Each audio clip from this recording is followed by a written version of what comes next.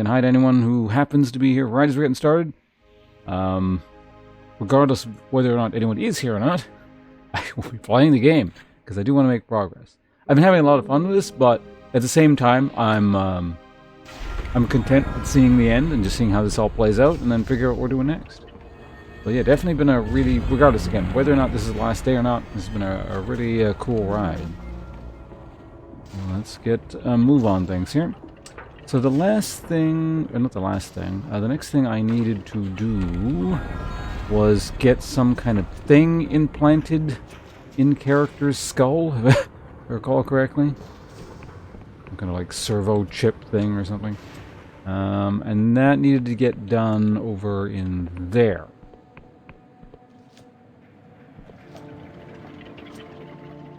So let's go there.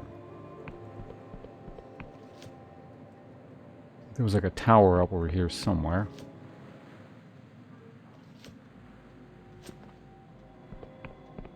Was it up? Where was it? Wasn't that far? I think there was like a... There was definitely something over here.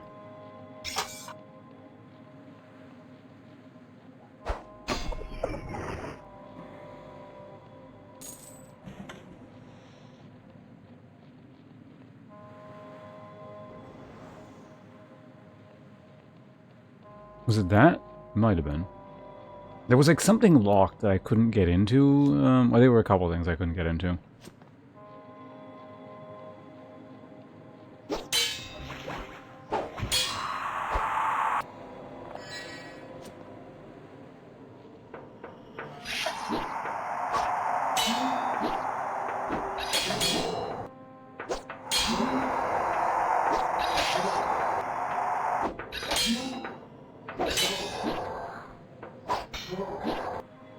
Yeah, no, I remember. There was a guy up here. You can, and there's a locked door. You can talk. You can talk to him. I remember now.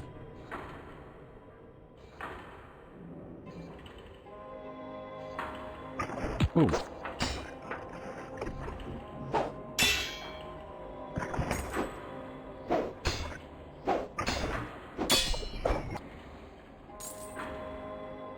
Get out of there. Okay, here we go. Let's move over here.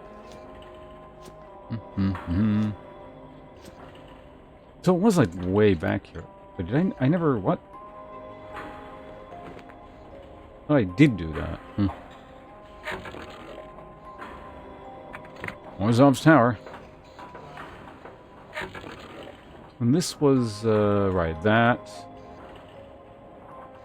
And the other thing I needed to do was go over there. Yeah, okay, I remember.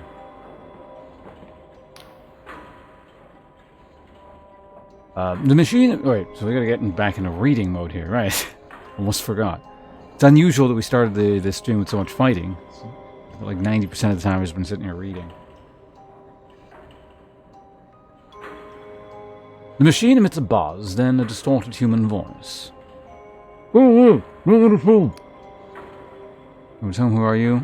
Looking for Morozov, it's just the right tower. Never heard of him. Chief Inspector Afra sent me. It's about the Saidovsky problem. A long pause, then a loud clunk. Doors unlocked. Like the roof.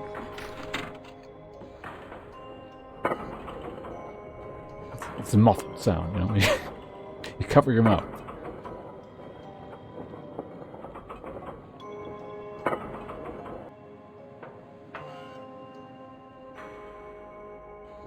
We'll talk to you in a minute. I have other things I want to be doing. Okay, ransacking your apartment. Terrifying bottled vision. This one by A. Quashin and is by A. Quashin, contains scenes of academia and severe paranoia.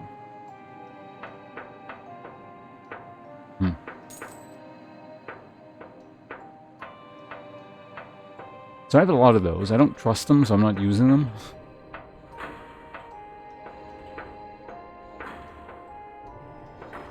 What do we have here? How many pages?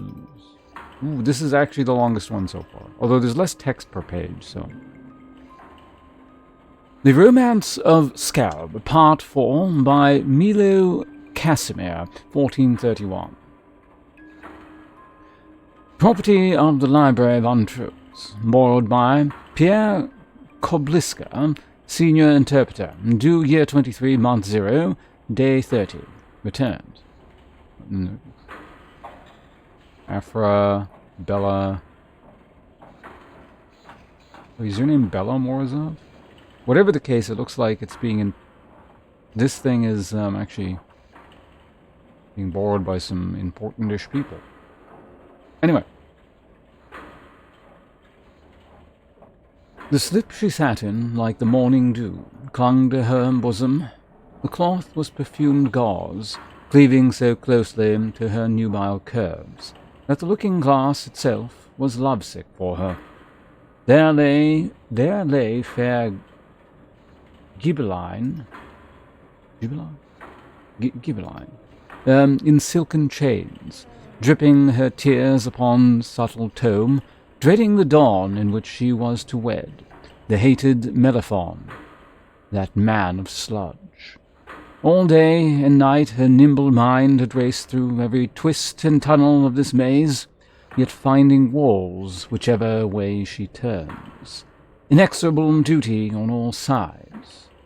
Now weeps, shuts out the world, and hopelessly seeks consolation in philosophy.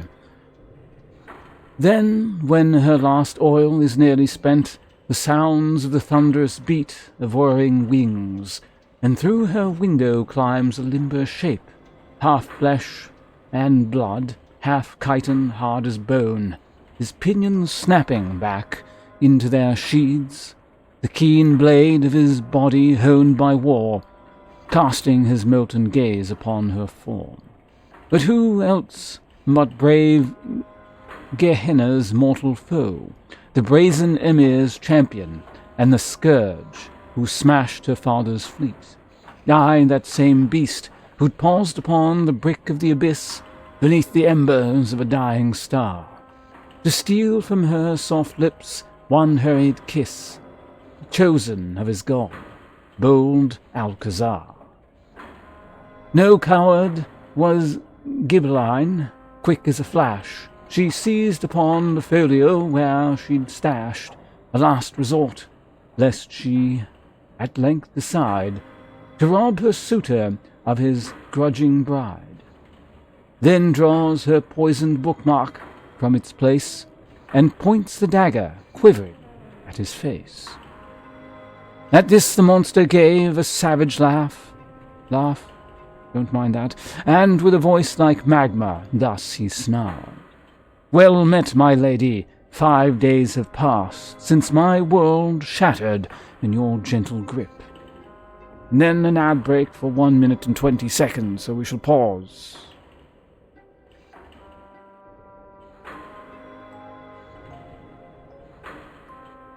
Hear the day do snores.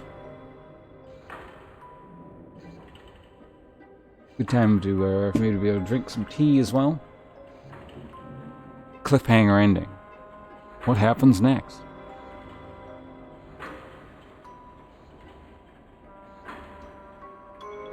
Actually, no, I guess, yeah. Like an actual ad break, like it's on TV. Something's about to happen. And you get a commercial for a Big Mac or some shit.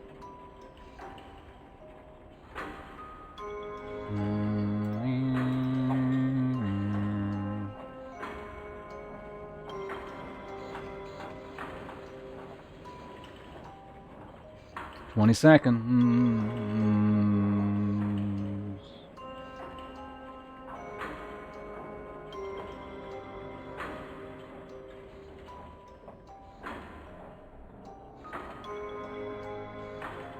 Hold on a second.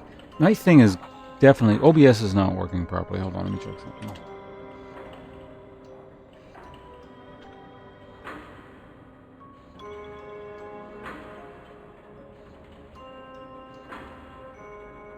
Okay, I have been live 30 some odd minutes.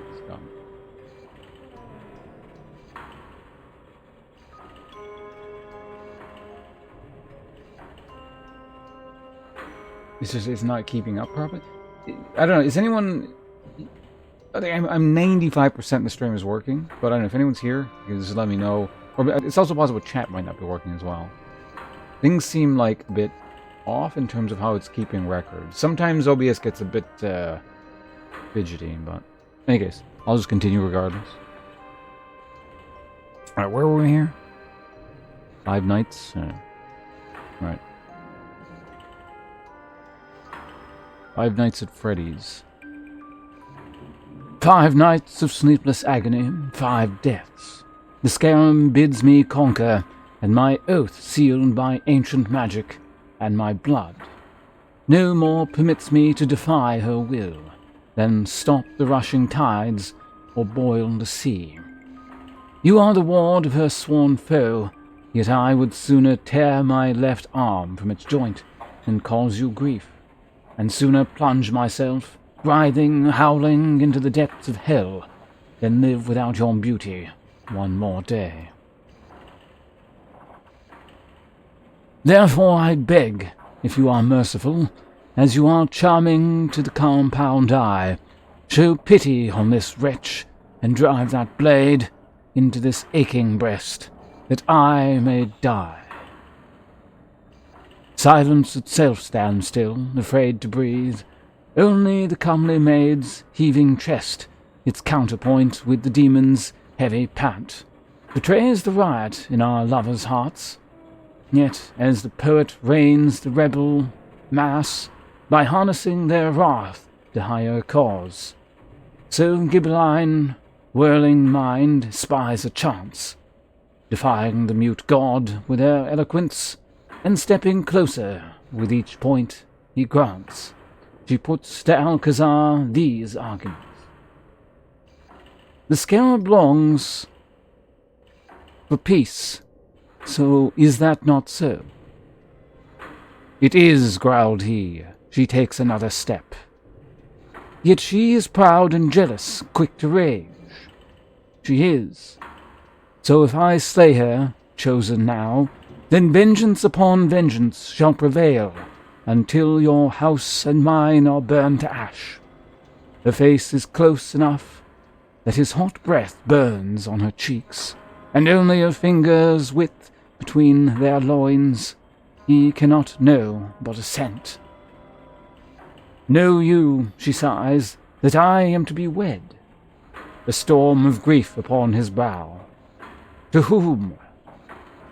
To Melaphon, my coney in the price of his allegiance to my father's flag, and with him a mighty army even you could not hope to oppose. But, she murmurs, laying her dainty hand upon his breast, if I am deflowered, I cannot wed. Forsooth, what else would better serve your god than union twixt? She did not reach the end. No sage was Alcazar, but nor fool, for as he pondered each new postulate, woven together by our scholar's wit, so rosy-fingered understanding crept from out behind the overshadowing isle of duty, and bathed his mind in blazing light, as shackles from the weary convict's hands fall shattered on the searing crystal sands, or as a raging river long contained o'ertop its dam and courses down the plain. So too his vow released him, and the beast, his feral passion utterly unleashed, unfettered, uncontrollable, and unquenched, fell ravenously upon the tender wench. In iron claws he clasped his willing prey, tears off her nightgowns, tosses it away, then lifts her like a warlord with his thrall, and thrusts her helplessly against the wall, toppling candlesticks, scattering her combs, while scripture falls forgotten on the stones, ravishing with rough mandibles his prize, compelling from her mouth such blissful cries, and Ghibelline her legs around his spine, embracing sweet surrender, loss divine. The dark star of her heart in full eclipse at last allows that tongue to part her lips, and press inside and find what she has lost. Let loose the jealous dawn, and damn the cost. Well, that was... that was some prose and a half. So classy smut. That said, there was, like, important lore stuff in it. That wasn't just, like, ye old porn.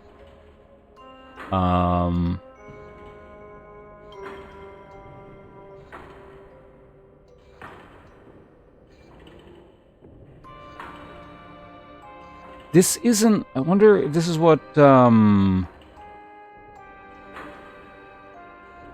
caused the old... Not the super nuke war thing. The really old war between, what the hell's his name? Not Ushabti. The Pagath and the other god.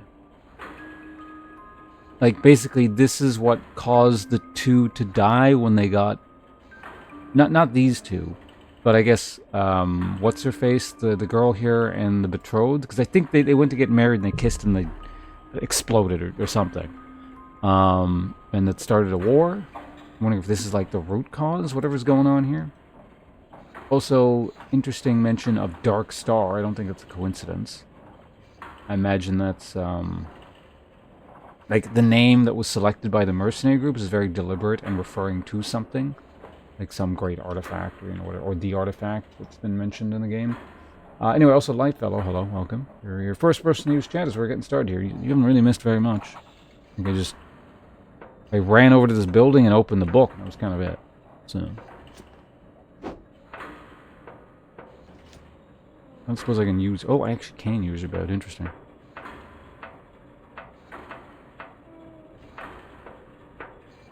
There are probably some more tidbits in there that might have been important. But, like, I was doing the reading thing, so I don't think I was absorbing it as much as I normally would. In any case, who are you? Oh, yeah, that's fine. The stout, aging mechanist looks surprised to see you. What? How'd you get inside? Get out of here right now, or my security will fry you to a crisp. Wait, you let me in. Hicking ate Toppy from yesterday. Arslan took it while being in terrible form anyway. But terrible form isn't just like he just wasn't playing well, by comparison, or like was he sick? Did someone beat him up? Is the Tekken scene become that cutthroat? Koreans hired some thugs to beat him up right before the match?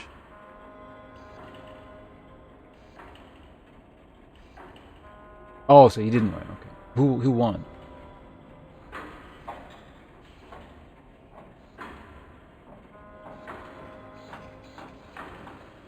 That's the second person I've heard that about, and I don't know a lot about Tekken pros.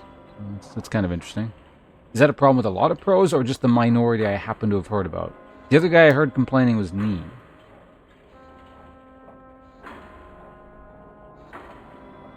AK from the Philippines. I don't know who that is. How'd the Evo Japan champion guy do? Who was that? Was that Chikurin? I think. How'd he do?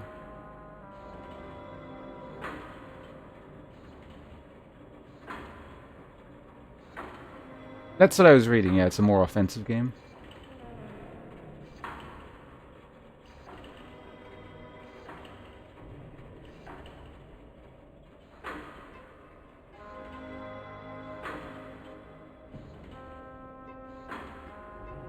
You got rolled, did neither of them make top 8? The number of Tekken pros I know is somewhat limited. So.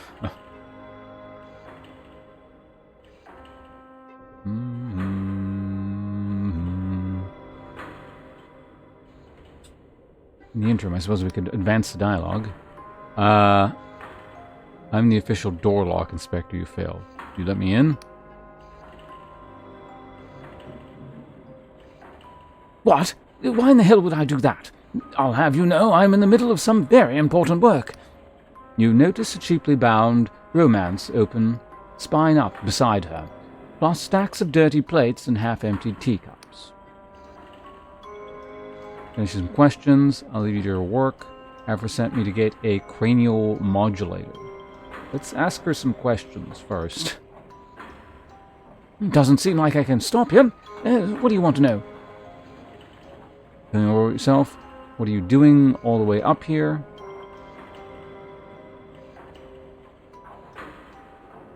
Farzine, Rising Pakistani. Okay. And then to Arslan and Losers. He was entirely lost. What do? You try and block?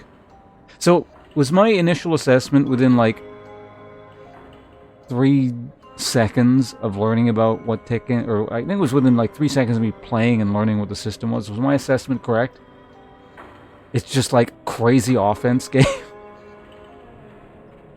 I do remember that because when I learned about how the heat system worked and like something else, or it was because like based off of what I already knew about Tekken damage, and it seemed like it went up even higher and gave more offensive tools.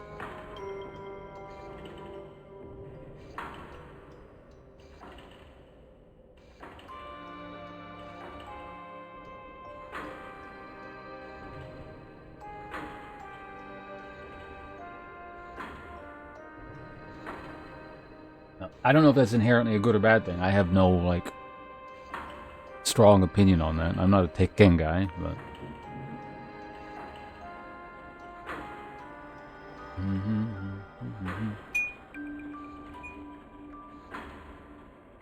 I should play that again. I want to play more Victor. And I also want to play Street Fighter as well. I want to play... Akuma. I want to try him out.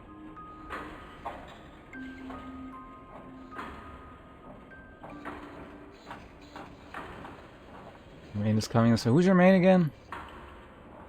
Was it you that played Kunimitsu? Someone played Kunimitsu. Was it Lydia? See, that's the thing. I thought, wait a minute.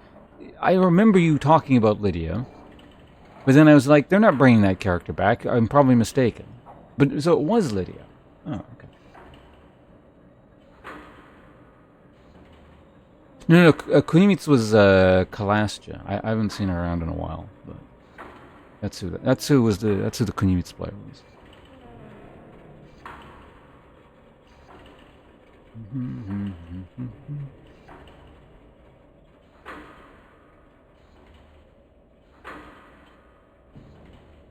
Yes, yeah. Was that character that popular in the previous game? To like warrant being reintroduced in the cast this early? Seemed like kind of a throwaway character to me, but I don't know. There are 3 oats attached to the top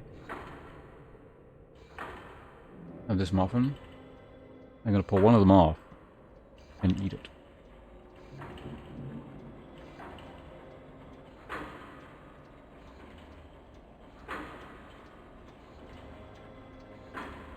I don't know if there's anyone I especially would want to see in the game. I'm happy with Victor, so, you know.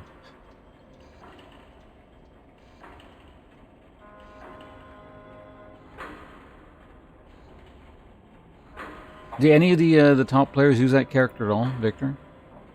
As far as I can tell, they don't. Like, it's not a super common high, like, pro pick.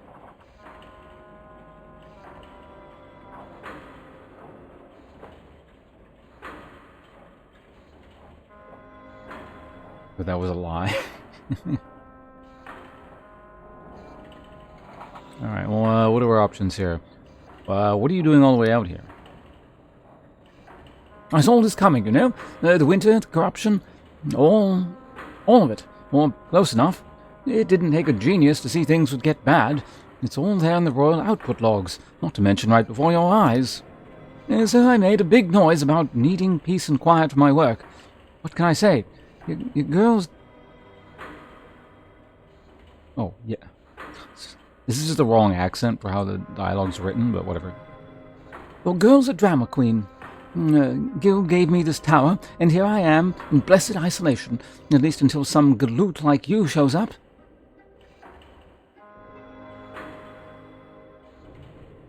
Farzim is a victor play, got third. Oh, okay, that's cool. You're remarkably frank about the kingdom's problems. Jay Gridden's toothless, no. A rare quality, ain't it? But what are things gonna do? What are they going to do? Hang me? And who'll keep up all... Hold on a second, I need to slow down and start reading properly and just stop jumping around. Then who will keep all their own skulls ticking away and fix up the new recruits? The guild loves to eat its own, but all the other cranial engineers got eaten long ago. Go ahead, report me. They love to shoot the messenger too. What else do you want to know? Tell me more about yourself. The name is Morozov. I'm a cranial engineer, which means I know how to jam a bunch of clockwork into your brain without turning you into a prize cabbage. As if that weren't talent enough, I'm also one of this kingdom's most prolific dreamers. If you've ever tried a bottled vision, chances are you've sampled the fruit of this crafty old noggin. She knocks on the side of her head. Go in the vision trade. Involved? I practically keep it in business. I sell a lot of visions, but I buy too. You might call me a connoisseur. You have to know good art to make good art, right?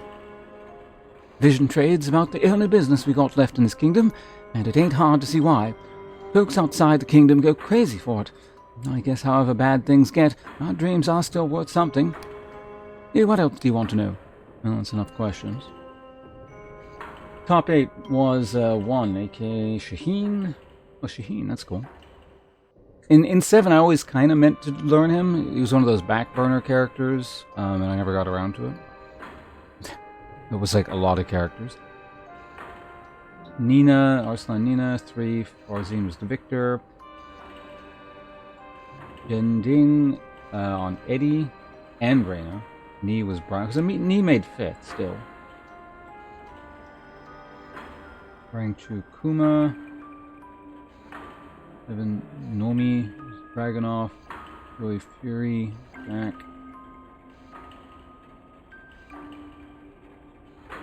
Okay, so guy from Philippines, Pakistan, Farzin, I don't... He's also from Pakistan, right? Donding, I'm assuming that looks like a Korean name. Nee Korean, Rangchu Korean, Nomi is Japanese, and Joey Fury, I'm assuming is like American or something.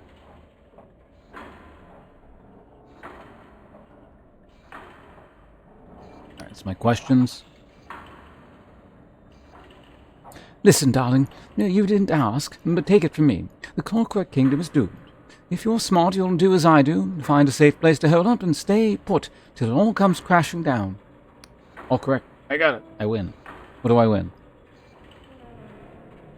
Do you think there's no hope? No, you can always hope, darling. Be my guest. Are we done here, darling? I ain't got all day, or night. What time is it again?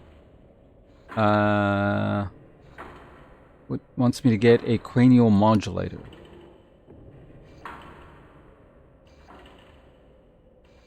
Moderator, sweetheart. It's a cranial moderator. She scratches her head. Afra, huh? Bitch won't even write me, and now she wants a favor. I guess she knows I can't say no to her. You know her well? Know her? Ha! Sure, me and Afra, we go, well, way back. What's she dreaming about these days? Now, don't tell me. I don't want any part of it. Morozov shakes her head. That dumb bitch. What is the Sidovsky problem?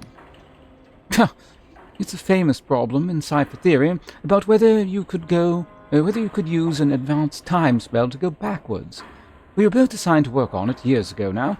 It's how we met. So you'll help me then? Oh, sure.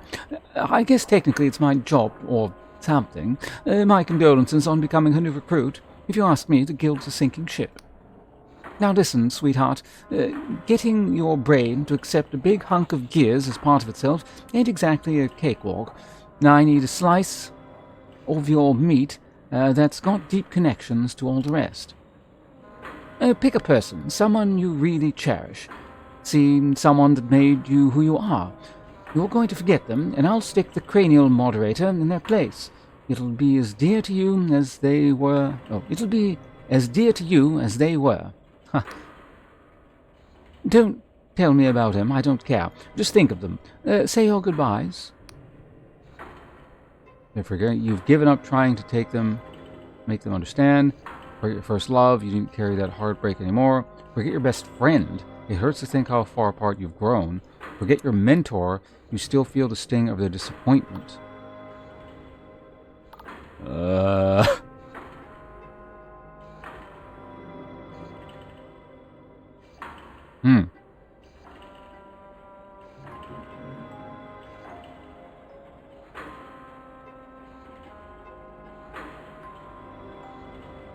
DreamHack now used to be a throwaway tournament. Now Top 8 qualifies people on the Saudi Esports World Cup.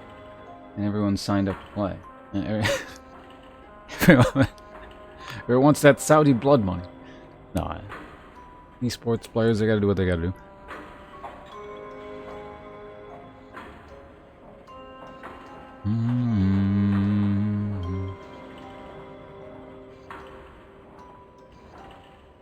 Forget your parents, you've given up trying to make them understand. Forget your first love, you don't carry that heartbreak anymore. Forget your best friend.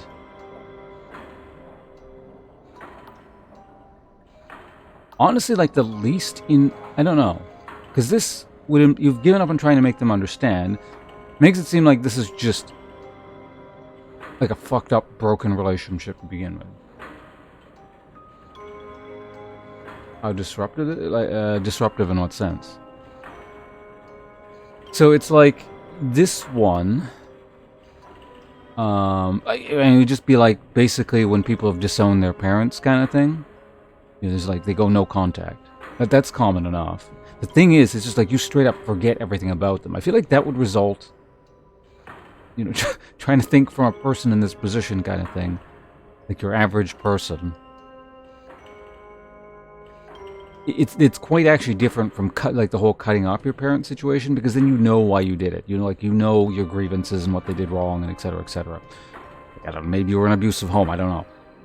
This is just like you cut out all memories, so you don't know why you did it, and then it's like you're left wondering. I feel like this is actually a bad option.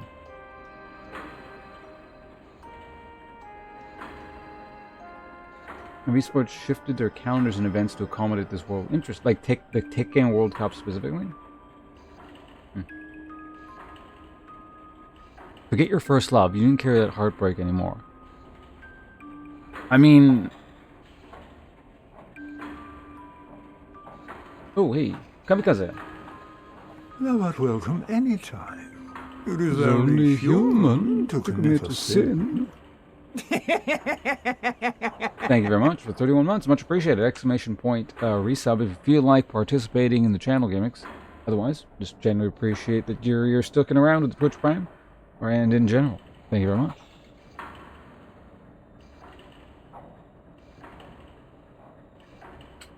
But yeah, in the meantime, back to this. So forget your first, like, it's...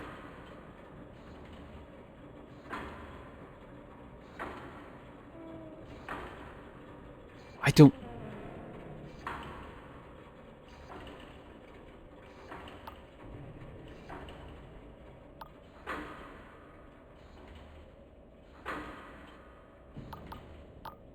I don't know, I have to, like, conceptually try and understand the perspective of all of these, because I don't, as a person, get them. Right? This one seems like it would be the least important, just because the person can have multiple relationships. Is the first one inherently that much important? Like,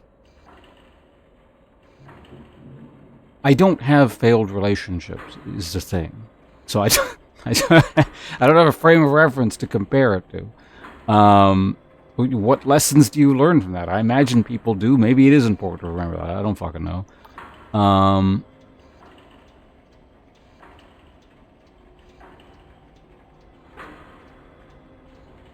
Forget your best friend. It hurts to think how far apart you've grown. I mean, it's pretty... Like, the perspective of the character is pretty clear on it. Again, I don't have like a common point to empathize with any of it. You have to think how much you've grown apart. Like, I don't know, if you grow apart with a friend, you grew apart with a friend, right? Like, presumably that happened for a reason. If you wanted to be friends with them, you would just stay friends with them, presumably.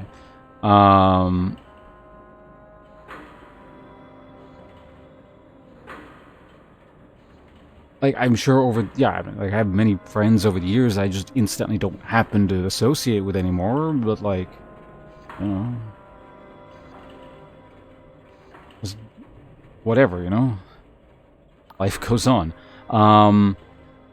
Forget your mentor. You still feel the sting of their disappointment.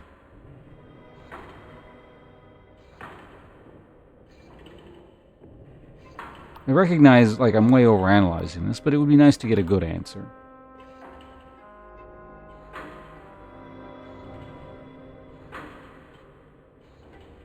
Has there been some big shake? Does this have to do with, like, money fleeing the scene?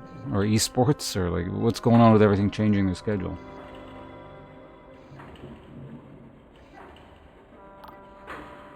Yeah, this just seems like it's getting rid of an unpleasant memory. Like, I don't know. Maybe there are I don't know. Do people learn important lessons from an initial failed relationship?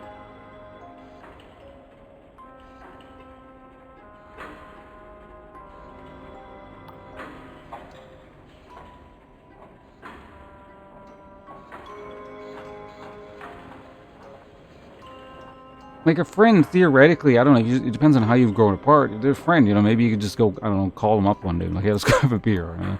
So, forgetting your mentor, that feels like you would lose skills along with it, maybe? I don't know.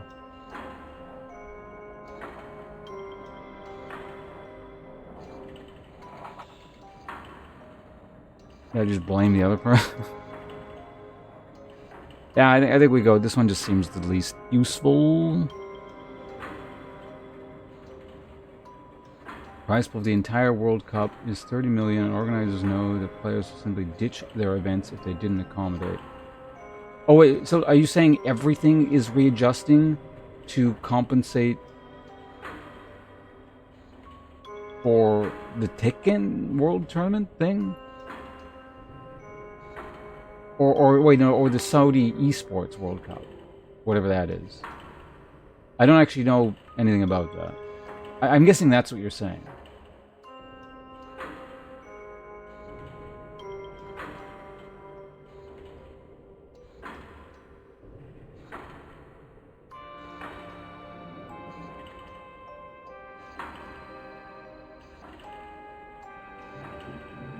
Okay, yeah. So maybe I should look up what this thing is. Giant esports thing. Anyway, let's just pick this one. Forget first love. You needn't carry that heartbreak anymore. There we go. That's right, just like that. Come to mama. You fall into a black and timeless place. Surgery. When you come to, your head feels heavier than before. You stupid thing. Where'd I leave it? Well, hey now. Look who's awake. How are you doing, sweetheart? Blurg? Glurg. Let's go with Blurg. Oh, we got an ad break. Oh, well, you can pick Blurg.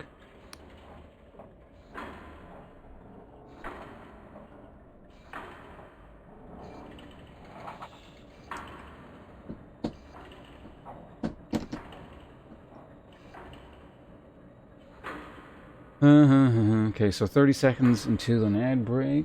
Or the ad break is done, and then we'll get back to it in this thing. I don't really want to start eating my muffin yet. Wait on that. Take some water.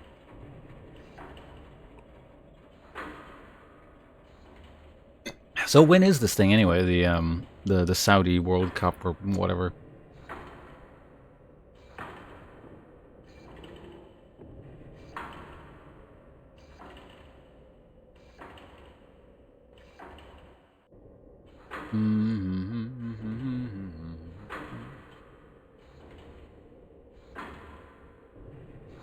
These are some fascinating jittering textures here.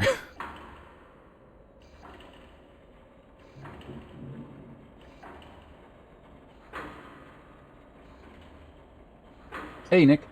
Catch Combo Breaker over the weekend. A little, not very much. Is it completely done? I guess it must be. How's Helldivers going? I should play that again. Good game. July 4th to August 20... Why does it last that long? What the hell? I guess they go like one game at a... Well, not one game at a time, but they'll do things in blocks. So there'll be like a fighting game period and then a MOBA period, and, you know, like that kind of... It's not like everyone's playing everything the whole time and they gotta stay... People have gotta stay in Saudi Arabia for 2 months or something, right?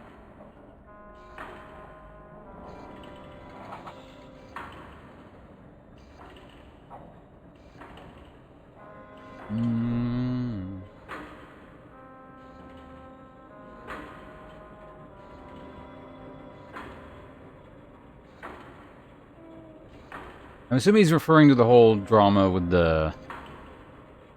I don't actually know what ended up happening with it. They backed off on the PlayStation thing, the account thing, but like now there's still some issue with certain countries or something. I'm not sure what the ultimate result of it was, but like the situation is less bad than it used to be or something. Anyway, let's get back to the dialogue here. Truer words were never spoken, hon. Well, seems the moderator went in nice and smooth. Congratulations, you're part machine. What can I do now that it's installed? Are there any drawbacks? Seems like that's the kind of thing you should ask first, but... Oh, sure. Watch out for migraine, seizures, deafness, blindness, aneurysms, nightmares, prophetic dreams, mental decline, partial total amnesia, paranoia, delusion, of being dead, religious ecstasy and or agony, and out-of-body experiences, Wycliffe's idiocy, gangrene. You'll want to come in for a checkup every few years.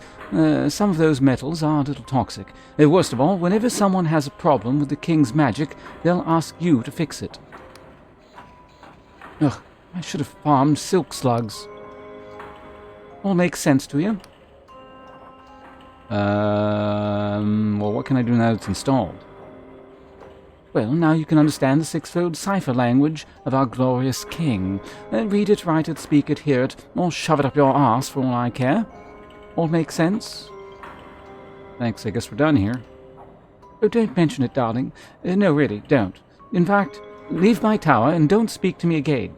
Nothing personal, but I've got a hot date with a cheese wheel I've been saving.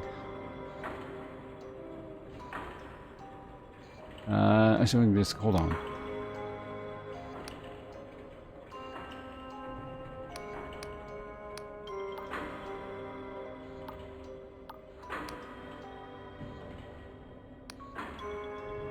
Okay, there's nothing else.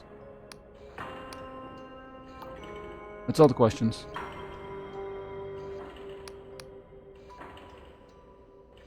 Thanks for the tip. Leave you to your work.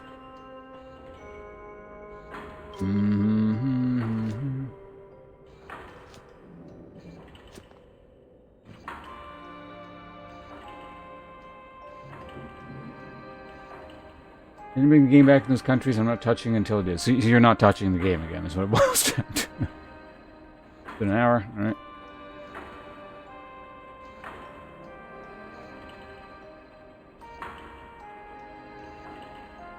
Oh wait, did the Helldivers people also make Magicka? They're like the same people?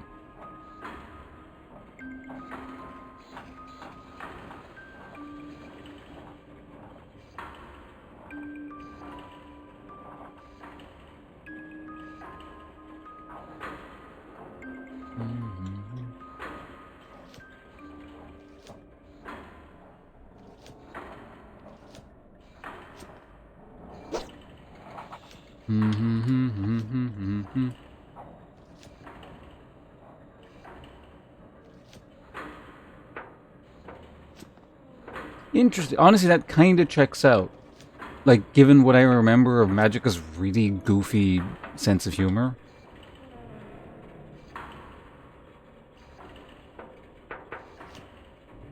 Okay, so I have the six-fold cipher thing in the brain now. Why did I do that again?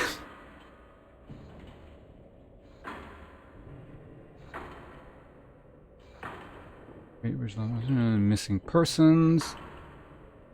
I like how this character is like just slowly becoming more and more mutilated as time goes along. He's like missing a finger. Now has some kind of like thing in the brain. Am I missing anything else?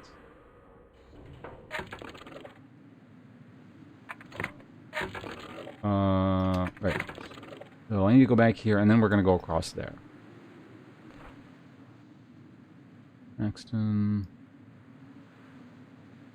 4 stories, safe passage. Edge of the Kingdom.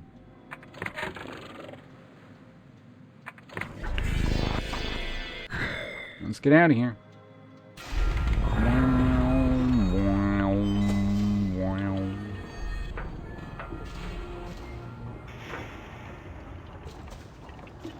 Actually, is she only going to be there at midnight? Hold on, let's check. Yeah, it's after nightfall. I should have used the free bed. I'll take it. $5. I mean, I could have just used the wait time spell thing.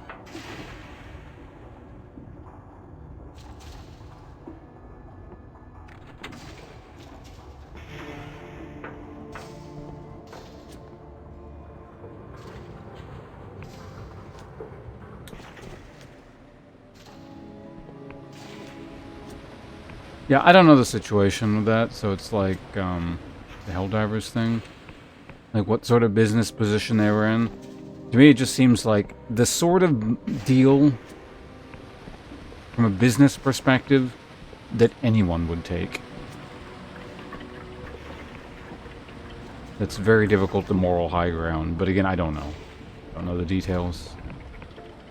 I cannot comment on specifics.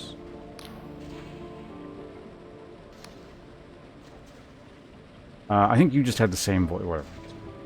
How goes your task, friend? Question about this player. A head full of gears, as requested. Oh, splendid. You're practically one of us now, eh? I promise you won't regret it. I've been studying the message retrieved from the graveyard. I think Its Majesty wants us to pass it on elsewhere, but not by the usual channels. In the corrupted lands, there is a royal broadcast beacon formerly used to send signals down to the Underlands. It was abandoned when corruption overtook the area and has since fallen into disrepair. However, the king has not forgotten it. Unfortunately, the beacon is no longer answering remote commands, which means you, and I am truly sorry for this, must deliver the message in person. She hands you a weighty folder of forest green leather. This is what we machinists call a punch card. It is a way of recording information so the king can understand, in this case, music. Use the punch card to open the tower door, then insert it into the apparatus at the top of the beacon. Why would you want to send a signal to the Underlands? We asked the king the same question. Its Majesty was adamant that someone or something might be alive down there, and that contacting them was somehow critical of the kingdom's future. Alas, no response ever came. Anything else? This sounds incredibly dangerous. Oh, very much so. Ordinarily, I wouldn't contemplate such a journey, and I truly wish I could go myself. But if Sunil notices I'm absent for too long, our whole plan will be sunk. My advice, try not to enter any structures not fixed to the ground. Cleanup workers are your friends. If you taste lilac, turn back immediately. And if you see an eyeball, do not meet its gaze. Yeah, it was lilac. Okay, yeah. If you need respite, I believe there's a royal cleanup camp in that area, although I've never been there myself. Anything else? I mean, I can already get in, so... Oh, you can sequence... Well, it's not sequence breaking, it's just like... You So when I actually went there, it said... You know, I don't remember. Maybe it just... It doesn't matter. It seems like it's just... The quest is a little bit weird in terms of how it's giving you access.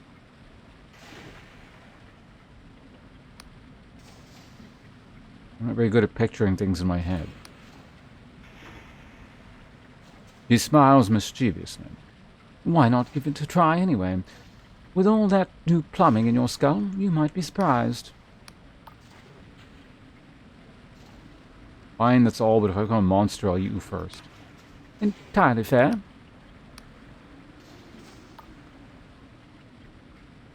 Alright. I switched me luck. All the luck in the world. Let's get out of here.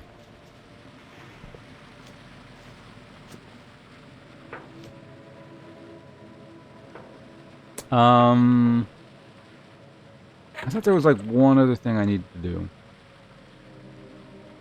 Oh, right. I don't need to, but we can access that.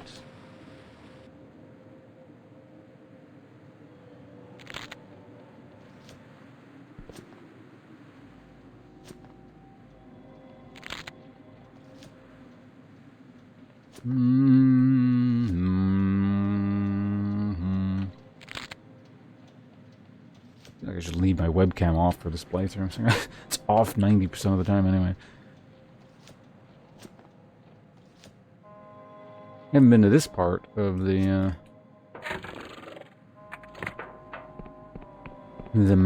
island in a while.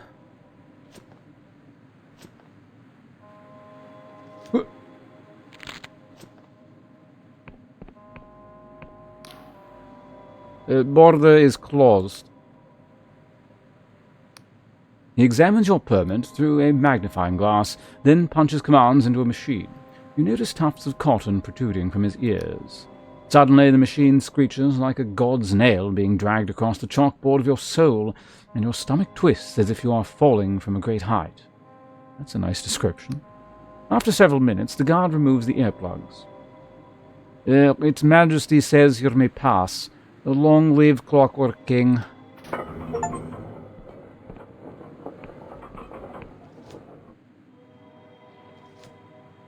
Oh, just give remarkable treasure. All right. Also another quest down. I don't think yeah, we don't have enough.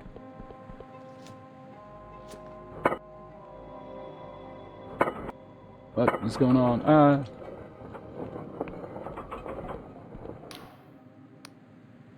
Good day to you. All right.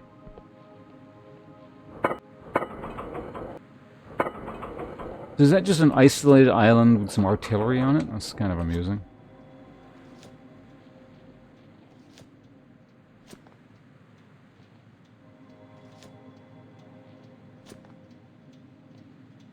The hell was that?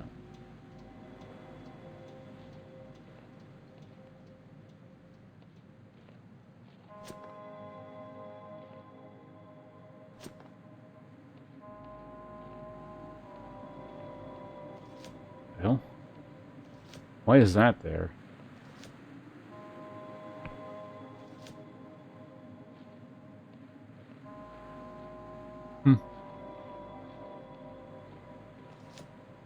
Curious.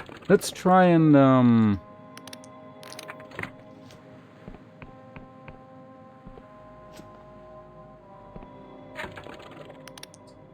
World is an illusion exile. Well,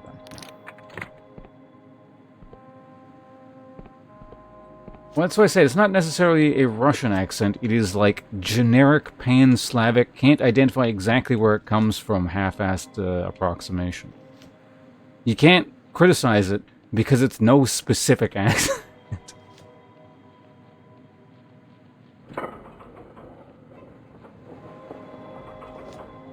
Mm-hmm.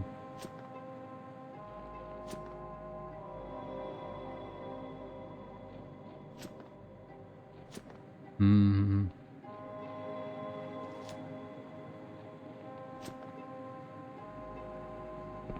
Mm-hmm.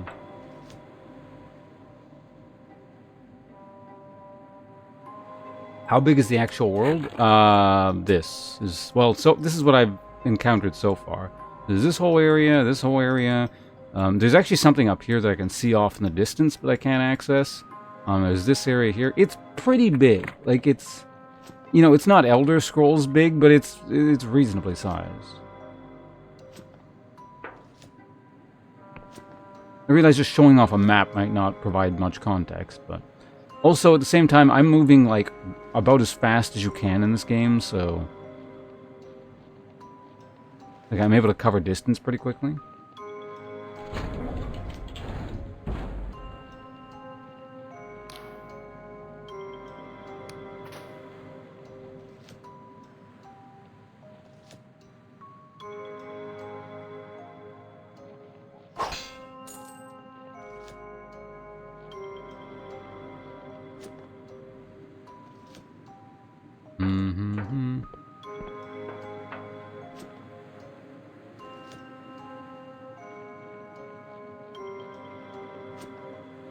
Speaking of the accent, though, yeah, this area still just really does amuse me. I don't think in a game... Like, I've seen a game capture just, like, sort of essentially Soviet misery in a very unique way like this. Like, there are a lot of games, you know, that have, like, the Soviet analog, which everything sucks and everyone's not happy. But this has, like, its own weird twist to it, where it's like...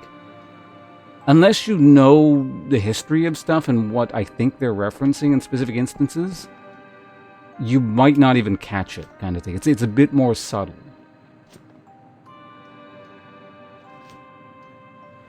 And then, like, because it's also merged with other things. And again, just a very unique take on everything. Like, I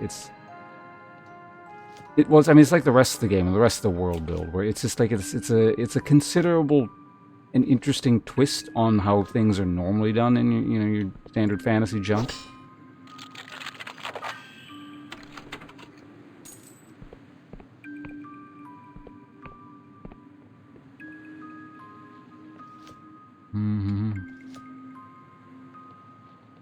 Like the thing the other day with the Homo Sovieticus, like that. Again, I might be stretching, but yeah, I feel like that's a reference. It was pretty neat. But I mean, at the same time, too, it's like... It's also a pretty good sign when there's enough going on with the game that people can start stretching a bit and trying to read into things that may or may not be there, because a lot of the time there just is quite a bit there.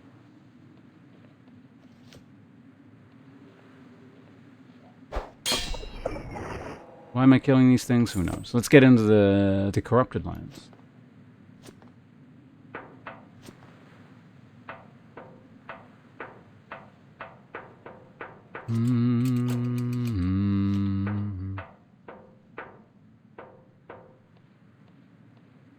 What was it? Don't meet the gaze of an eyeball?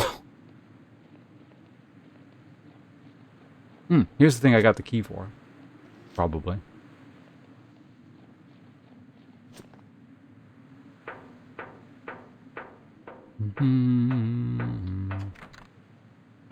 Door is barred from the other side. Hey, a mutant.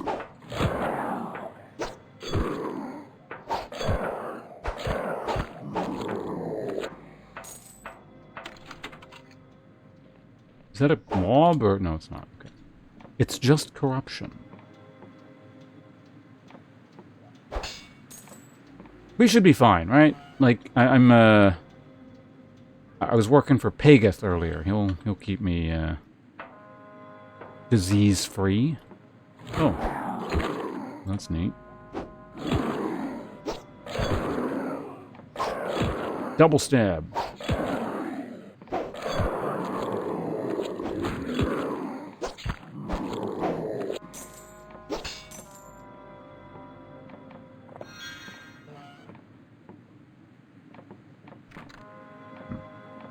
Let's go ahead and just open this now.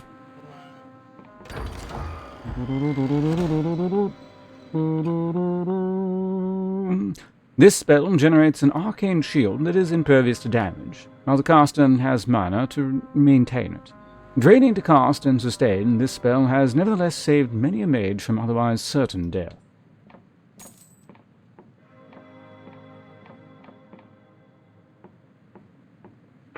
So much caster stuff that I am not using. I'll take it.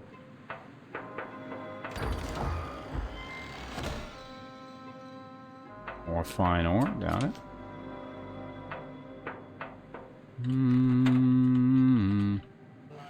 It feels like there should be maybe some more things somewhere around here.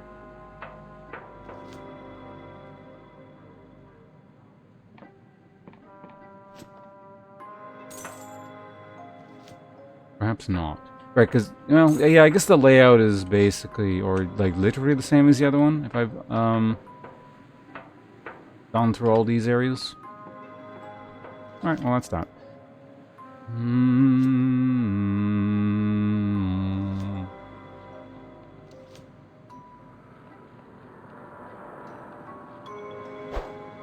Nope.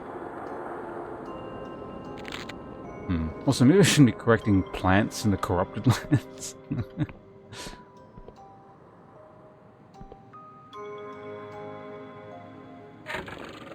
The question becomes, where am I meant to go?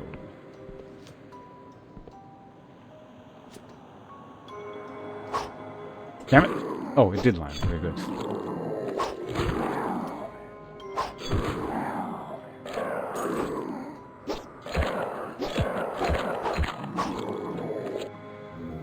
Give me that. Sure, we can check out what's over here.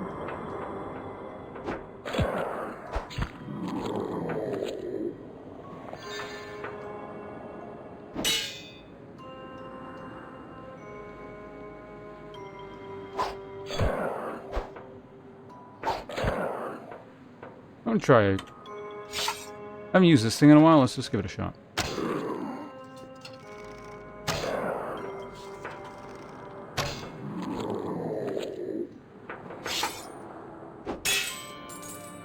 Gotta break out different weapons periodically. Organ. Okay.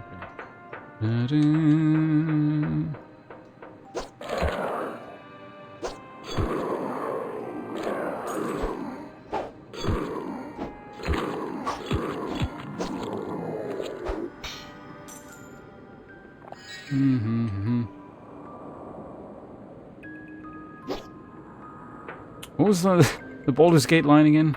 Provoke the blade, feel its sting. There's another passageway over, got it.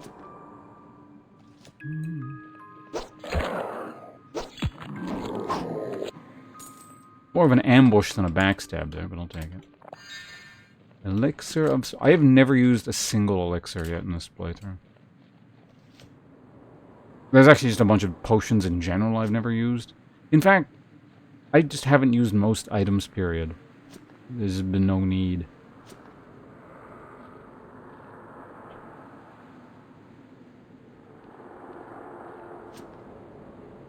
Did I finish that? Yeah, I mean, there's been a bunch of people playing it recently that I know.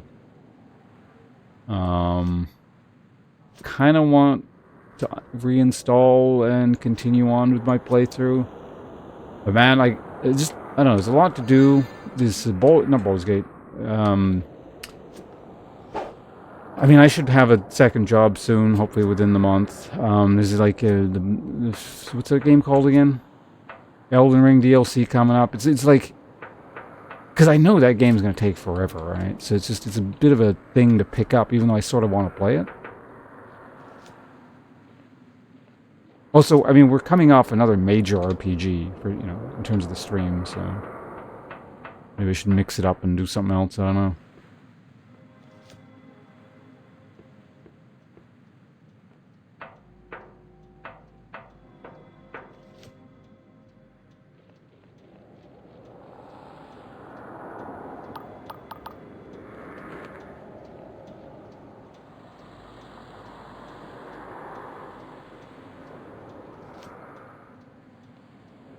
I wonder if we can get up there somehow.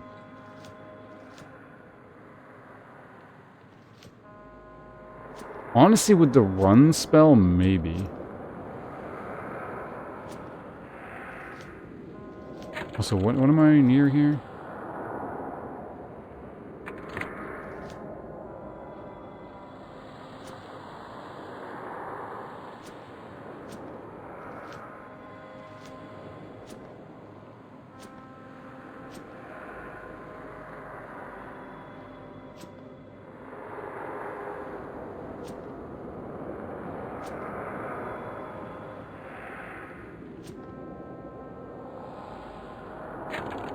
Yeah, with the run spell, I feel like I can make that.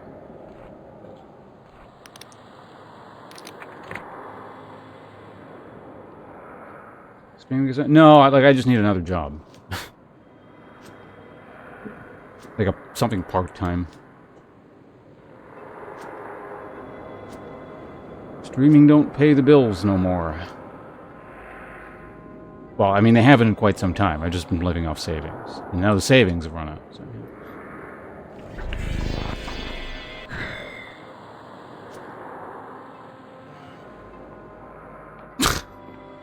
Okay. Fine.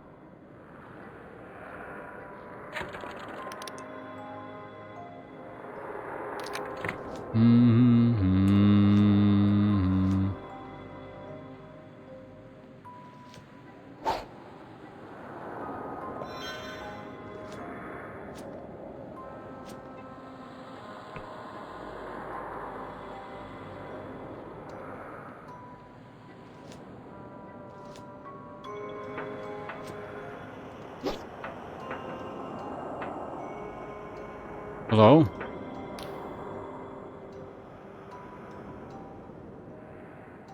Thing you're looking for? I've been applying to a whole bunch of library jobs. Actually, I'm gonna apply to a bunch more. Like 20 some odd openings just came up recently, so I'll apply to those. Library, like a part-time library, most convenient. Hell, I'd even take a full-time because I could probably do that full-time and still stream part-time. In general, I mean, yeah, some things I might do part-time, but so long as it's like actual part-time and not like one of those, it's basically 1 hour off full-time, but we're making it part-time because we don't want to give you benefits and are being cheap. Like, as long as it's not something like that, any kind of part-time thing would be fine. Just, yeah, something to do on the side of streaming.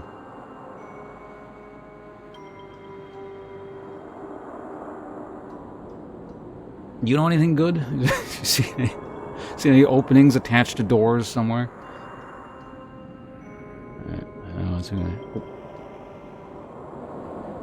What is this? This is just robot voice, right? Judgment. The City of Progress is under strict quarantine by order of the Clockwork King. Therefore, edict. Entry is forbidden except by those in possession of the proper password. A memory of Metcalf's vision wells up from your subconscious, like a leech rising from a lake bed to feed after dark. The hard light of creation burns within the fallible flesh. Oh, so like the password could have been any of those 3 things, maybe? Or did I just accidentally pick the right one? Pondering. Emergency override accepted. Welcome back, Mr. Frost.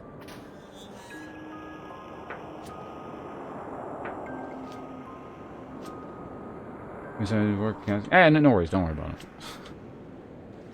If you happen to have seen something, it'd be cool, but... I don't want to take that save point.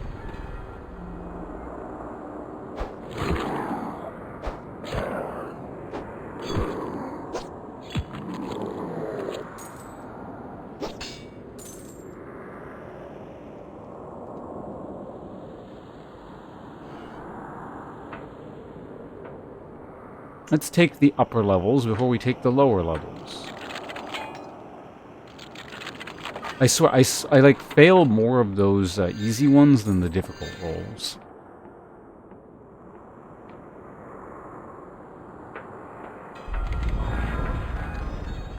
I thought.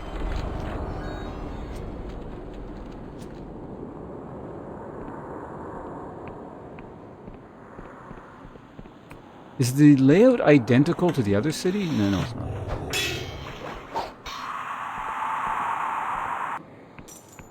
What was that? Elixir of luck.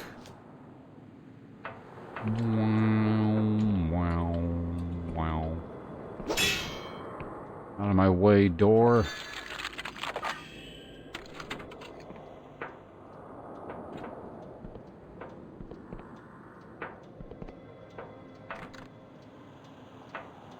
Where's a key?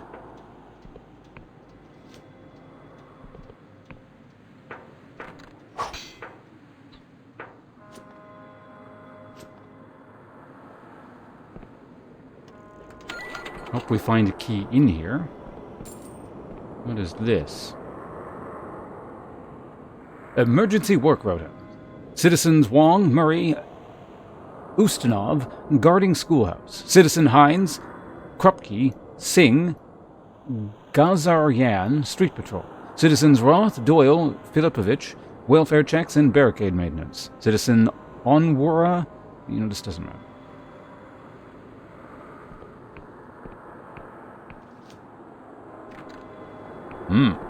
Another door that I can't open. Okay. Actually, I'm curious about something. Right, it doesn't actually pause when you do that. Hold on, time out. What is the actual damage difference of just fighting stuff?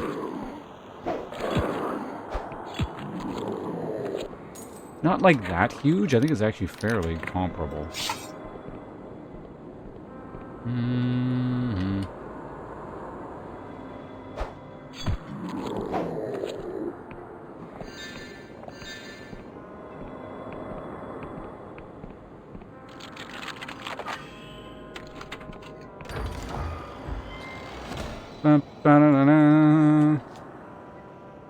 Right. Anything else of note down here? So that's that locked door up there. Always break those things. Shoot again. Or not shoot again. It's a throwing knife.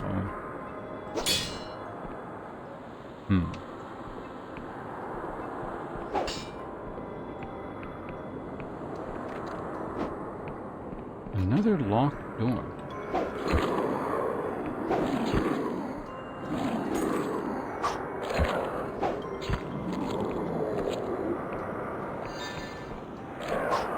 I feel like I probably should have gone the other way and maybe picked up a quest at the other place, because I might have to come back here later or something.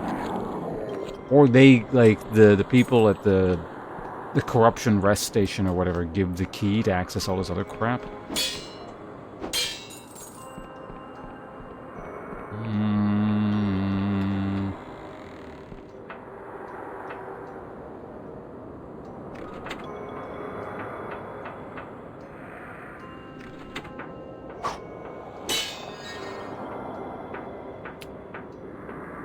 I'm assuming that's the third one, right there. It's pause midair. Zawardo. Well. Yeah, backstab seems... I don't know... I've been meaning to actually... Funny you mentioned that, because I was thinking. I've been meaning to test whether or not there actually is a backstab multiplier on the dagger specifically, compared to the greatsword. I feel like there is. I'm just not sure. Yeah, backstab's pretty huge. And it's easy to pull off, too, because I have a cloak that ups my stealth. I don't know what it does exactly, because it's not in a statistical sense, or it doesn't, tell you what it does. It just says you're better at hiding. It's one of those items. Ancient spectacles that highlight lore objects. These Emberian eyeglasses are remarkably well preserved. Cipher magic has been engraved into their intricate mechanisms to reveal magical objects that could be manipulated.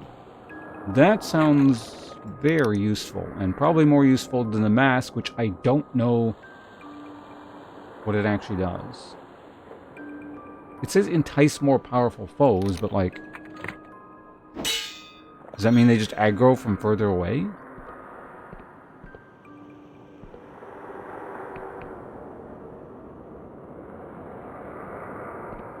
What should you eat? That depends entirely on what you have available to you.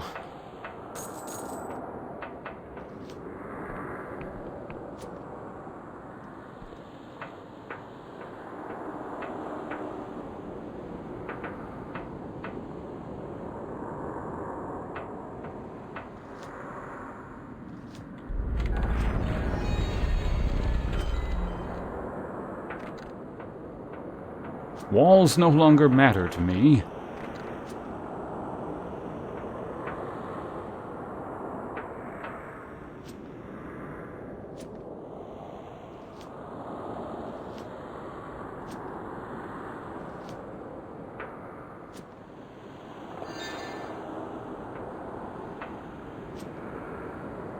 No.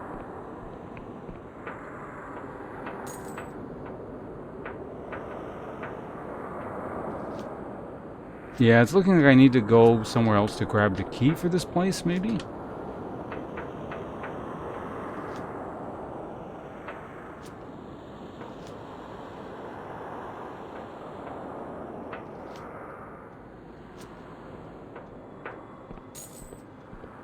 Unless there's something over here.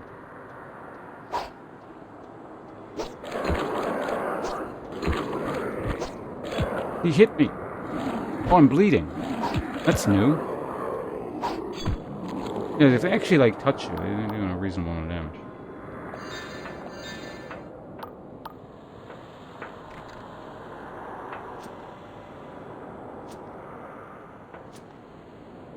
Everyone needs a god's damn... Yes, I guess I should have gone the other way first.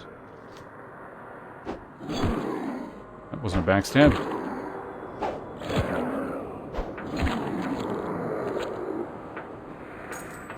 What? Wait, what the fuck?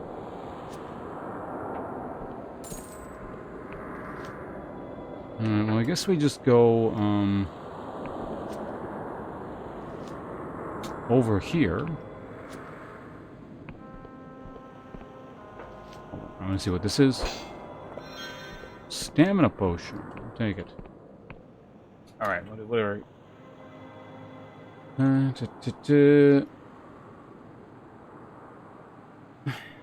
Origin food. What was that one dish you really liked again? That you've mentioned several times, I thought. What's the holiday today?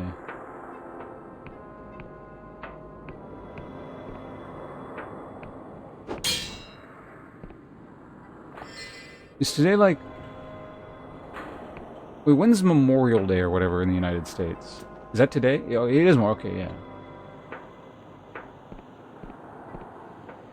I thought Memorial Day was supposed to be the same day as Remembrance Day over here. Or is it today Remembrance? When is Remembrance Day?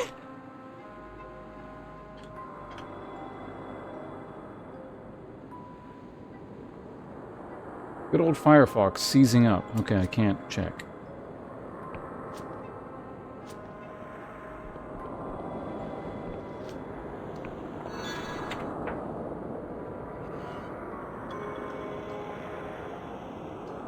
I can't check. Can someone just, like, look up when Remembrance Day is in Canada?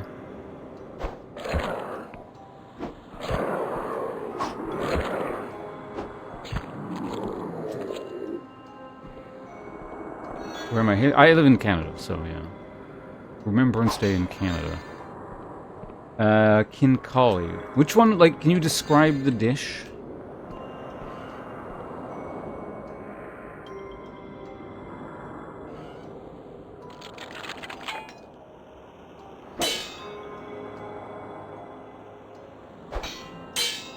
Strength 5. We'll open that in just a minute. What's this book? Official record of junior... Man, these books are getting longer and longer as time goes on. Oh, this has been off the whole time again. Oh, whatever. Leave it off. The official record of junior comatologist, Pooh? Probably Pooh. Anyway, to whom it may concern. My name is Gavelkind Pooh, junior comatologist of the Guild of Mechanists and acting royal factor of the Township of Progress. Let this document serve as my official record of the town's final days and of my role in them, so that my colleagues may judge and learn. I shall pick up directly from Senior Comatologist Pinsky's last report to the King on month 1, day 31. Shortly after invoking emergency powers and putting the town under quarantine, S.C. Pinsky was himself taken by the corruption, leaving me, at the unripe age of 23, as the most senior and indeed the only mechanist at the scene. At that time, I was certain that the Clockwork King would be preparing a rescue force, despite my senior's warnings to the contrary.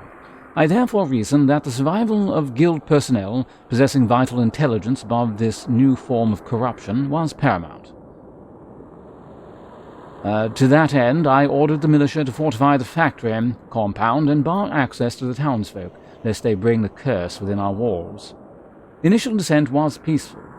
A lathe operator named Zaineb Muir negotiated with me through the fence, detailing the citizens' impromptu quarantine methods.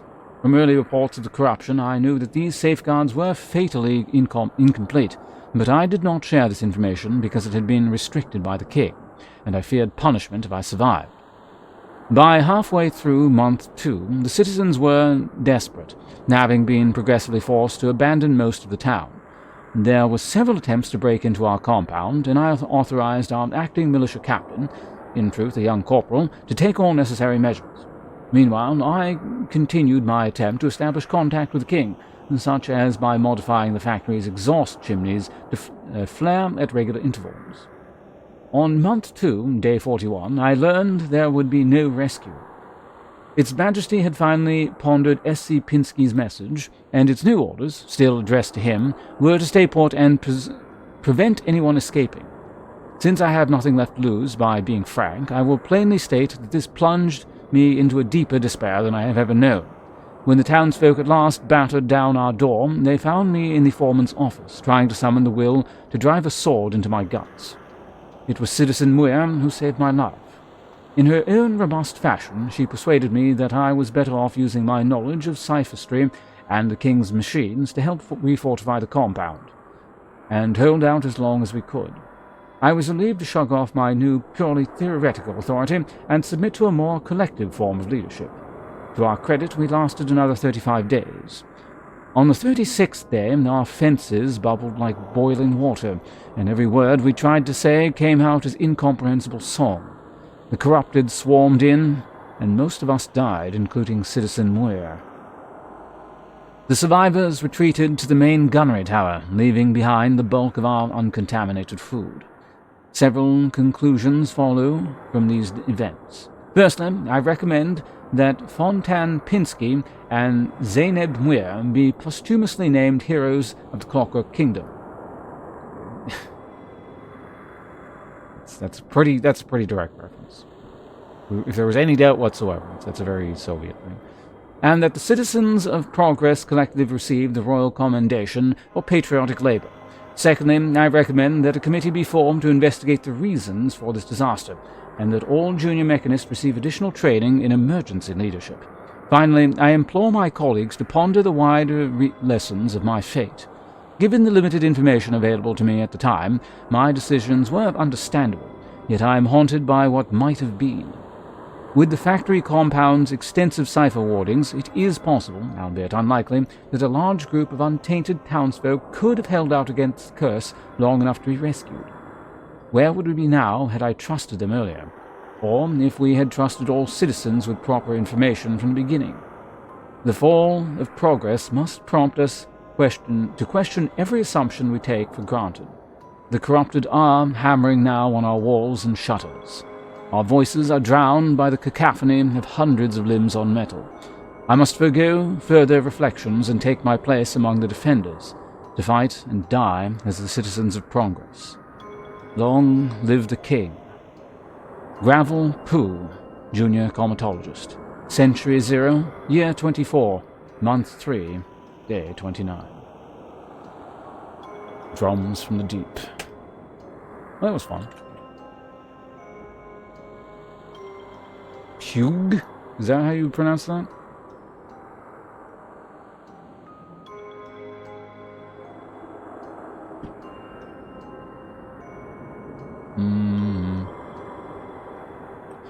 One thing. Well, you know, I think it's perfectly reasonable.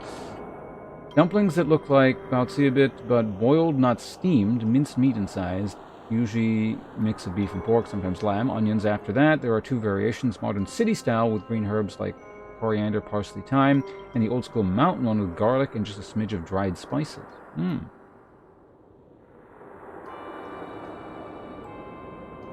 That actually sounds pretty good. I'd eat that.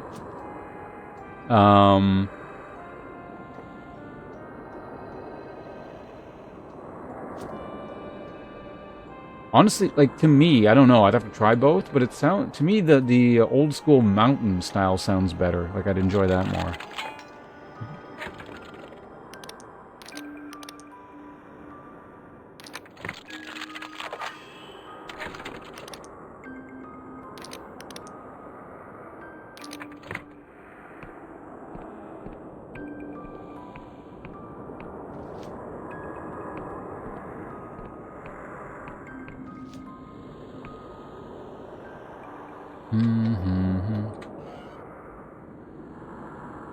Is the key here? Aha! A heavy key with square-shaped... Oh, a heavy key with a square-shaped pin. Found in the corrupted city of Progress in the Clockwork Kingdom. Alright, now we can go to town.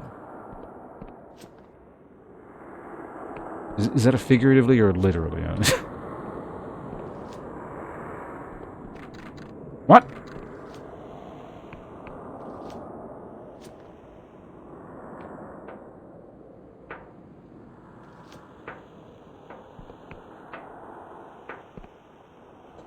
Well, it doesn't open that one. There are different colored doors, though. I wonder if that makes a difference.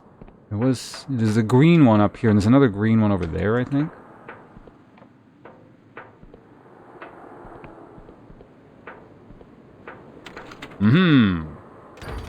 Is this going to give me another key? Are we playing Doom? Oh, no, it's different. Rare Ring of Health. Boost the health of its wearer significantly. A genuine health ring from the ancient, Twiff. No, how do we decide? That word came up earlier, or like way at the beginning of the game. And I said it looks Welsh, so I was like... It'd be Twife, right? Twife. Expertly restored by an ancient, a master jeweler. Despite its age, the potency of its enchantment is a testament to the advanced magic of the surface kingdoms. We can do that. 80 health? I don't know how much health I actually have, but 80 sounds like a lot.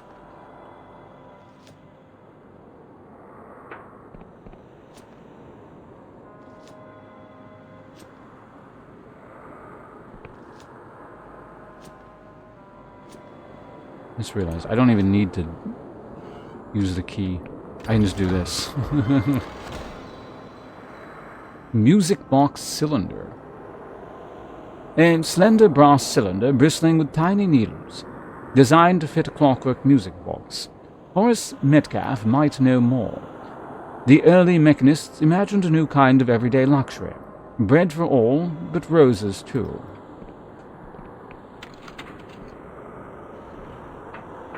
Were there any more things I couldn't get into that were locked?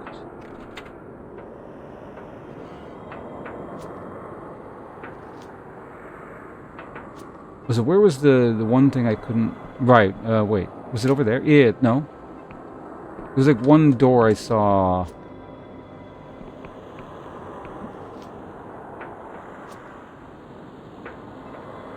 very recently. Oh, something I missed. What do we have here? Dear Sis, I am... Oh god, it's one of these misspelling things.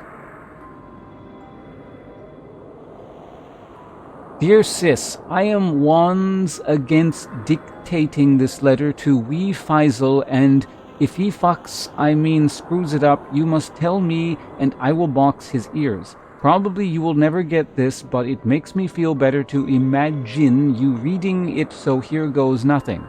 Thank you for asking around about all the guns that the king was having make us. I still think the king is preparing for war, but even your mechanist's friend doesn't kin about it, then maybe I am just talking shit. Unfortunately, since your last letter, we have bigger problems, and I fear we are royally fucked, I mean screwed.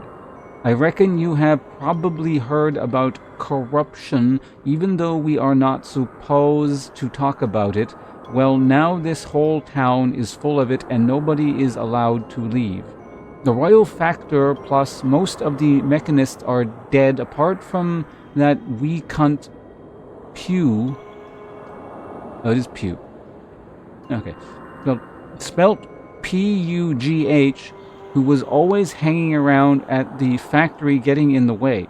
Now he's locked himself inside with all the militia and isn't letting anyone in. We've turned the schoolhouse, aka the old god's temple, into a meeting place and are locking anyone who gets cursed inside there. House and boarded up the door and painting it with a magic symbol. Some try to fight us, but most say it is fair enough. I am keeping track of our supplies and running a regular talent show to keep spirits up, but I am always getting grumpy at people because I feel like shit all the time, even though everyone thinks I am some kind of leader. I wish you were here so you could show me that breathing thing that I said was stupid. I had better go because there is shouting, which probably means I have to calm someone down by threatening to headbutt them or maybe saying they're there. I suppose I may never learn my letters now, but I promise that if I don't die, I will sit down with you and let you teach me and only call you a cunt if I get really frustrated. Love, Zayneb, spelled Zayneb. That's the other person. I do find, like, yeah, these misspelling things amusing. Because, yeah, like, that's the whole thing. Like, just very few people in this kingdom know how to read and write. Which makes you wonder about the other ones. Like, I imagine they just straight up can't. Like, for example, in the first era, people can't read and write periods, so they don't even bother leaving notes. But this one they kind of can. Hate being frustrated. Yeah, you sound frustrated all the time. You know, I can actually... You know what? No, let's not rest in the corrupted lands. I feel like it probably won't do anything, but just in case, let's not sleep in a bed in the corrupted lands.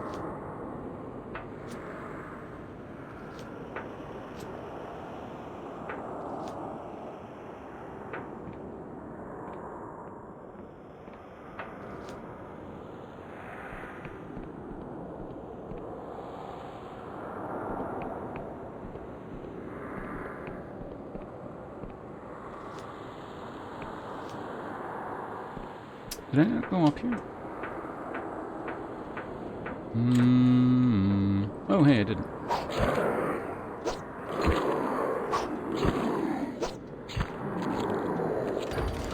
Let's see what's in here. Triangle key. Heavy key with a triangular pin. Found in the... Okay, nice. So that's probably the other door that I'm actually currently trying to find, but I don't remember where it is.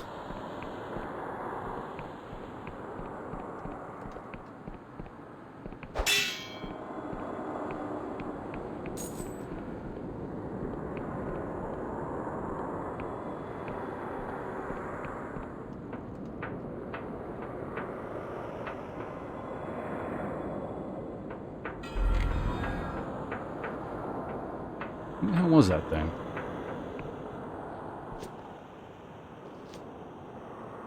It definitely wasn't up there, right? Was there a door up in there, maybe? I don't think so. Because that's where I, like, got the key, right? Yeah, that's where I found the first key.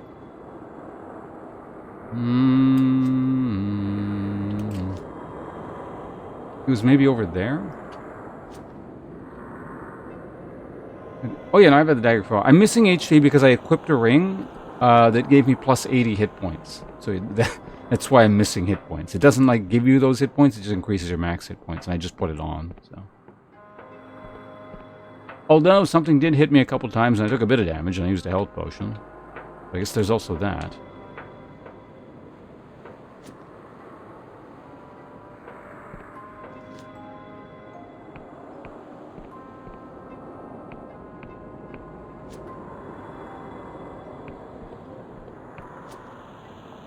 Is that it?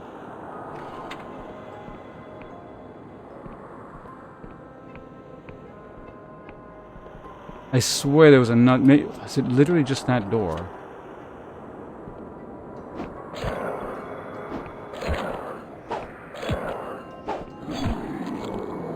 Did she damage you? Yeah, something did damage me, like I said earlier. Granted, I just kind of stood there getting hit for really no reason, but things can technically deal damage.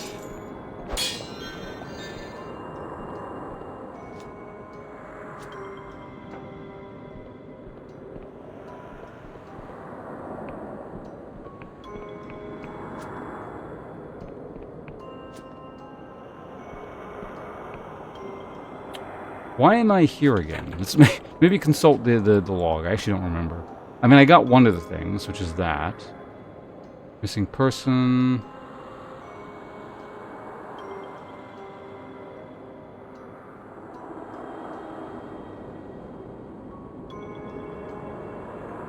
Reactivate the disused communication. Oh, so I'm not. Oh no, Madness of the King doesn't bring me here. This is the only thing I need for doing this area. Is the thing with Caxton Frost. So I guess I am done. Probably, unless there's like. Aha! I knew there was one more thing. I had seen it somewhere. Fixer restoration. Oh, what do we have here? Oh, same thing as earlier.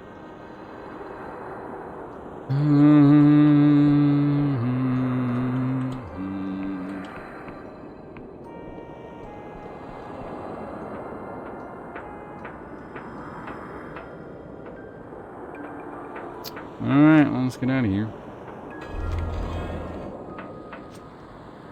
I don't think warping back would be faster. Probably not. Let's just go back normally. Whoop.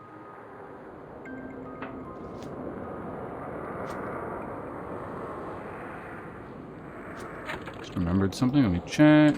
One more stat point thing, and we'll be able to get a new stat. I don't know where I'm going to put it, but...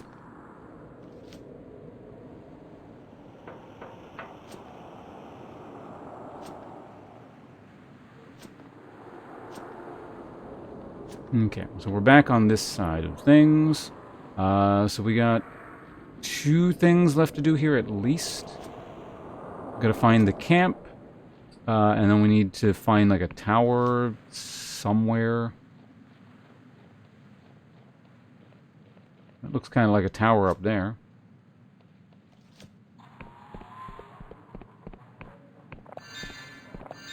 Yeah, I'm gonna... Oh, alright, fine. Okay.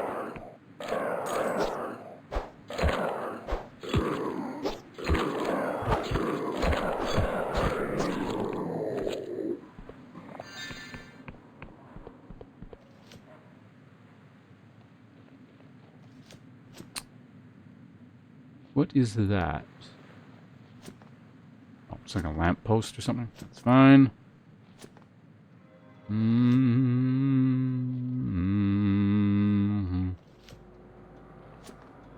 Definitely should have got the leather chest plate thing that I have now much earlier. Ooh, that was kind of a janky backstab. I'll take it.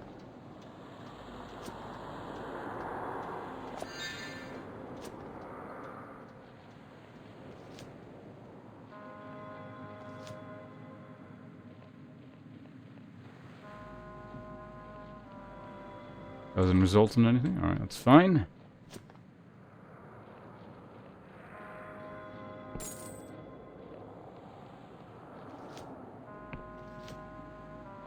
Be thorough with our investigations here. Okay, well. We got an ad break for 1 minute and 30 seconds.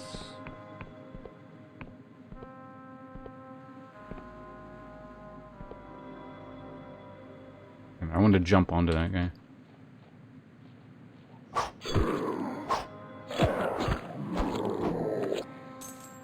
Good opportunity to take a quick muffin break.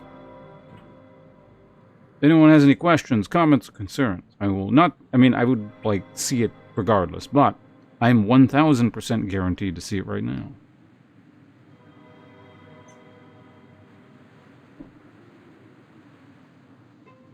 Oh, have I been streaming 2 hours already? When did that happen?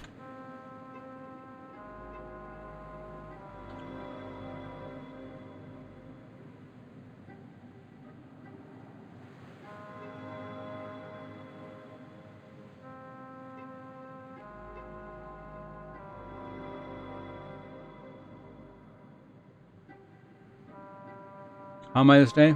Muffin full.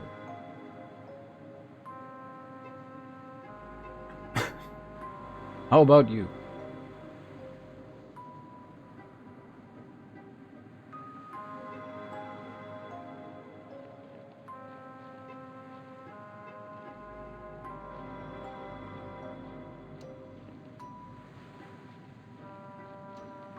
That's a Exterminator, whatever his name is. The voice is metallic and distorted through their helmet. Can I? Well, we gotta try and emulate a space marine then. Do not try to anything funny or you're toast, but I mean the blackened, charcoaly kind.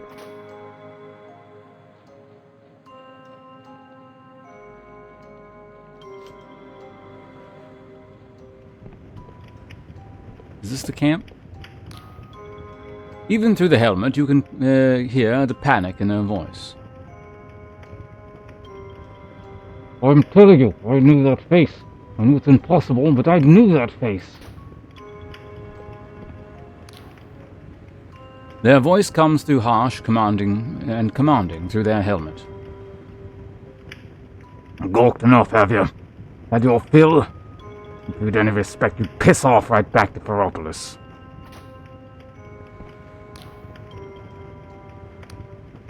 Same dialogue.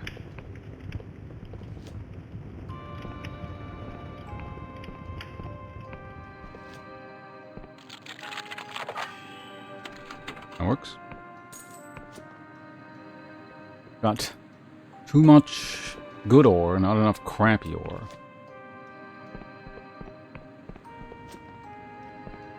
Unless I can figure out a way to transmute the medium ore into Ambarian ore. That'd be really good. Don't know if that's possible.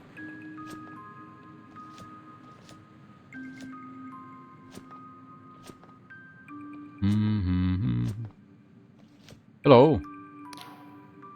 A metallic sigh issues from within their helmet. Really ain't what it used to be around here.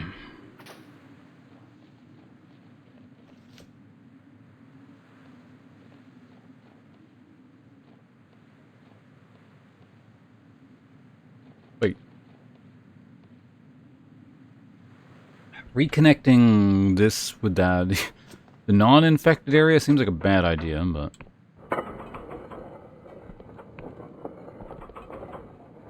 Too bad. Alright.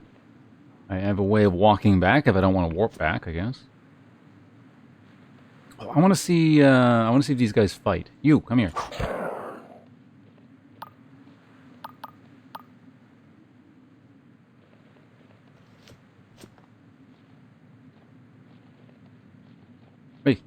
Hey, stupid, come here.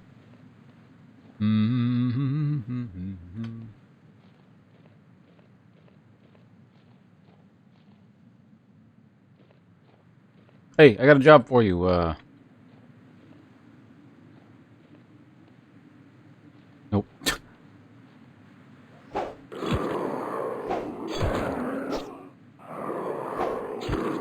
Not programmed to fight. No wonder things aren't the way they used to be around here. All the exterminators are slacking off.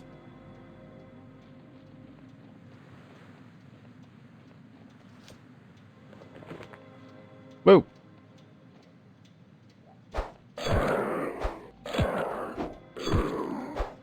Stab! Stab! Ow!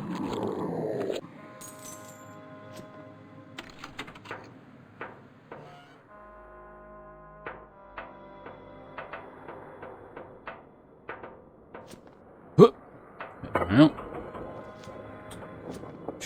up and at 'em.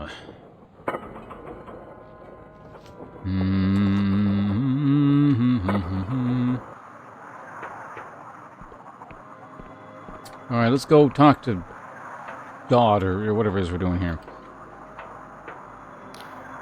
The control panel is a dizzying array of levers, dials, and buttons, many smashed or corroded.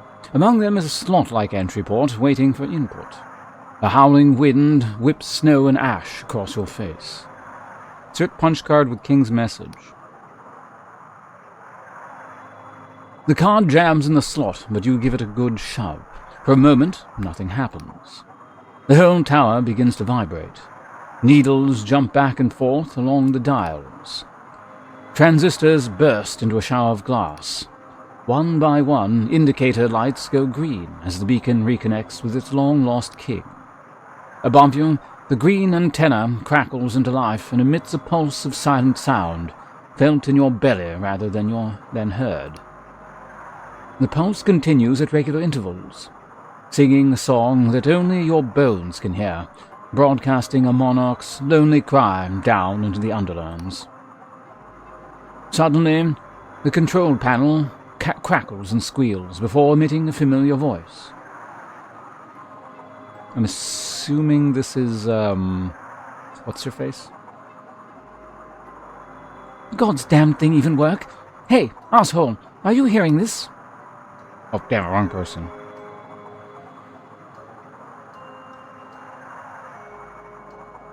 Alright, so we gotta alter the voice. So you're talking to me, Mikhail, is that you?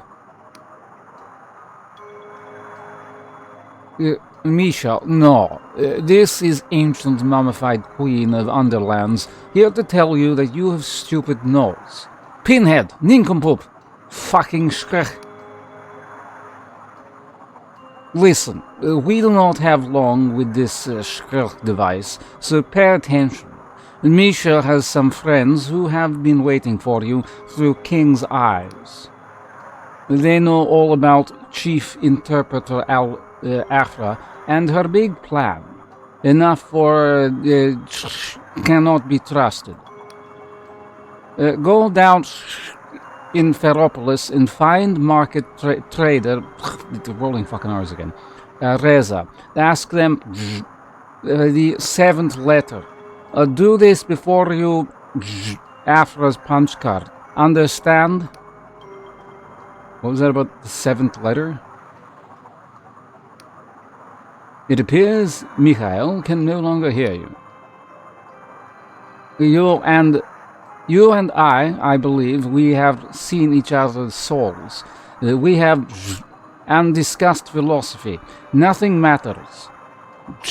This. Misha is asking you as friend. There is nothing more save for the roar of static. Okay. So we gotta go back. Let's just check the quest log here real quick. What do they want?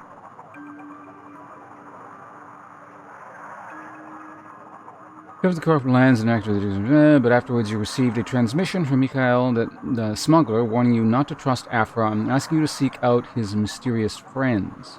Find a market trader named Reza in Veropolis and mention the 7th letter before or after returning to Afra. Okay.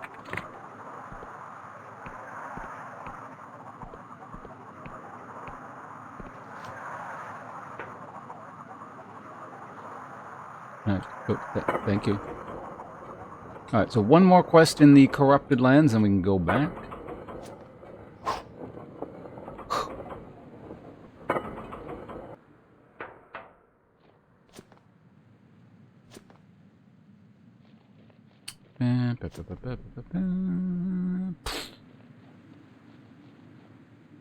What does the sign say? Royal Beacon, only mechanists permitted. This way to cleanup camp.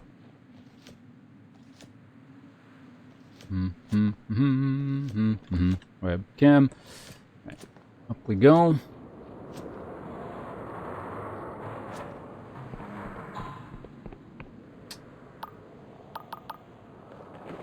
The map has been updated. I don't know why I turned the webcam on, because I'm going to have to turn it right back off in a second here.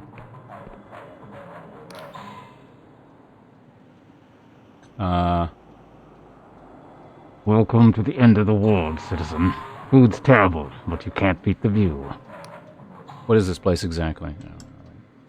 Is this a cleanup camp? Yep. Last outpost of normal reality, or at least. Their words are drowned out by a deafening metallic voice from the main building. Clear up locomotives, reported to the office. Defeat Flores to my office. Normal for us, anyway.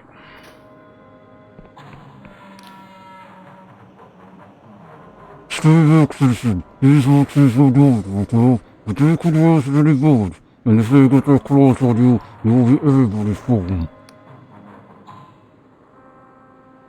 What are those things? Can I look inside the cage? Everybody is used to be citizens, if not your weird. Once the corrupted takes you, there is no return. I can take a look inside the cage.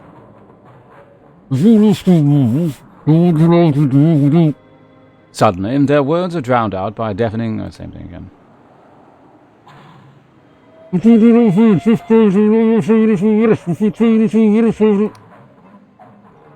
As I was saying, no entry without order from the chief.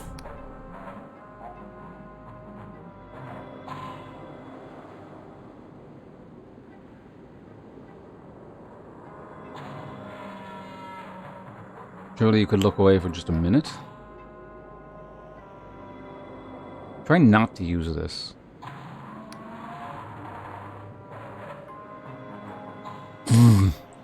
There's still a way to say much more than this, and just before the phase is late.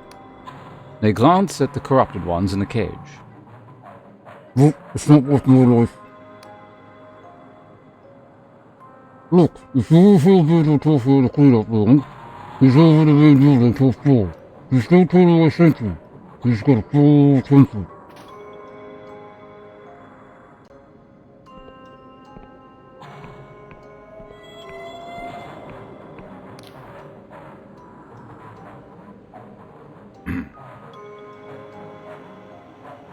Well, it ain't the cash dodger in the flesh.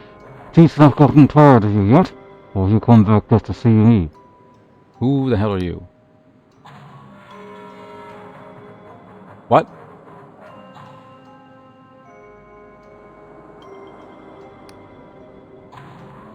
Oh, another one of those.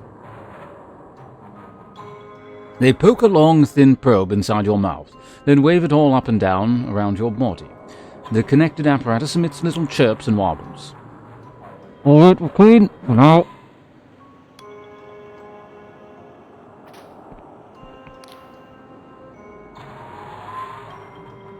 Scrape your damn boots, will you? The mud here could chew through hot iron.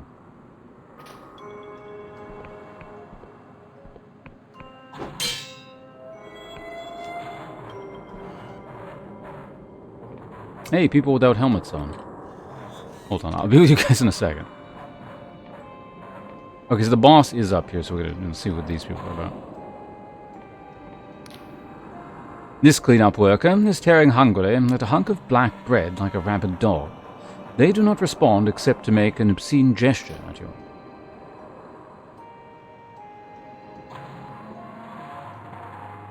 That was very immersive there, wasn't it? It's like you too were being fingered by the NPC. You might not want to go upstairs, mate. The chief's in an awful mood. They glance up suddenly, and a metallic voice booms from above. Attention all hands, roll calling 36 minutes. Repeat 36 minutes, no dawdling this time, how about? Then again, ain't he always?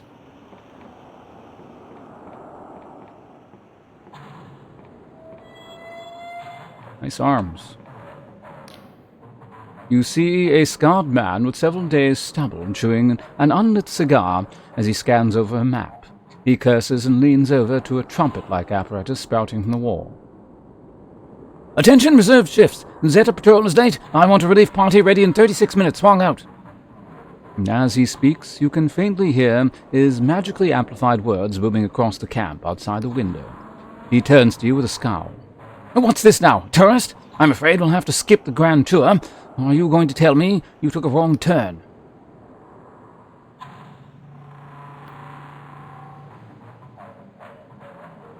Actually, this isn't the way. Just get to the point. I'm just looking for someone who might have come through here. He eyes you dubiously. Now I've got bad news. If your friend ended up in the corrupted lands, odds are there are not much left of them.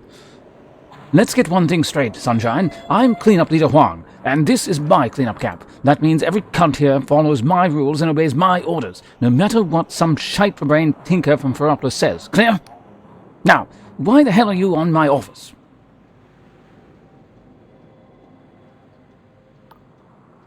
I'm looking for a missing child.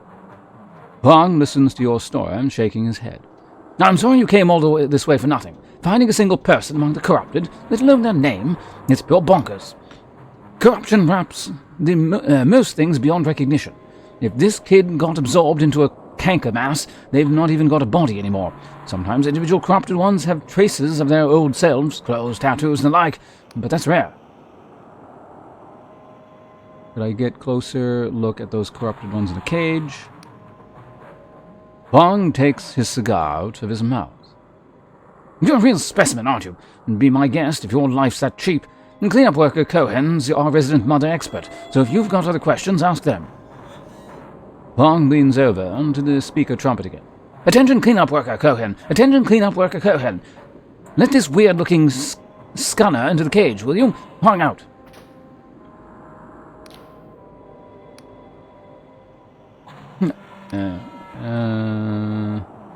Your questions... Anything about the ruined city?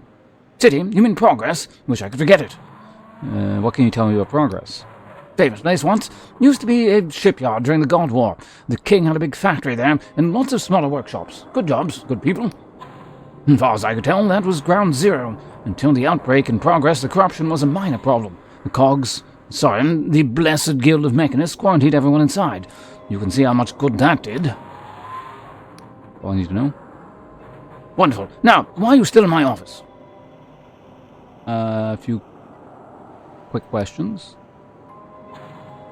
You know, every day I sit here thinking, see, if only some daft cunt would waltz into my office and start asking me pointless questions, that would just make my day.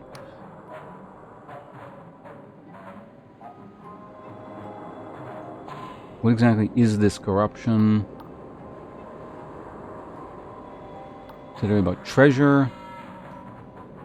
What exactly is the corruption? All I know is it spreads like fungus, whispers in your dreams like a vengeful lover, and kills 5 of my people every month. Corruption's unstoppable, see? It doesn't move in straight lines or follow rules. Infection methods change every year. New mass patterns and creatures every month or so. And they're tricksy, too. Got a mind of its own. Signs of coordination, even planning. Don't you need to quarantine me? What do you mean, a mind of its own? A few months ago, it lured one of my workers into an old stable by mimicking a crying baby. Last week, it got another by mimicking my voice. Bottom line is, don't trust anything you see or hear out there, including yourself. It's infectious, don't need to quarantine me. I've got no time to bother with every 2-bit grave robber or sorcerer stooge who gets lost in the infected and restricted area. You'll find out whether you're dead or not when you go back through the checkpoint in Feropolis. Let's talk about something else. What's that you said about treasure? You're telling me you've not heard the tales? Priceless heirlooms forgotten in forgotten cellars, sky pirate loot buried where no one dare dig for it, beings from outside reality that'll grant you your heart's desire? Go look if you like. You'll find nothing out here but ruins and nightmares. Once the corruption has its way with you, we'll be happy to burn you like the rest. Now, would that be all, your highness? I think we're good. Wonderful. Now, why are you still in my office? Guess I'll be leaving. Interesting, man.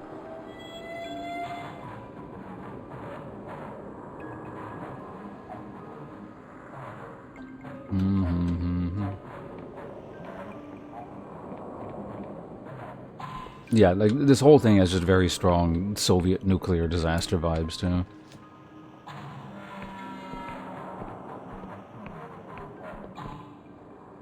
Hi. Huang said I look inside the cage. They size you up. Don't you, eh? I suppose you are kind of weird looking, no offense. Go on in then, it's your funeral, not that you'd get funeral then. You feel the clockwork in your skull grind into furious motions as it transcribes the corrupted one's speech.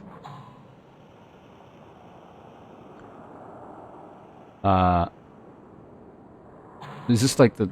I guess this is the robot thing, then. Amble neatly into violet, qua... Reification, instill, reprieve, instill, longing, softly, tales of the minor gods and dancing cup and rain streakers. Give us a sign, O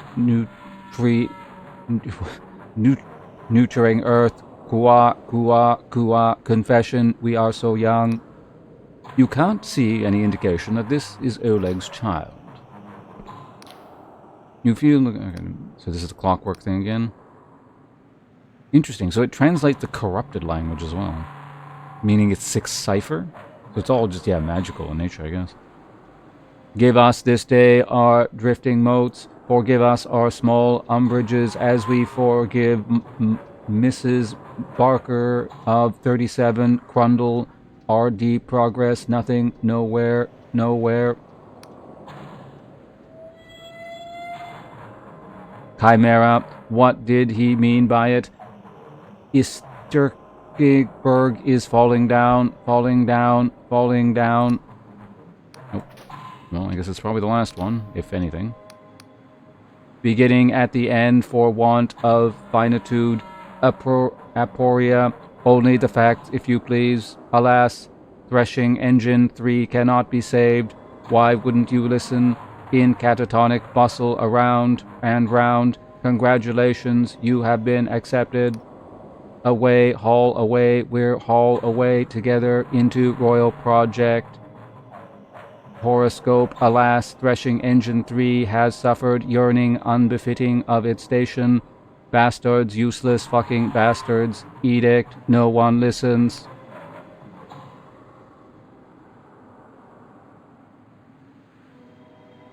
Show Oleg's locket. Show Oleg's locket. Your father sent me. I'm here to help. Am I here to help? I mean, I'm here.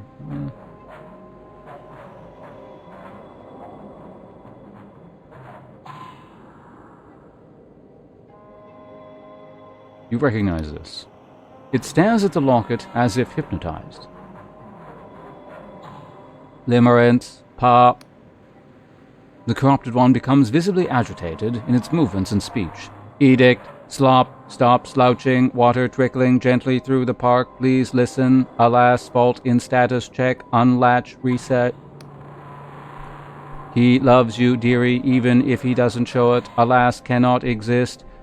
Subject, number, they, petition is hereby granted, please listen.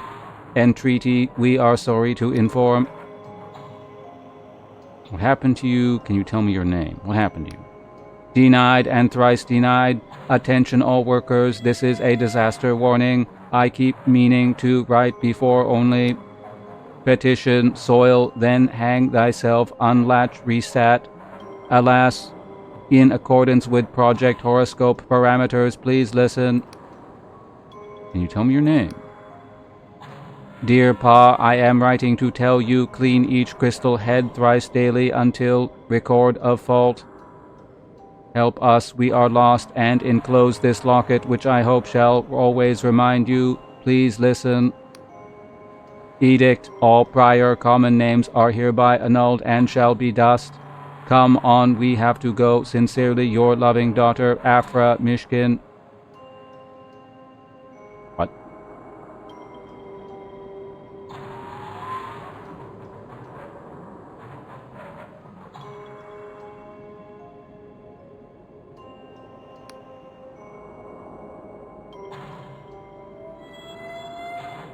Did you say Afra is in Chief Interpreter Afra?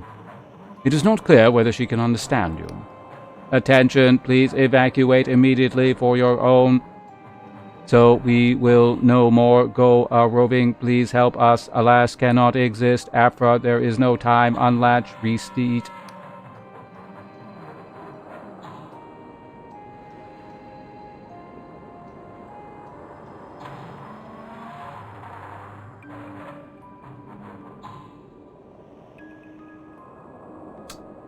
Let's give it away.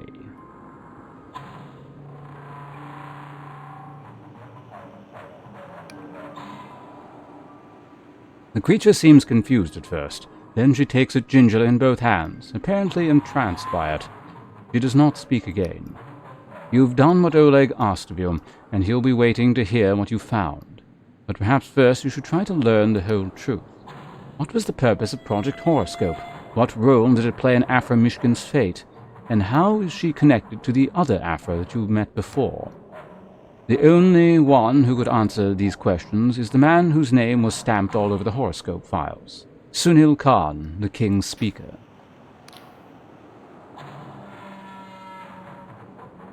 Whatever remains of Afra Mishkin holds Oleg's locket in both hands, apparently entranced.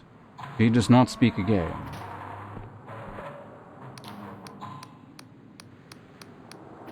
Okay.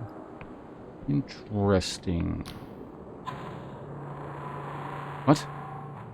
This seems like incorrect dialogue. How'd you get in there? That last one looked like it wanted to make a proper mess of you.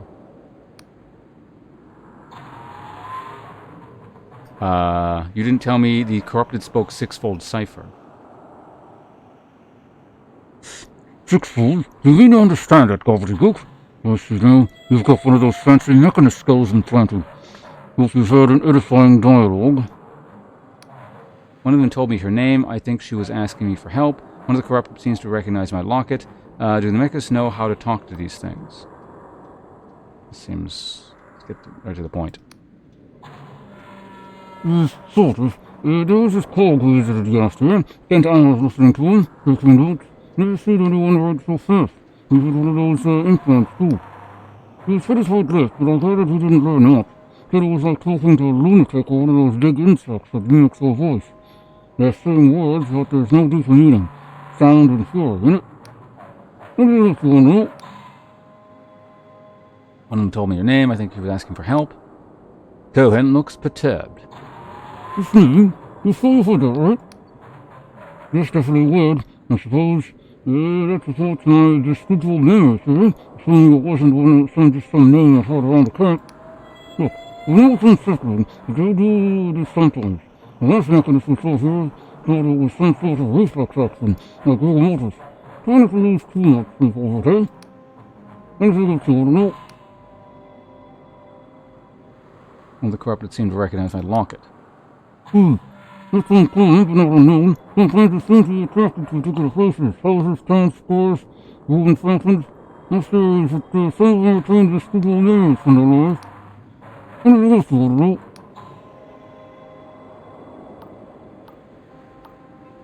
Thank you for your time. What else can I do for you?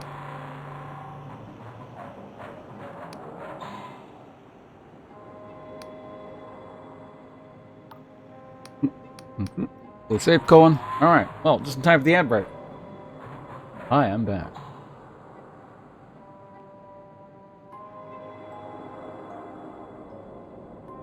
Alright, so we got like 1 minute. Drink some tea here. Alright, so who does the quest want us to talk to again?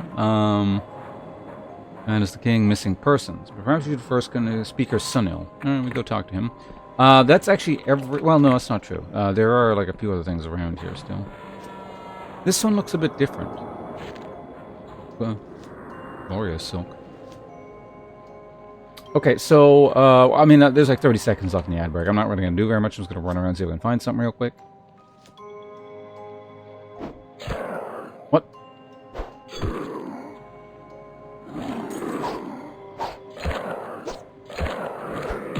Ow! He hit me.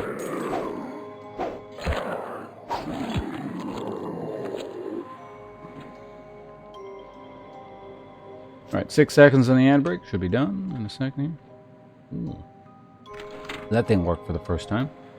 Something has changed. Welcome back from the ad break. I didn't do much. I just kind of ran over here from the place because there was nothing left in there. Ring of Stamina. Plus 20 stamina. Boost stamina of its wearer. Oh, wait. Voice. Narration. Boost the stamina of its wearer. Trapped within the gem is a spell which bonds with the wearer's nervous system. Although once mass-produced, antique rings like this have become a rarity. I'm curious, what is 20 stamina gonna mean?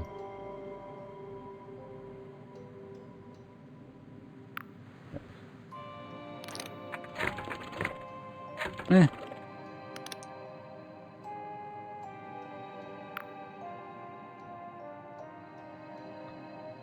What did I have before? It was this one, right? A feather foot. And actually, while we're here, well, let's, that was the potion. Okay. I had a regenerate, right? Yeah. Just regen this health a bit.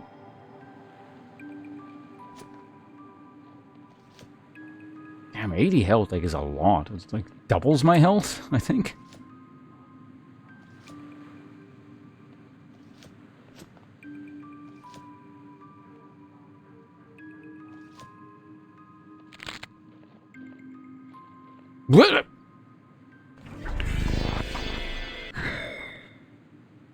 It's a touch unfortunate.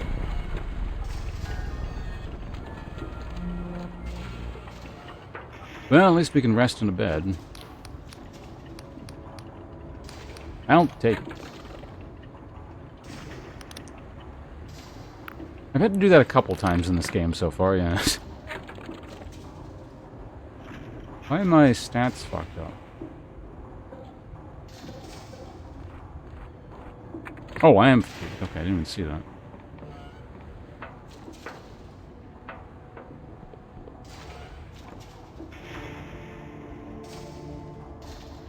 Hey! Arachne, how you doing? Good to see you here. Thanks for stopping by. How's existence on your end?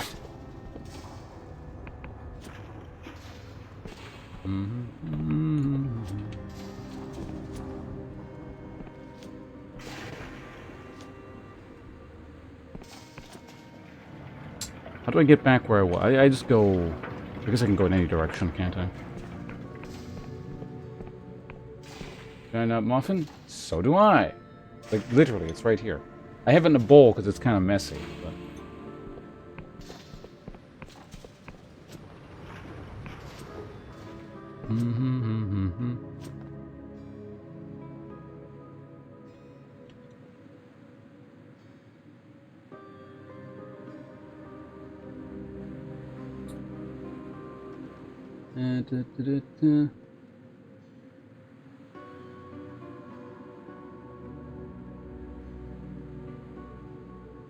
Make sure I spell this right here.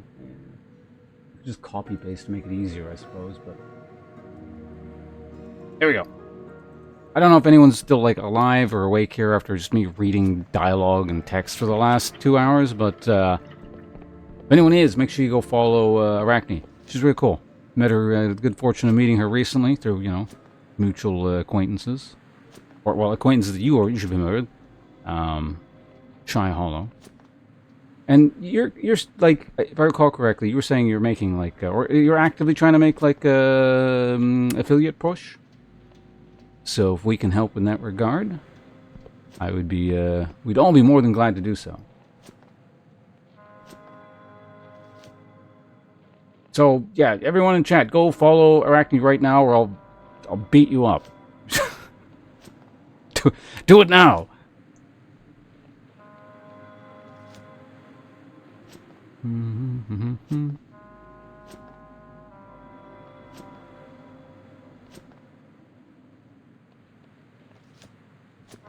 Alright, so, we're finally back in the corrupted lands here after nearly falling off the edge of the world. It was unfortunate timing, too, because I don't think there's anything up there other than, like, a bit of exploration and maybe a tiny bit of loot. Like, it's not like a quest thing that's left or anything like that. That's that. Alright.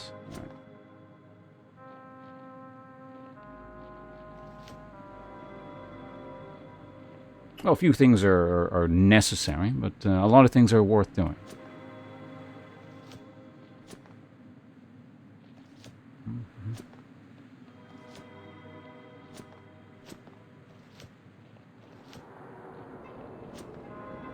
You haven't done anything to irritate me, and I don't dislike you, so that, you know, it puts you just like several tiers and rungs ahead of the rest of humanity. You gotta be doing something right over there. Your fragile bones. Well done, Forged. You won't regret your decision. Yeah, no problem. The least I can do.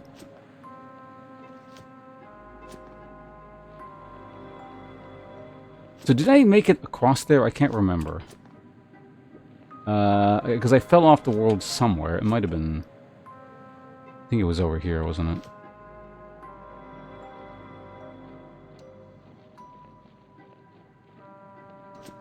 Yeah, I think I was looking around over here, or whatever this was. Yeah, there's a guy here. This cleanup worker is tearing hungrily at a hunk of black bread like a rabid dog. They do not respond, except to make an obscene gesture at you. Like that. But that's not me fingering you guys, it's for immersion. You know? It was the rude guard.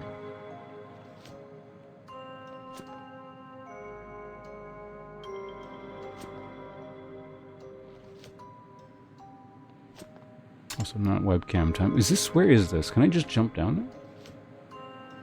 Feel immersed. I'm glad to help. It's a professional streamer here, you know?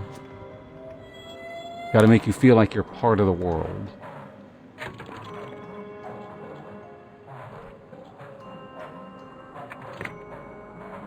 Huh, interestingly, that's not showing as part of the spectacles. It's really neat. It's very imaginative. Like, honestly, the gameplay is like pretty standard. It's not bad or anything, but it's basic stuff. And the graphics are obviously more kind of like a nostalgia thing. And you know, they're very serviceable. They look stylish and nice, and I enjoy them. But it's really like the world build and like the quests and the writing that really sell this game. It's very unique. Clearly comes from a very imaginative mind who's able to articulate themselves in a very erudite fashion. Their voice is metallic and distorted through their helmet. Anyone or anything could be corrupted out here, so you better keep your distance, tourist.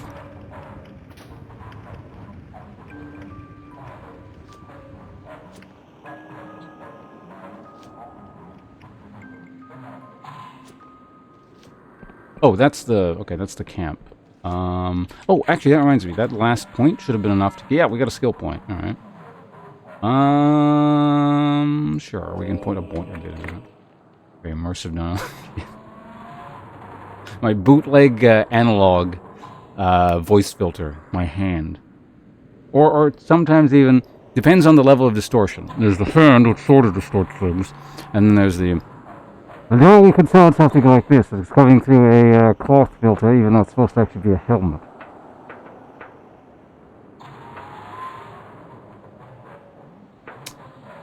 Have I... What is this area?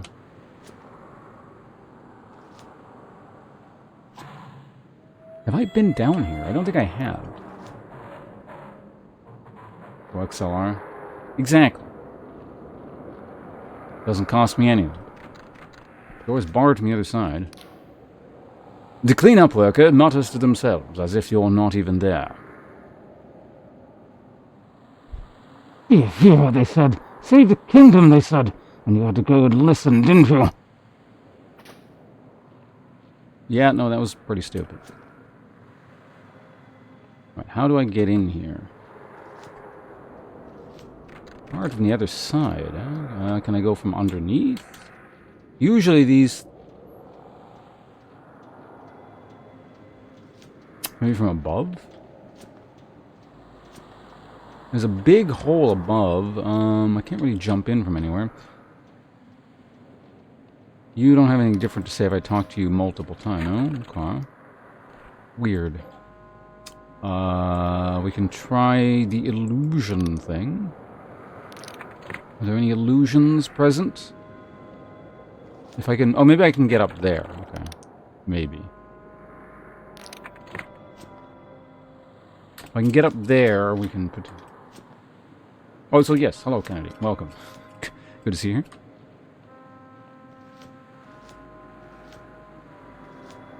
Can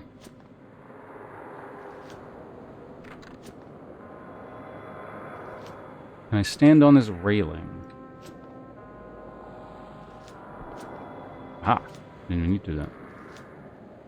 Nice, I'm in. I did it. That's it? I get an elixir? I got ripped off.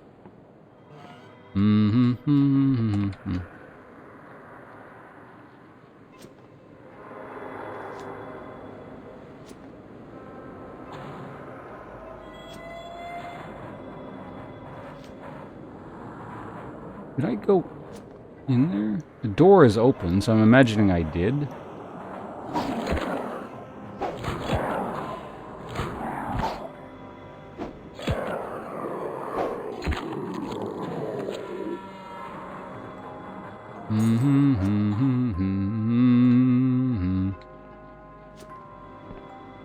Guess we find out if I've just been... Yeah, I haven't been in this area in general, looks like.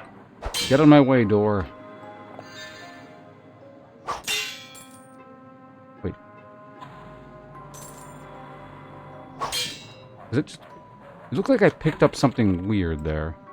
It might have just been the potion. In fact, it probably was the potion. It just kind of looked weird on my screen. Yeah, I think it was just that, right? Potion of shielding. Okay, so that leads back up there. I have not been here yet in general, I suppose. So now we're back here. Okay, good. So one last building I might not have gone to, and then we can warp back. And then we got to talk to a couple people. And then we might be done with this area, like this whole kingdom. Potentially. Check the map real quick. Okay, I do have a map. So that's all that stuff. Lost City of Progress. That's all that crap there. That's that there. The only thing I haven't really done anything with is like this. Whatever's going on over there.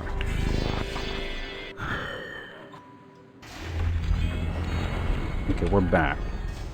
We got a lot of people to talk to in a rather specific order, I think. I think first thing we need to do is talk to, where is he? He's in, I think, this building? Somewhere in here, anyway. I don't remember where he is exactly. He's one of the guys.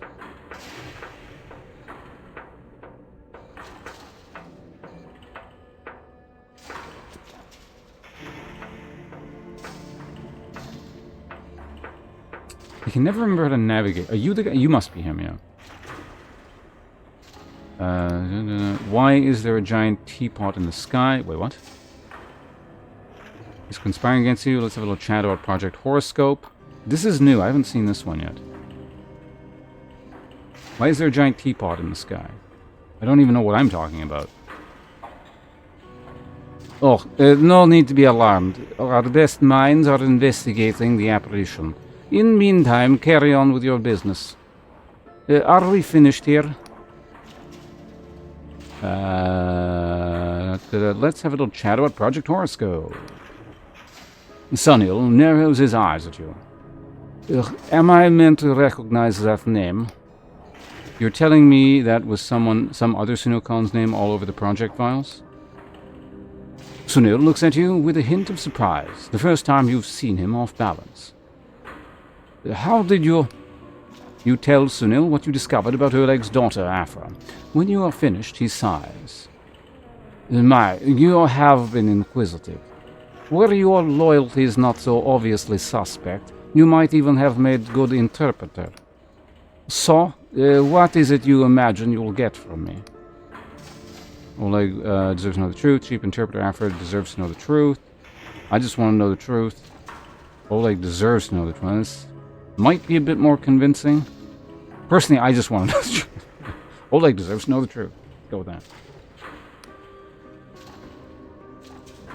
Things recorded in library of untruth are fictions. They never happened. We are discussing imaginary hypotheticals. Do you understand? Sure, this is all only a fairy tale.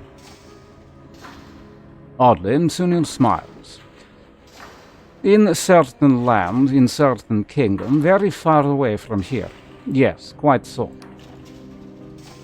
In a certain land, there was a king with magical powers. One day, the king's retainers asked if he could use his magic to transform people into their best selves.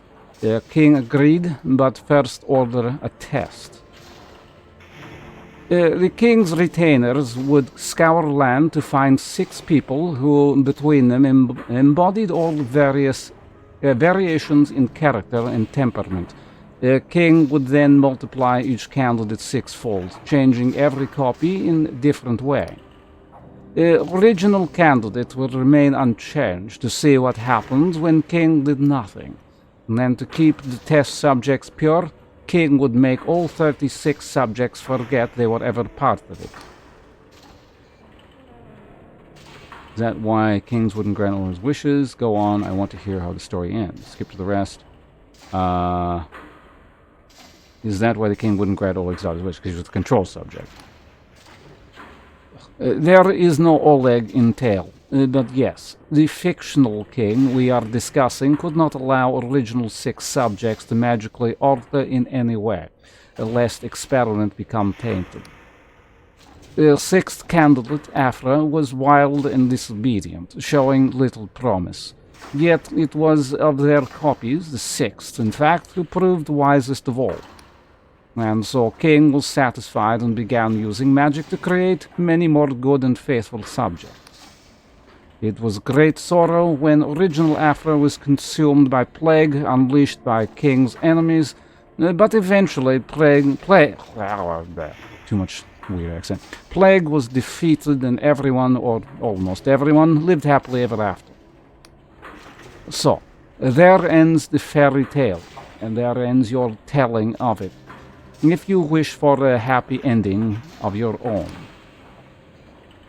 Is this how the corruption started, with Project Horoscope?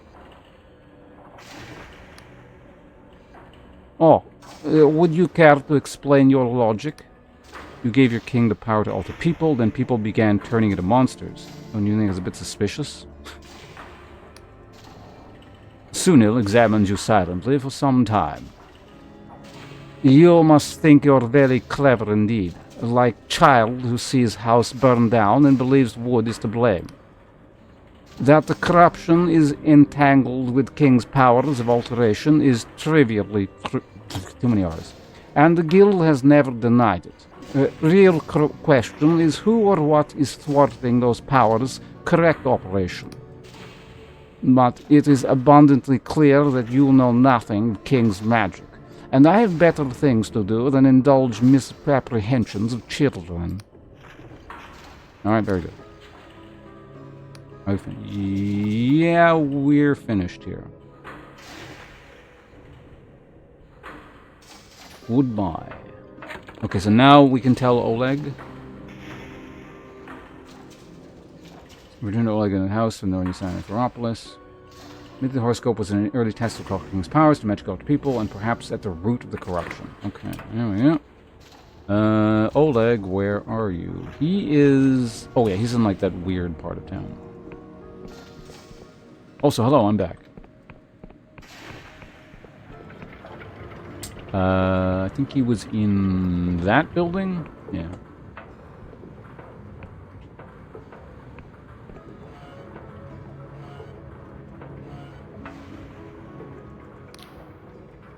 You find Oleg absorbed in some kind of word puzzle.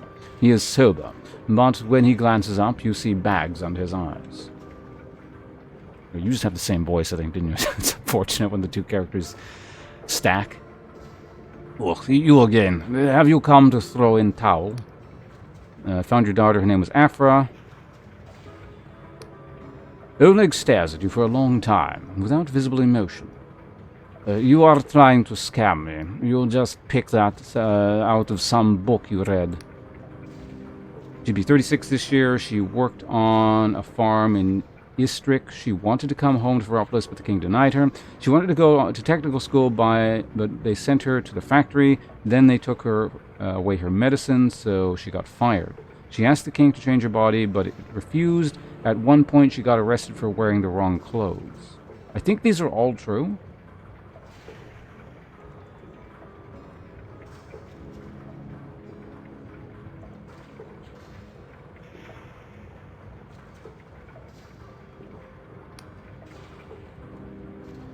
Oleg looks at the wall. He starts to reach for a bottle, then stops. Afra, what kind of name is that? Must have been Genevieve's idea. I would never have chosen it. Well, you use past tense, so I assume it is not good news. Your daughter's dead, your daughter's been corrupted.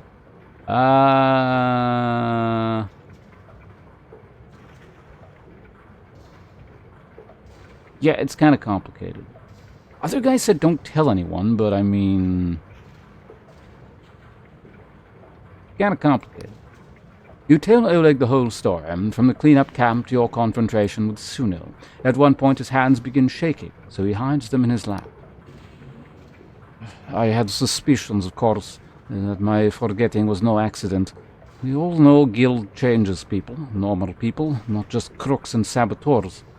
If you are observant, you see signs everywhere. Only you can never be sure who is safe to tell. He shakes his head. Special project. I guess I ought to feel honored.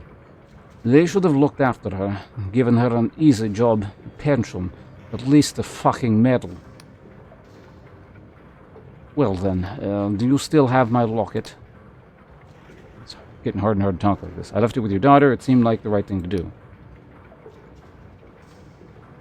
You see his temper start to flare, and then he opens his mouth to yell, but something inscrutable deserts him, and at the last moment, and he starts to slowly sag back into his chair, staring at the table. Pah, sentimental crap, but... He sighs. Perhaps it is fitting. Were not the queens of the ancient surface buried with their belongings? Oleg looks up at you, clearly struggling for words. Where this ends is no fault of yours. You have given me answers. I am in your debt.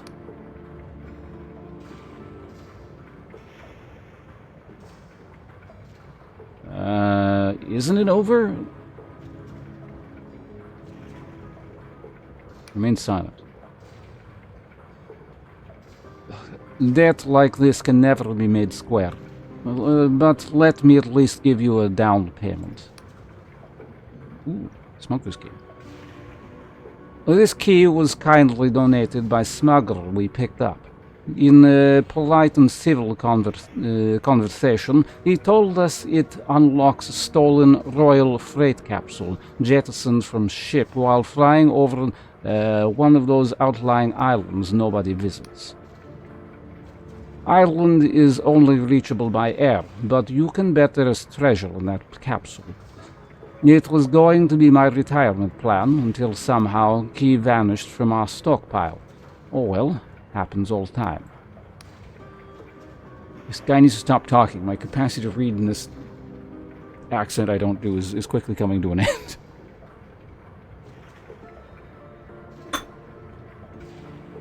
And now I must ask for one more favor. Not for me, but for my daughter. Take candle to missing person notice board after dark. Light it and let it be an end. Don't you'll be there when I light it. Let me ask you something before else I go. Don't know if you want to light it. I will find on ceremony. Some things must be done properly. That is all. Let me ask you something before I go. Oleg expression turns dour. What now? Can man not be left to grieve in peace? There are versions of your daughter that survived. I want to meet them. Corrupted or not, after recognizes the locket. She remembered you. Don't you see you're part of this? Your job upholds the regime that got her killed. Corrupted or not, after recognizes the locket. She remembers you. There are versions of your daughter that survived. Don't you want? Let's go with 2.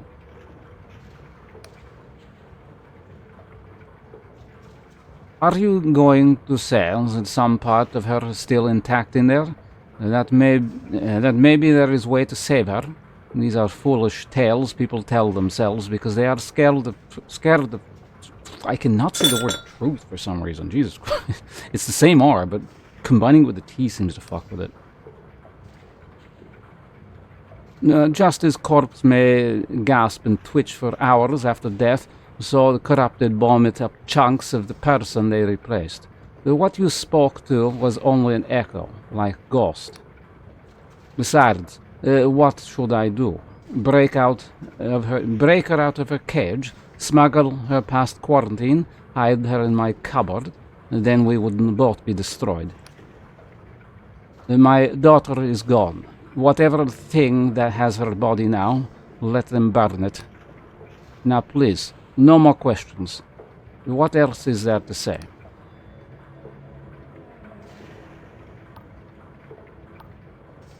Version of your daughter survived. Don't you want? Is this going to be the same thing?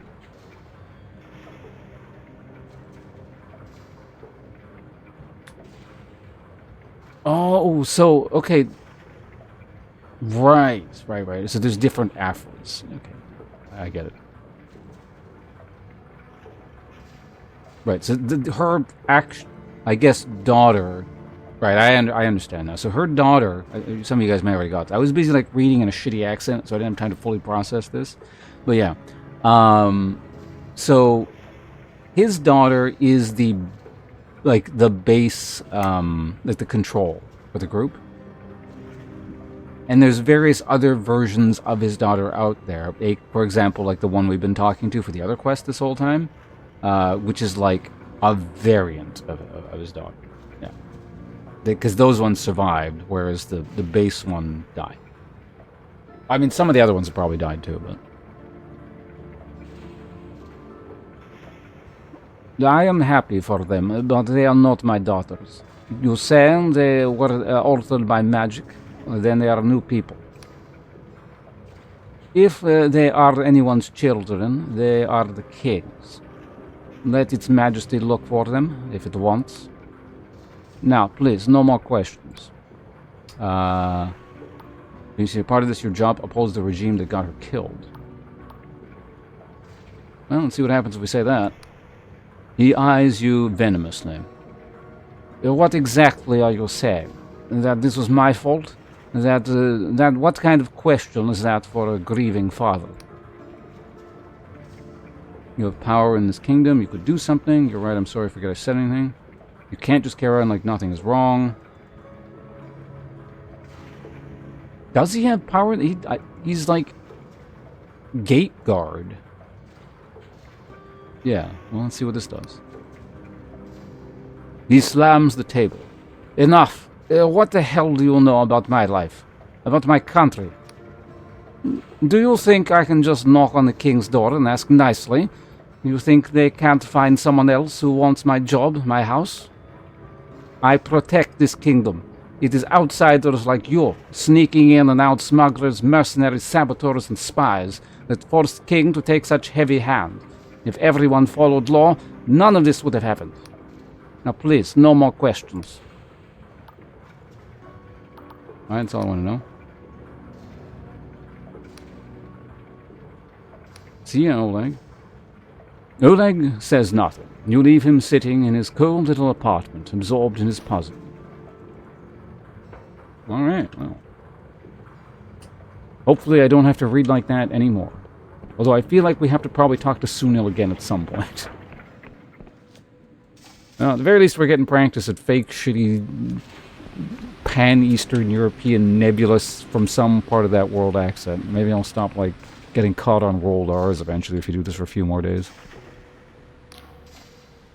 The surface of the notice board is entirely lost beneath layer upon layer. Same stuff. Light a candle for Ole. Oh, he said wait until nighttime, didn't he? Notice board. Hold on. What did the quest actually say?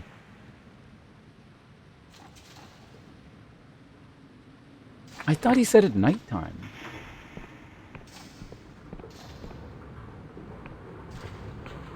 Oh fuck yeah, Misha talks like that too, doesn't he? Damn it. Yeah, I might have to see him again. Although when I do it kind of in a more neutral tone, it's a bit easier. It's like when I try and lower the register a bit for that guy, then it starts to fuck with things. Because then it's like I'm speaking in an unnatural register and doing something I can't, like, actually do. So. One or the other is not so bad. Both combined.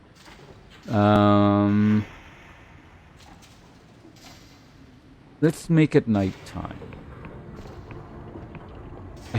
I swear that guy said do it at nighttime. I guess I could just go talk to him again. But... oh, right. I need to pay.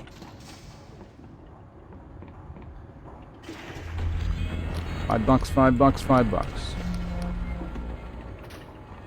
How much money do I have? Oh, almost $400. Backing up. He did say at night, right? Yeah, but it looked like he just gave me the option to do it whenever. So, I don't know. Maybe you can fuck it up by doing it whenever, or it doesn't actually matter. I don't know. Notice board. Where is it? That's over here. There we go. Whoop. Light a candle for Oleg's daughter. You place Oleg's candle among the others and light the wick. A soft green glow suffuses and leaves leaves of paper, each one marking a life and a name. You think about Oleg's daughter, and all her sisters, and all the people for whom there will never be any candles. Then you think about the faces you saw on your way here. What have they lost that they won't let themselves mourn? Whose absence do they feel without even knowing it? How many are pretending not to see the abyss, or fear of being dragged in as well? How many think it could never happen to them? Behind you, someone begins to sing. Croaking and hesitant at first, no words, just a mournful, keening tune. Something like an elegy, something like a howl.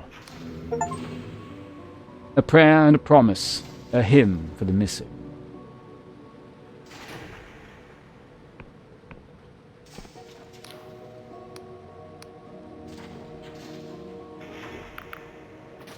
Oh, we just got something. Also, he gave us a key, right? What does it say? Clockwork Smuggler's Key. A mechanical punch card given to you by Oleg, the border guard. Supposedly unlocks a freight capsule on one of the Clockwork Kingdom's outlying tolls. However, the islet is likely inaccessible without an airship of your own. Still don't have that airship. And also we just got like an item, I think. There it is. Invigorating Locket. A locket that increases its wearer's stamina threshold, which makes long-term fatigue less severe. When open, this locket shows a peculiar forest that appears to move as if alive. There is no glass, invigorating vapors spill through.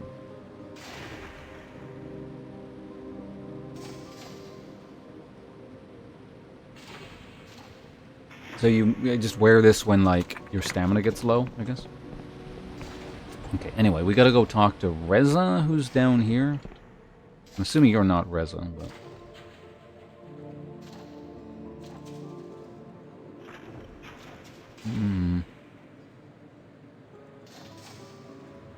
What the hell is this accent?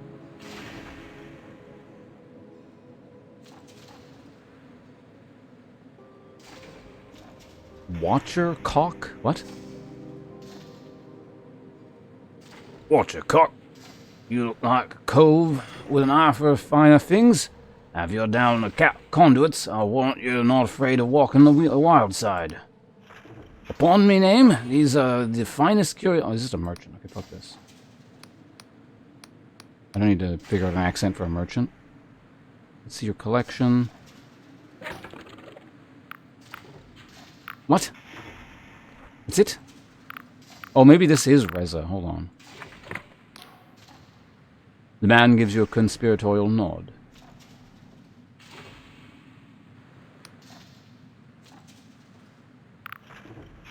Let me ask you something first.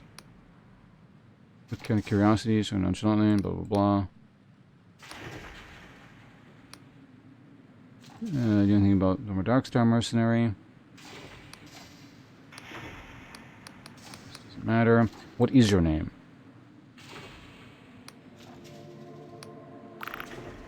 Okay.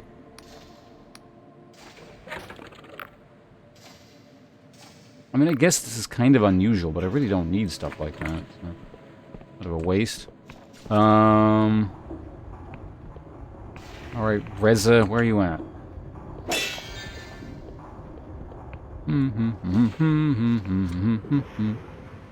Oh, do they not?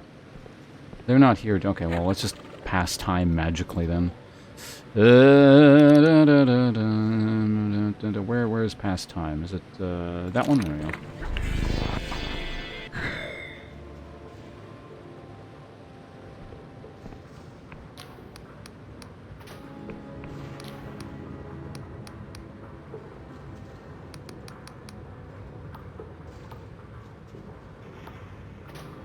So we've already talked to that guy.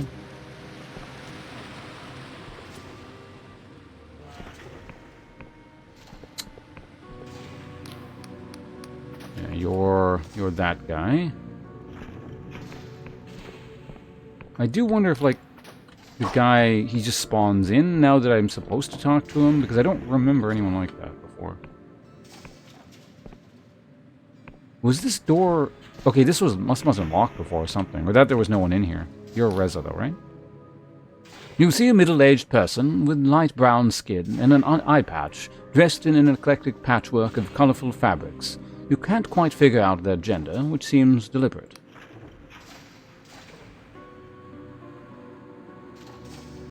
Why, hello there, child. Come to browse. What are you selling? Who are you? What are you selling? Why, charms and trinkets to attract the favor of the Clockwork King, or ward off its Majesty's displeasure. Look here. This cogwheel was plucked from the king's own belly, inscribed with the sacred sixfold cipher. Worn around your neck, it will grant you fortune at summoning stations. Summoning stations. Or this incense. Burn it while you wear a petition to the king, and it shall speed your request. Well, child, do you see anything that interests you? Who are you? The name is Reza, child. Fortune-teller, trinket vendor, and listener of many grapevines. For price, I can tell you talismans of luck and protection, or sell you talismans of protection and luck, or perhaps even give a little advice about your problems. What kind of problems do you mean? Oh, everyone's problems are different, child. To truly help a person, there must be trust,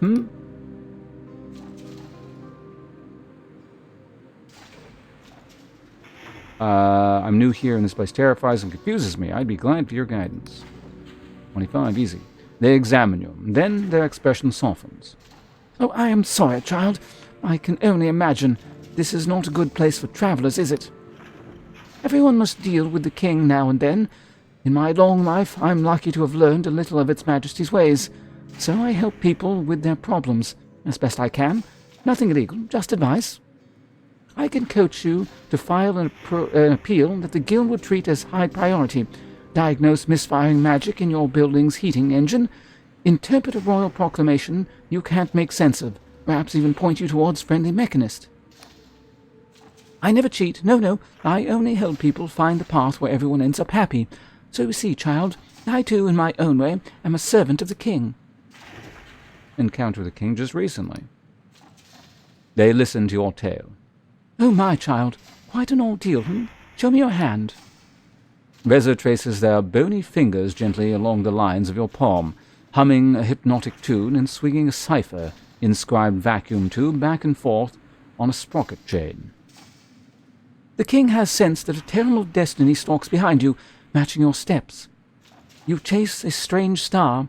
Your courage seems to exhume the grave of history and rewrite the music of time. Perhaps its Majesty believes you have a role to play here in the kingdom, too. They release your hand, smiling kindly.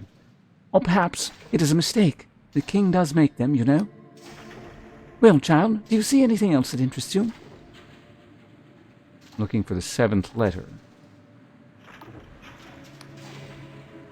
The gaudy trader squints at you, then glances left and right to check nobody is listening. They beckon you closer. Who told you to come here? Were you followed? Misha sent his greetings. Good. They appraise you with their remaining eye.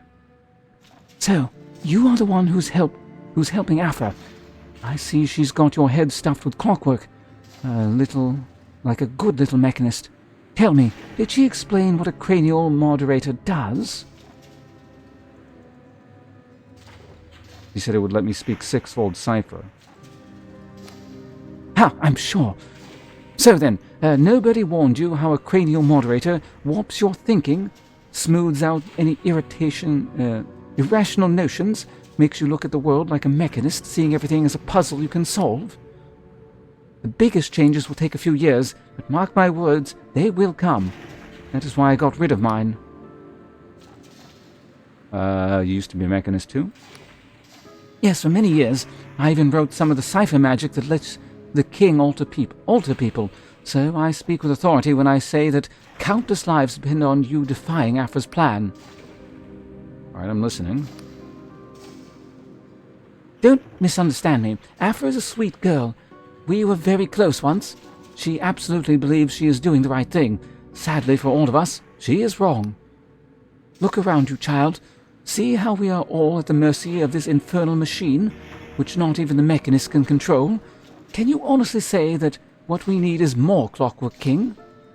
However brilliant Afra's spell may be, it cannot fix the problems of the king, because the king is the problem. Well, what's your alternative? Saboteur's punch card. Reza flashes you a crooked grin and hands you something heavy, wrapped in colorful rags. I'm glad you asked. This is a different kind of spell. Inserted in place of Afra's, it will trigger a runaway fault cascade that gradually but irrevocably shuts down the king with minimum destruction. Wait, you're the saboteur, aren't you? So you're the mystery villain I keep hearing about. They smiled cryptically. There's no such person as the saboteur, child. Only a group of like-minded people who love this island, or love this land, and see no good in leaving its false fate to an overgrown grandfather clock. So, do we understand each other, or is there anything more you would know? About your spell. What's so dangerous about Afra's spell? Everyone here depends on the king. If you kill it, many people will die. What's so dangerous about Afra's spell? Afra's had these plans for a long time. We used to stay up so late, bouncing wild ideas back and forth. She believes she has been lucky, and wants the same for others. I admire that about her, truly. But ask her this. Under her plan, will people really be free to choose whatever changes they want? Or there'll be a limit? Will the king be neutral on what changes we make? Or will it have a bias? Afra is a child of the guild. She believes in her soul that if she keeps tinkering, she can design a perfect system. If only she understood how much they have stolen from her. Everyone depends on the king. If you kill it, maybe many people will die. Will they? Things seem pretty terrible as is. Like, they can't get too much worse. They grimace. I won't pretend otherwise. There will be chaos, and much suffering, and certainly death. I only ask you try to consider how many more could die if you keep the king in place. Thou art welcome any time. It is only human 1 sec. to commit a sin. We'll never know how many people the king has altered to make them better workers. My former colleagues saw people's baser instincts as an impediment to progress, so they chose to scrap the people and build another. But child, in my trade you learn a lot about people. Most folk want to help each other. It is this vile contraption breathing down their necks that stops them, making us fear each other, envy each other, denounce each other for one more day's bread. Without the king, our fate will rest again upon each other's shoulders. There's no work for Cypher that I trust more than that. It's all we really have, and all we need. Jankscar, thank you very much for the 11 months. Appreciate it greatly. Been a while. Yeah, I hope things are pretty standard, I'd say here. We're playing a really fun, interesting video game. Can't ask for too much more in streaming. Well, I mean, I guess you can't always ask for more, but, you know, it's a good situation. Hope all's well with you. And exclamation point resub if you feel like partaking of the channel gimmicks here. And hello, Cherry Badger. Welcome to you as well.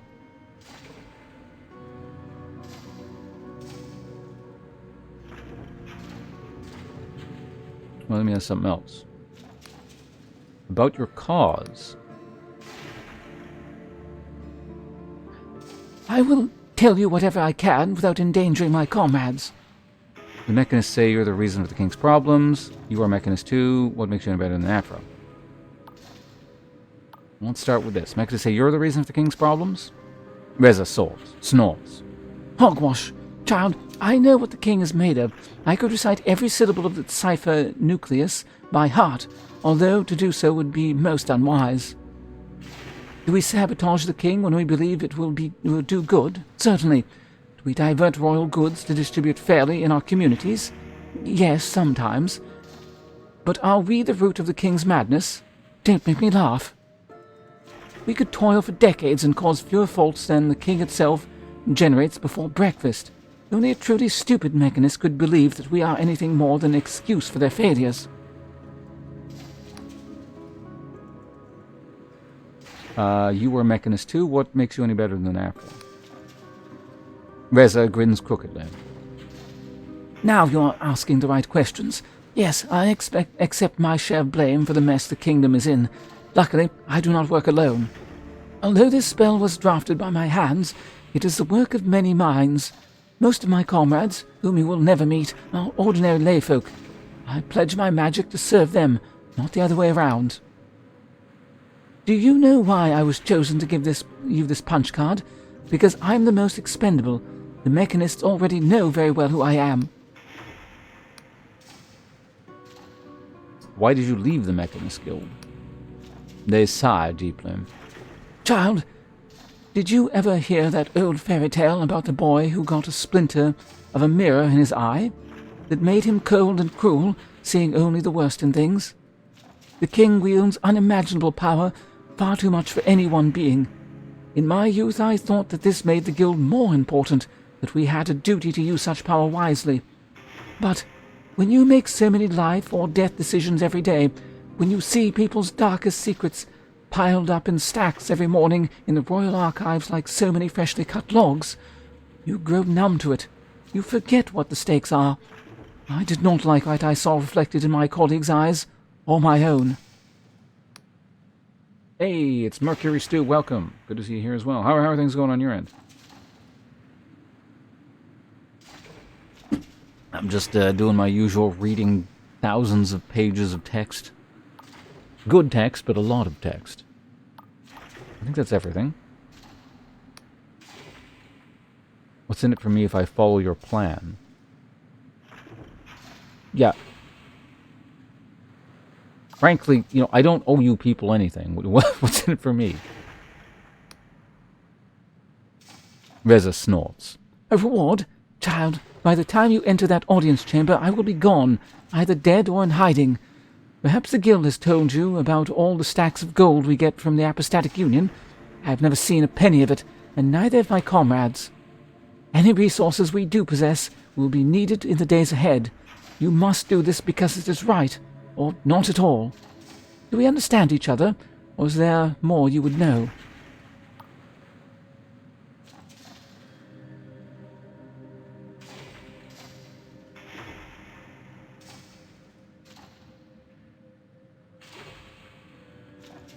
Have fun back in the shadows? What, like my webcam being off? It turns on and off periodically. Mostly it's off, because yeah, mostly reading, but... Alright, well, we'll consider what you've got to say. That's all I ask, child. Don't trust Afra, and don't trust me either. Just do what you think is right. Can I talk to Afra for her opinion on it, or is that gonna, like, fuck everything up? It's not like any of them can stop me, so, I mean... I don't see why not, but... Can I go back in here by any chance? Yeah.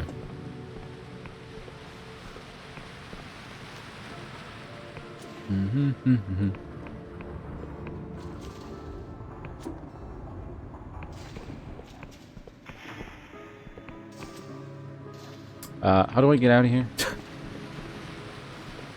By conclusion, maybe. Maybe. I've been live, what? Wow, we're already coming up on like 4 hours. It depends on how much there is after the Clockwork Kingdom. I suspect there's probably like an okay, like not a huge amount, probably not like, surely, well, I don't know, maybe there's like another quarter of the game. Like if each island is a quarter, maybe there's another quarter. If so, then yeah, today's not going to be the end of this, our playthrough of this. Unless I go like a really long stream, which I could do. We'll see though, we'll see.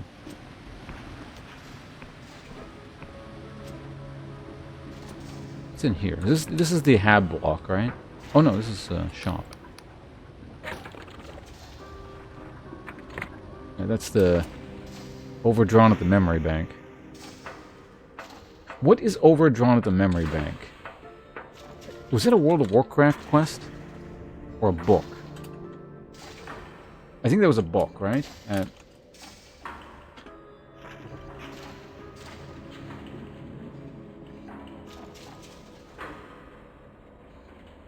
Overturn the Memory is a 1984 science fiction television film starring Raul Julia and blah, blah, blah, based on the 1976 John Varley short story by the same name.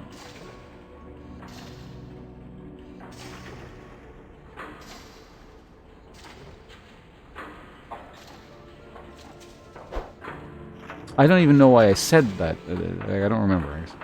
I overdrew at the memory bank. But, where the hell is the guy I need to talk? He's at the front, I think. Yeah, there you are. Somebody against you? Alright, leave you to your work, that's fine. Is Afra, like, hanging out in the, at the gazebo still?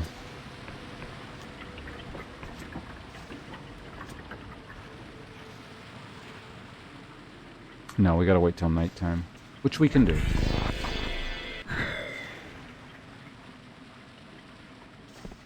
Hello. Gesture skywards. Maybe without disturbing. Wait, what? Is what normal? Oh, that thing. That's what people are talking. I didn't even see that, and like it was like, okay. Is that normal? She tears her eyes away from the celestial teapot.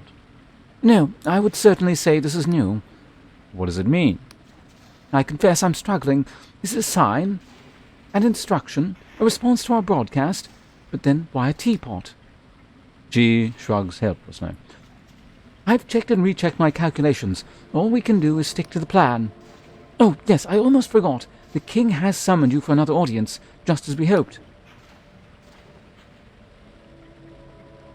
Afra hands you a leather folder, far heavier than the last. Here it is, friend. 8 years of my life, and the hopes of a kingdom now rest in your hands. Friend, I don't know what will happen after this, so if you have any concerns, now is the time to voice them. What do I do with this punch card? What do I do with this punch card? When you return to the mechanarium, the audience chamber will be open. Insert my punch card into the king's petition port, and my magic will do the rest. I still have a question about your spell. You happen to know a sky pilot called Mikhail. Afra, I have something important to tell you about your past.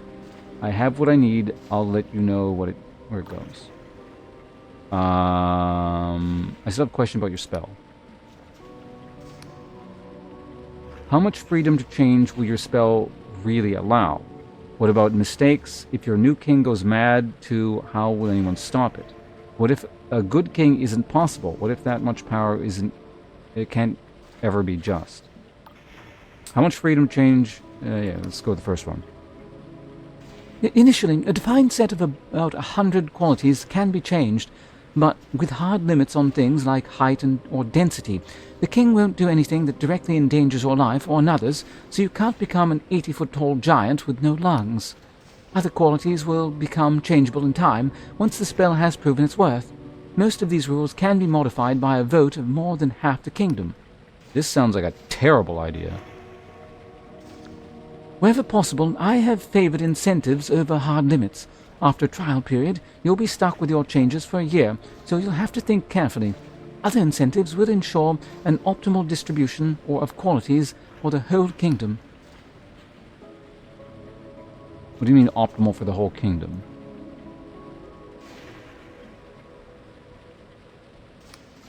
All individuals must be free to choose their fate, but from society's point of view, you don't want everyone to be an artist or indeed a carpenter.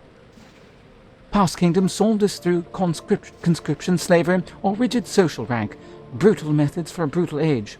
Under my system, the king will monitor the overall balance of qualities and provide incentives for those that are in shortage. So, if too many people have made themselves mercurial and creative, the king may offer rewards for consistency and pragmatism. If too few have the temperament for farm work, the king may incentivize that temperament. Oh god. You really are creating some kind of like communist hellscape thing.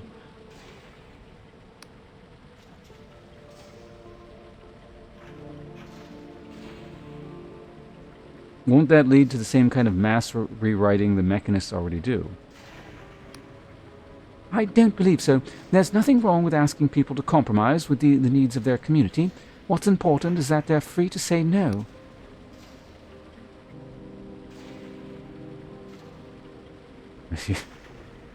Yeah, I see that ending well.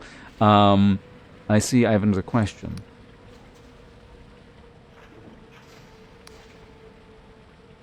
What about mistakes? If your new king goes mad, how will anyone stop it? The current faults demonstrably stem from certain specific errors in our previous spells, born from wishful neglect of fundamental principles. That Sunil denies this does not make it false. There's a saying within the guild, which would be seditious if repeated in public. Drek in, Drek out. It means that if you give the king faulty input, you'll get a faulty result. Yet the reverse is also true.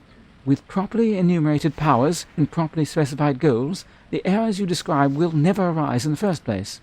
My spell will create a self-balancing, self-correcting equilibrium capable of adapting itself to new circumstances.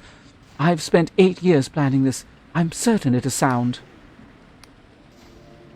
Mm-hmm.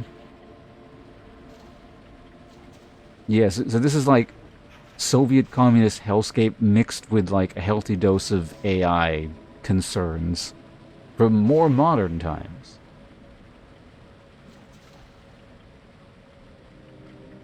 What if a good king isn't possible? What if much power can... Yeah, what if a good king isn't possible? What if that much power can't ever be just? Heavens, you sound just like the saboteur. I admit, I've asked myself the same question when the hour is late and sleep eludes me. But I've seen the power of cipher magic to save a life. Without it, I would have been locked forever inside the person I used to be. How can we just walk away from that? And ad break. All right. We got a minute and a half here. I need a drink of water anyway.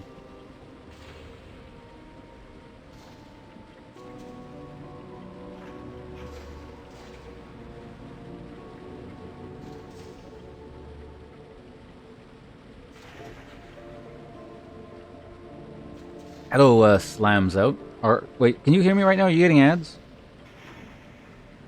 Also, what is W at Warsong Gulch? Oh yeah, okay, ads.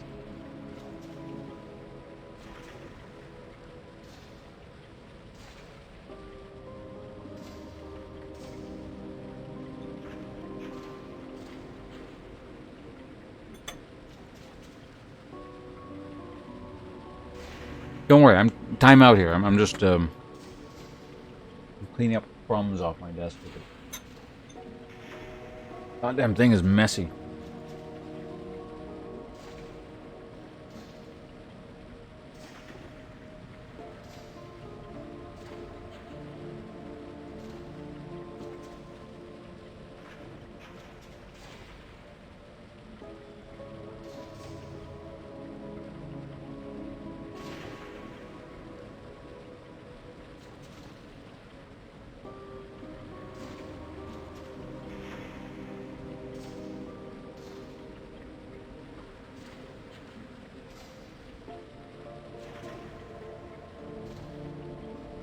Alright, I'm back.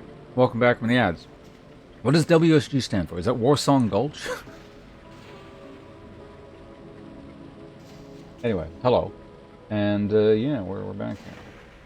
Honestly, this quest line, this whole kingdom, it's like the previous one. This is actually kind of interesting. Normally, like, I scoff at these, like, moral conundrum type things because they're generally fairly poorly written, and it's like, whatever, it's like, I don't know, someone doesn't know how to think of an interesting scenario.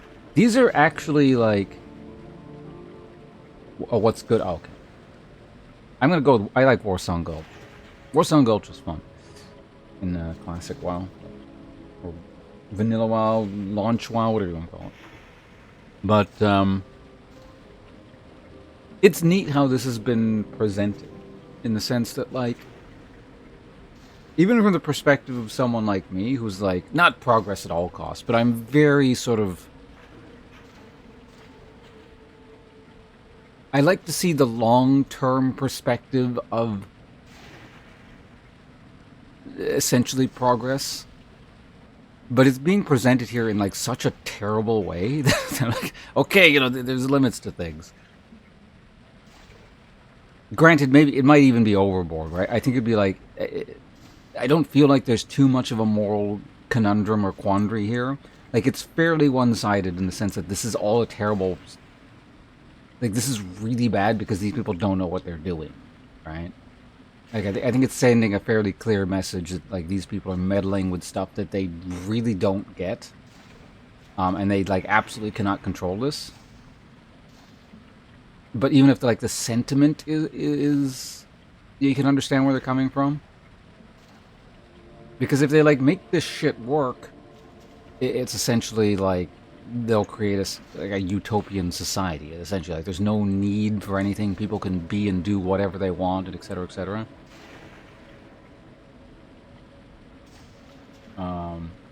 You know, like communism would espouse, except they have, like, the means to actually kind of accomplish this if they made it work, but they can't make it work.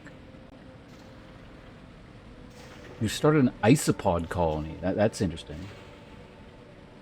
Like an ant farm except wood bugs kind of thing? Anyway, back to whatever we're doing here. We don't chew the meat raw because fire can raise our towns. We don't renounce the axe because it chops necks as well as trees.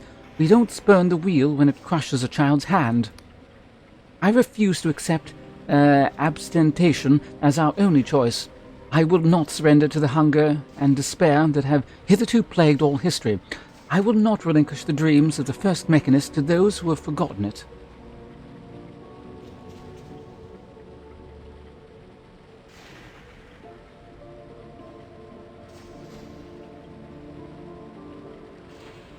Incidental termite infestation. Currently just wild ones, so pillbugs, roly-polies. Eventually I'm going to get rubber ducky isopods or panda king isopods. It's a very fascinating hobby you have there. It's different in the sense, so like that's not like cynical, oh yeah, you're fucking weird kind of thing. No, it's actually interesting if you're actually doing something like that. Does that all make sense?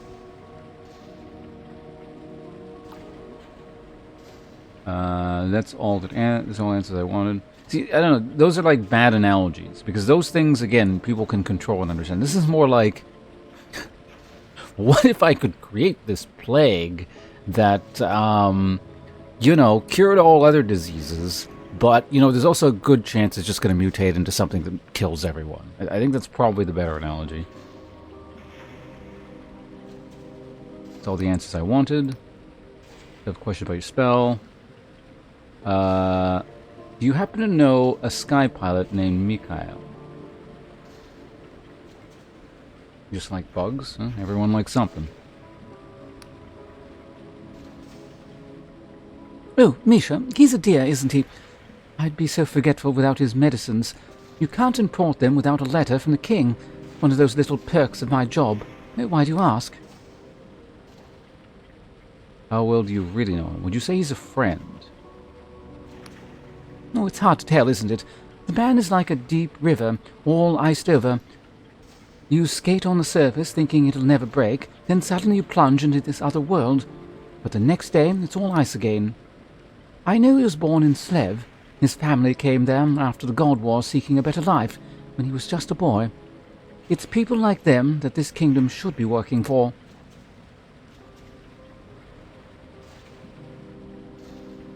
Oh, you know, he just bumped into him. He mentioned you. That's about it.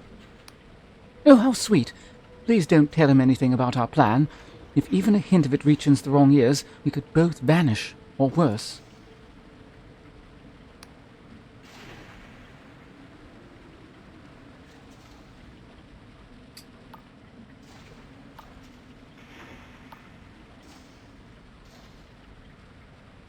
Afra, I have something important to tell you about your past.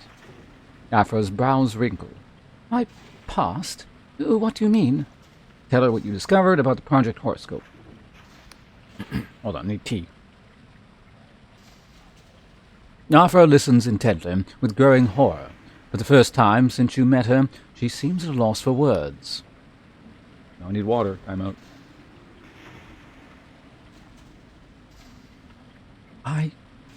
God's alive. That's horrible. All those Afras, they could have been me, and I could have been them. They were me, and I was them. But why me? Why did I deserve to flourish and they to die? I never knew I had so many sisters. I thought I was changing the king, changing the system, but the king made me. It had also made my sisters, left them to die. So all of us were expressions of its majesty's will. She gazes past you to somewhere far away. All my life I wondered why I was here in this broken world, what I was for. Through all my days as a young engineer, all the indignities I bore. Now I know. There was a reason. She meets your eyes with a look of intense determination. Not many people have the privilege of such a purpose. What happened to my sisters must never happen again. Please, friend, help me finish this. Help me wake the kingdom from this nightmare. Now, where were we? You gave me a spell to insert into the king.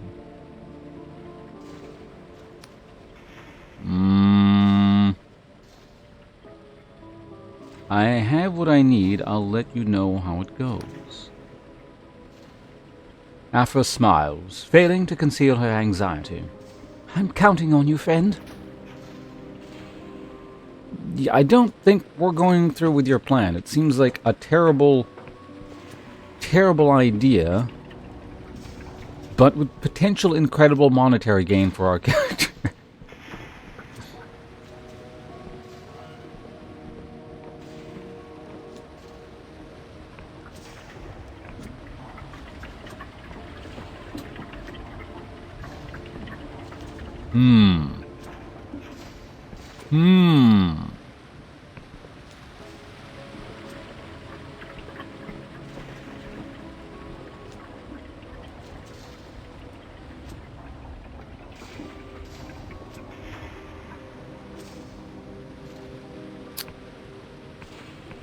You know, so far, I feel like every choice we've made, a major choice we've made in every islet, kingdom, whatever you want to call it, country, thing,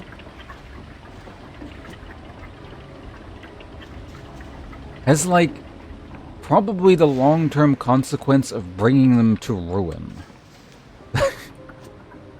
Like, it's the right choice, but it also fucks it. Well, it's not necessarily the right choice. Because the first area, we sided with the god thing, and, like, that's short-term profit. It's probably very bad for them in the long run. Probably. But you don't know. The second place, the undead, what was it? I mean, there was actually a bunch going on with the undead. One of the major things was the meat farm.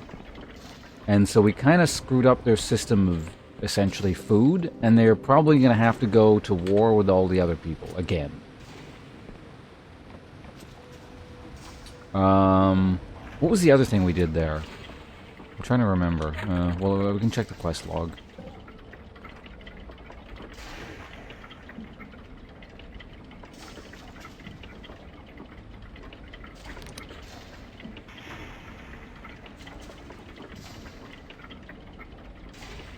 Tomb under destroying the Time Kingdom Endless. The Silver Queen.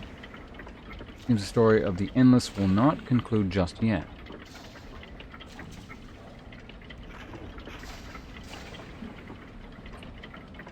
Honestly, I feel like we probably did the best things you can for the... Well, no, it's... Well, I don't know. Endless Kingdom was a bit of a... Or Endless whatever. That was a bit of a mixed bag. I think we kind of fucked over the Union people. Most likely by bringing back a god. Or at least providing it with power.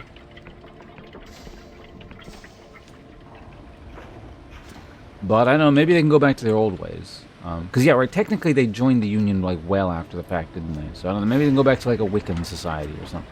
Probably, again, a bad idea, with just these weird gods ruling over them, who may or may not be friendly. Honestly, I still don't know whether or not they're, like, a malevolent force or just, like, their nature, essentially. I feel like they're more just, they're not evil, they're just nature spirits, essentially. They're probably, the better way of thinking of them is nature spirits than gods.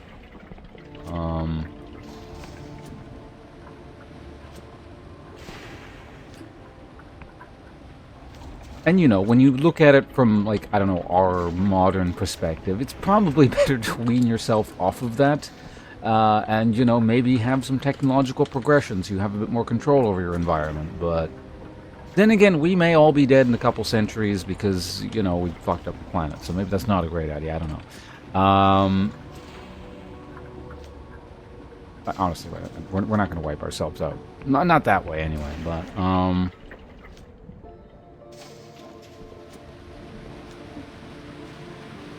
and then, so, what is the next? Yeah, so we're here. And so now, basically, we have to decide whether or not we can turn this,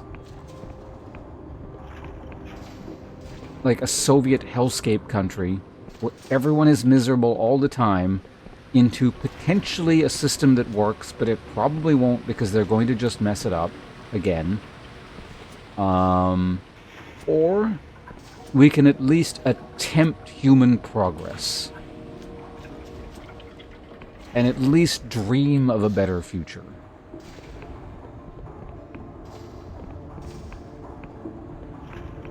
Which again is probably essentially the same question they're going to ask us at the end of the game with the Vela and whatever the hell she's planning.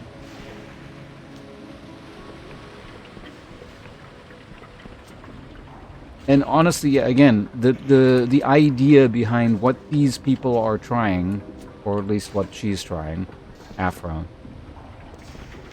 Yeah, it's like the other person said, it is a noble goal.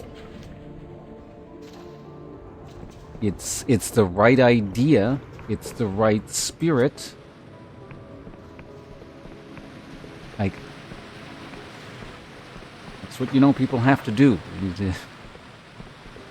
Not to say that progression is a unidirectional thing, and, you know, I'm not going to get into that whole thing, but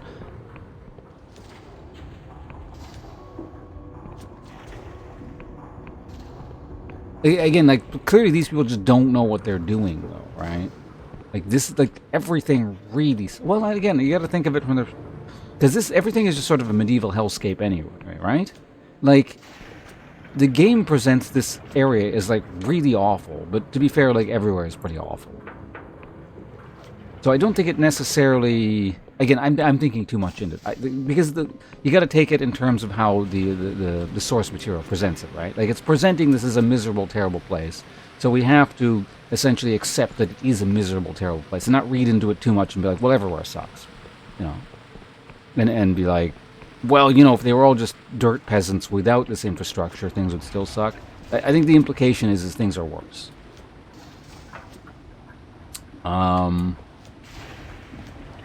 Where was I?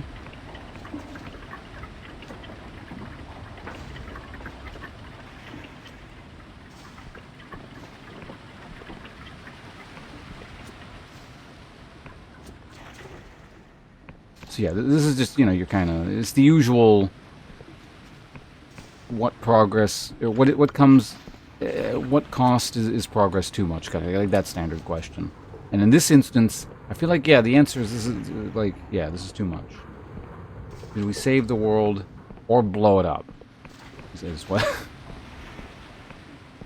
Because here's the thing, too. If you think of it from the long-term perspective, the very long-term sense, if these people essentially screw everything up and they all die, or, like, have to restart civilization for themselves or whatever, you know, you could argue they could learn from the things they messed up, potentially, and actually create, you know, an extremely bright, technologically advanced human society that can eventually leave this planet before the sun explodes, you know, whatever, but,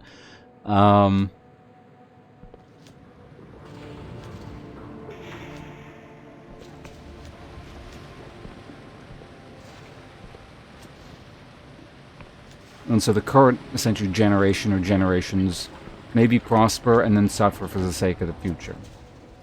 Because I think the way this is presented, I think there's no doubt that these people are going to kill themselves, essentially, with what they're tampering with. Potentially even blow up a lot more than that, like really mess things up for everyone. Because, I mean, the person was talking about the potential of the big explosion, like a mini world rend. There's that corruption thing, which clearly has something to do with what the king is doing, so that could get worse, like a giant plague that consumes all other islands. But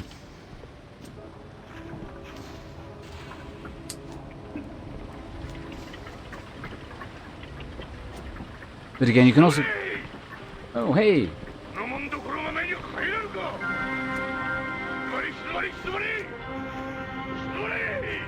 Isa, how you doing? When I was getting started, well, Noise was on an old tab and I was checking what was going on Twitch. I think I did see you streaming on the list. Unfortunately, I couldn't hang out, obviously, because I gotta, put on my own crap here.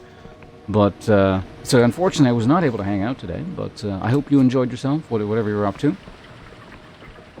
Thank you very much for sending your folks over. Nemzi. Welcome back. Good to see you here. I was already here, but technically also raiding. Well, thank you very much for dual-wielding streams. Oh, yeah, no, you know what? Actually, I did see Skyrim. I was like, oh, Skyrim, cool. I wish I could see what you were doing. But yeah, I had to, do my own show here. So maybe next time. Hopefully, we're not streaming at the same time or something. But, again, very much appreciate you sending folks over. Hopefully you're having fun over there. What is Skyrim game? I don't know about that. I mean, it's all personal preference. I'm enjoying this quite a bit.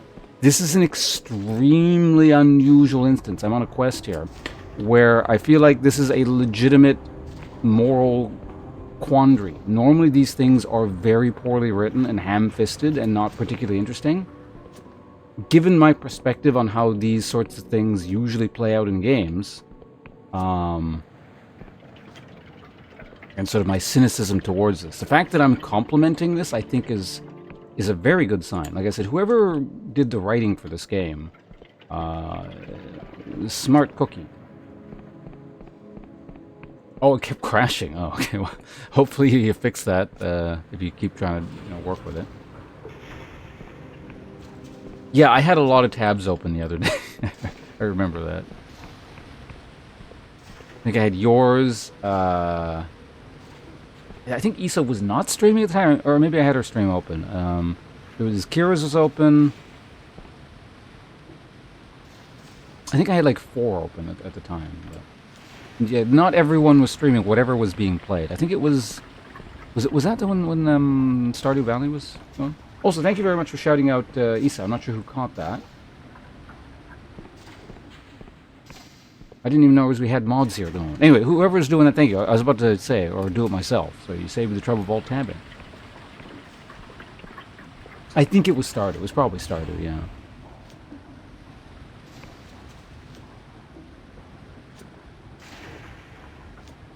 It is very good. It's just, me with my crappy voices ruining it notwithstanding. But I like how it did. Good job. Well done. A 9 out of 10 mod. Make sure everyone follows Issa over there. Who is, much like Arachne, also pushing for the partner, not partner, what's it called? Affiliate, right? So if we can help out in that regard, I would be very glad. You heard that right, guys? Get to it. Let's help everyone everyone just gets affiliate.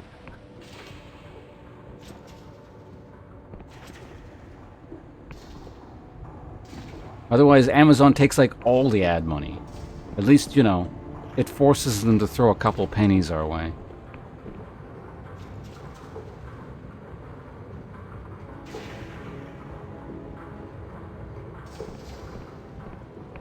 We're pushing for affiliate? Alright, well, yeah.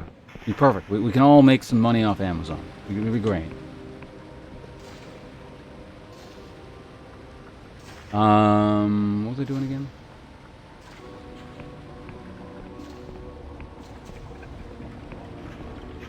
Just, yeah, if you just need to fill the follower quota, it shouldn't be too hard.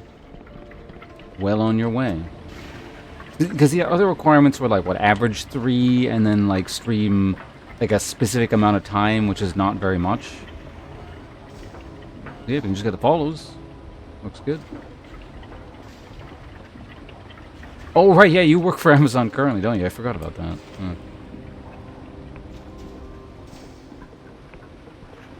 But, yeah, again, thank you very much for the raid. Welcome everyone coming in. It's good to see everyone here. It's cool hanging out with all these new and interesting faces now. I'm glad I was able to meet you through Kira. Kira has done wonders for me in life. You know, she's just a constant improvement. So, there's another thing we can add to the list. Tomorrow stream on 7. Yeah.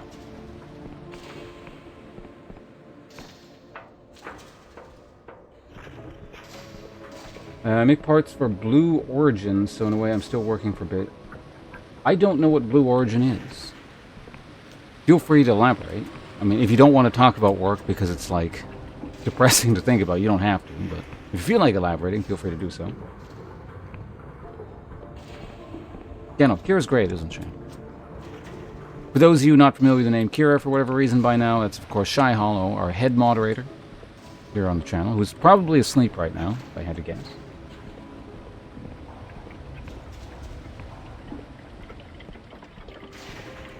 Yeah, this video has been mentioned several times. I'm not sure which thing people have been talking about, but I'm just isolated in my own weird world here, so I don't know what people are doing out there on the greater, wider internet, but yeah, it seems like it was a successful venture on your part, whatever this video was. Oh, the space company, okay.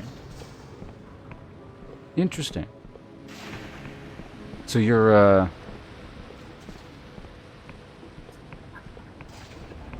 what's the term for that? You're a rocket scientist. That's good to know.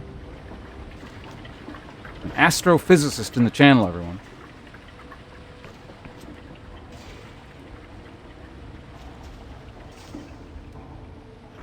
So it was just like a YouTube video you put up kind of thing, or? That's neat. Let me just make it. No. Confirmed. Arachne is a, oh wait. Or not Arachne. Issa is an astrophysicist.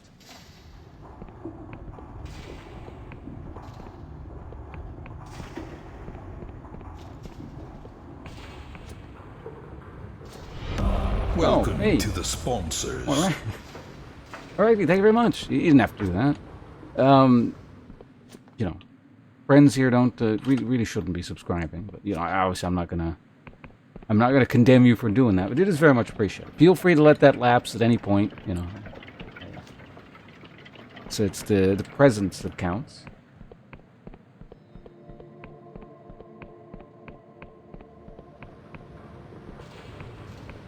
There's wasn't subbed. Well, you were in the correct state before. You made a mistake, but again, I do appreciate it. Thank you very much. And actually, that's a new subscription, right? So we gotta welcome you in properly with our channel gimmicks here, and then we will eventually get back to actually deciding on what we're doing with the fate of the Clockwork Kingdom. We can either blow it up to save it, or leave it alone to potentially screw it, or make things better. But we'll decide.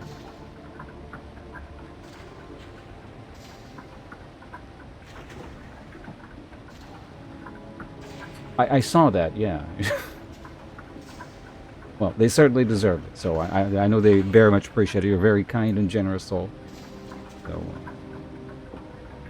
I thank you on their behalf. Also, I'm trying to find my webcam. Where the hell is it?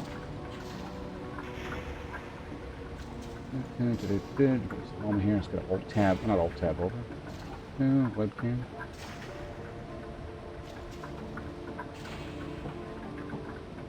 Why can't I find my webcam? There it is. Disappeared. Alright, so I've been sitting here for, oh wow, yeah, more than 4 hours now, so I need to stretch a bit before I swing around a two-handed sword. If you're going to take any piece of advice from the stream here today, it's stretch before swinging around a two-handed sword. Especially if it's in a very enclosed and small space like this, the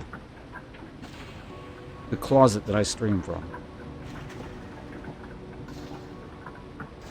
It's literally inside a closet.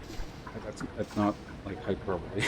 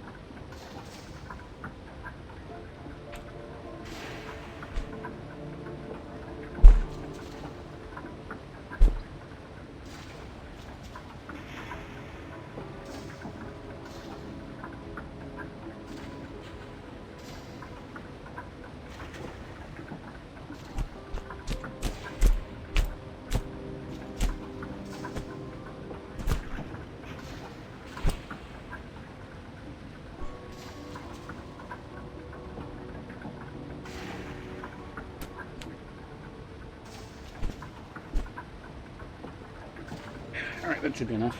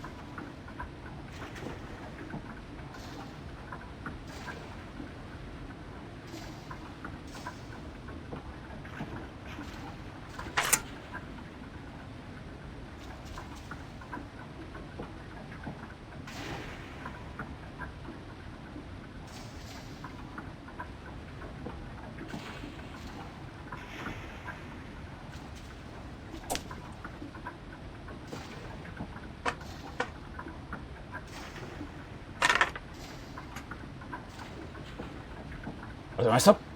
We're gonna push us.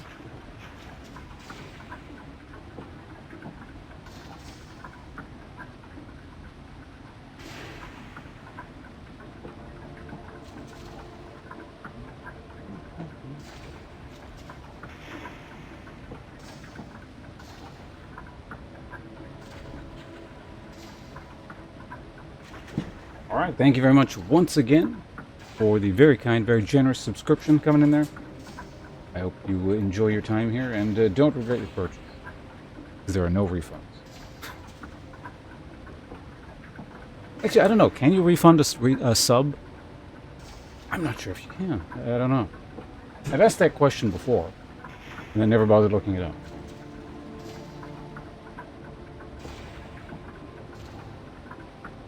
Yeah, it's an old Iaido practice sword. I never did Iaido, but I own one.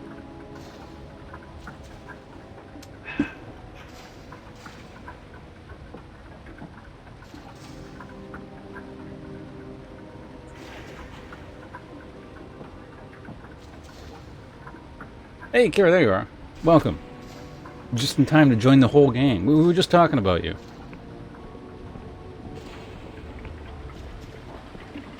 Once again, you seem to be the nucleus of all of this.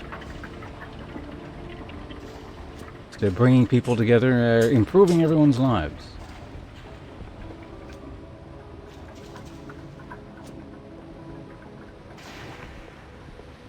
This is why I said before, you're like, you're the main character. You know, one of those shonen anime where you get people to gravitate towards you to like form a big adventure party.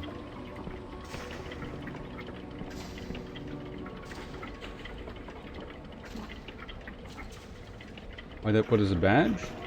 I don't... Oh, yeah. No, I didn't even see that. I understand. You just wanted to mute me. No, I get it. It's okay. I might mute me too.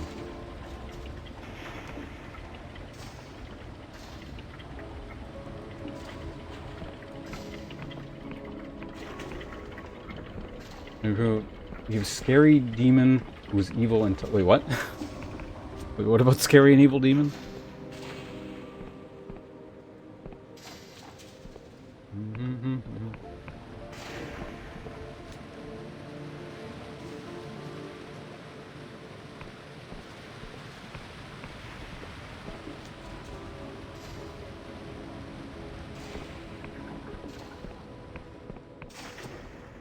Oh, are you saying you don't improve anyone's lives? I heartily disagree with that.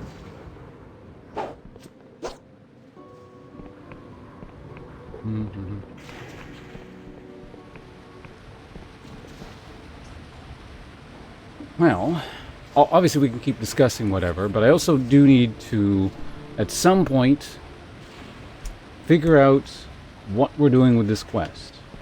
I'll recap everything for everyone in just a second, so everyone's caught up, you know, we're up to speed in terms of what I need to do here, but... Not yet. Once we get going in that, it's like it's a big discussion.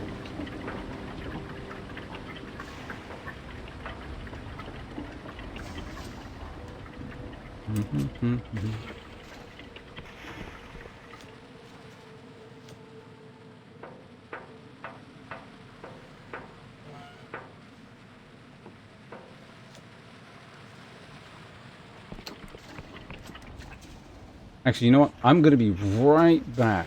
Give me like 1 minute. Uno momento, por favor. As they say in French.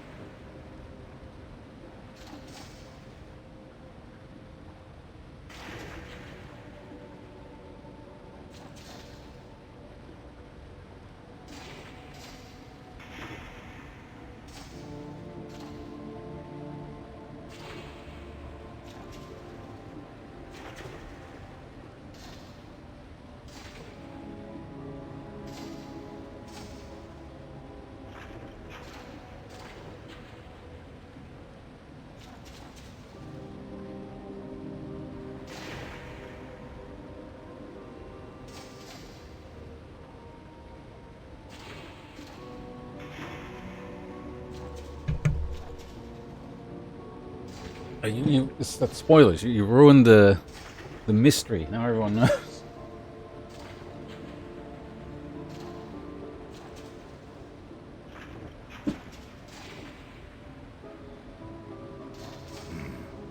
Thanks, bunches.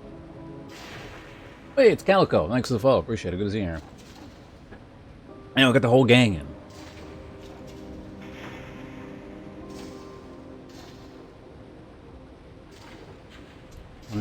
Chat? I don't know, I feel like a lot of people are probably reading chat. It's not like I'm doing anything. It's not like they have anything else to do at the moment. I'm just running around in circles talking about how good the writing is in this game.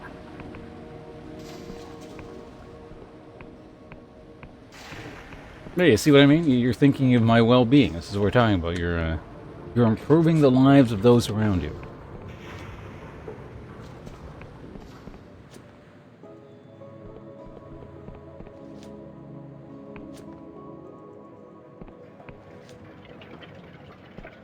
Like, do you remember me before we met? Not drinking, no, actually I can fall, it's fine. Not drinking water every hour, and all the other amendments you've made.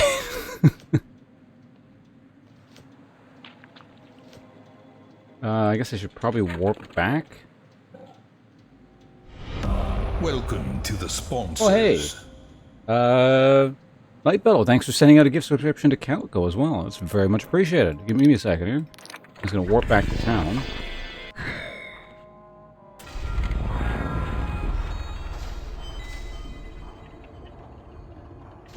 Choices, but only for yourself? Well, no, to be the antithesis, you'd have to promote bad choices to everyone, not just yourself. But yeah, congratulations. We're back, yeah, we're starting to... I'll get you properly welcome in just a second here. Swing around the two ends. I don't need to stretch again. That's the good news. I don't have to waste your time with that, because I just stretched. But yeah, we're starting to get back into semi-respectable subscriber numbers once again for the channel. You know, there's the usual ebb and flow with channel subscription points. They go way down and then they go way up. They were like way down, like the lowest they've literally ever been in 10 years, probably about a month ago. And they're coming back up to, well, we're back over 100 now. So again, thank you very much. It's very, very kind of you. Lightfellow, thank you very much for helping people enjoy themselves. Alright, it's webcam time.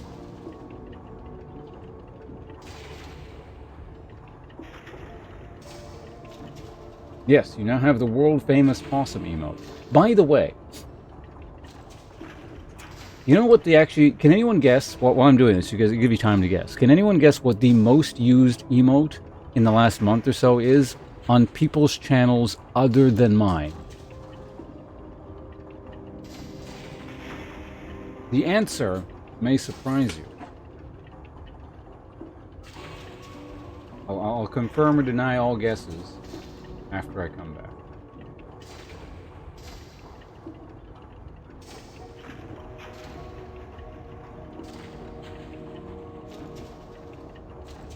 I use a small spectrum.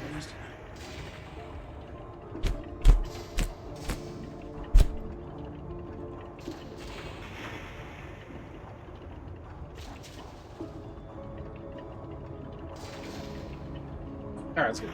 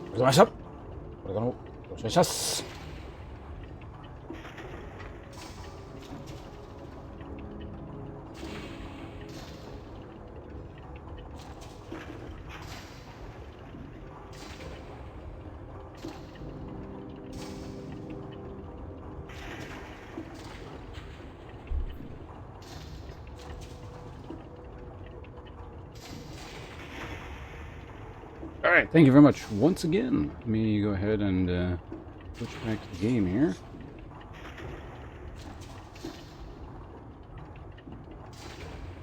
Okay, so what guesses do we have here?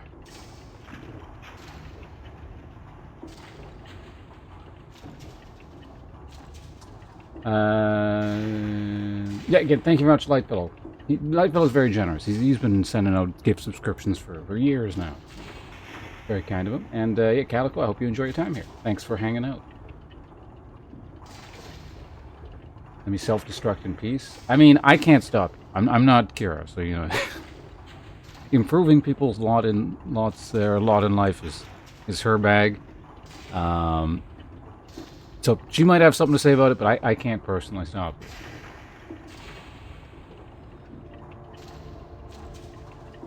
It's not Demud, no. It's not the hype one. It's not the possum. It is actually, yeah, it's the cat. I don't remember if it's the GIF version or the like the PNG one. And it's not because it was used in a whole bunch of places by a whole bunch of people. I don't know who was doing this. I can only see like a limited amount of stuff in the analytics, but it was basically like 1 or 2 people spamming that emote over and over and over again in some like a single channel. I don't know whose channel got spammed by it, and I don't know who was doing it, but they are single-handedly responsible for that being the most used emote on other people's channels. It was you? I know it actually... I know for a fact... Well, I don't know for a fact. It's actually possible you may have stealth infiltrated my channel without me knowing before we actually met and Kira introduced me to you. So I can't say 100% it wasn't you, but it was definitely before I knew you as a person as a result of Kira introducing us.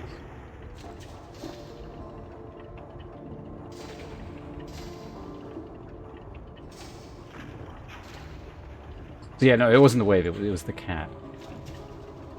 Aside from supporting our friends, so I have no idea what emotes are used where. Well, like, in terms of your emotes? Yeah, I actually learned about this, like, the stat under the analytics probably a couple months ago. It just kind of tucked away somewhere. I don't know, it's sort of interesting, I guess. These are the sort of things that, like, if you're a super serious business-minded streamer, you, like, keep track of all these things, and you tailor your emotes exactly to what people want to use, and blah, blah, blah, blah, blah, and then you start networking with the people that they're using the emotes on, and, like, you do all this weird, scuzzy business stuff.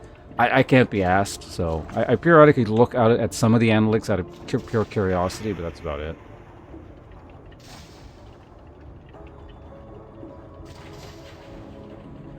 Megan doesn't improve, I'll never stop. Kira can't stop me from self-destructing either. I feel like she can. She's very, very persuasive. In fact, I don't think...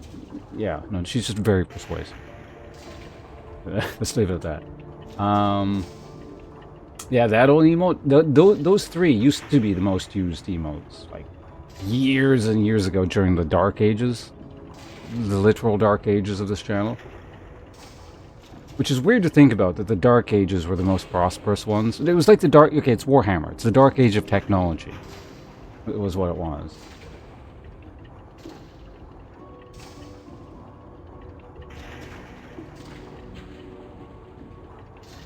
Yeah, it was one of the cats. It was either the GIF version or this, like, the PNG version. I can't remember which, but it was one of those. No, trust me. Kira will get her way. If you try and oppose her in that regard.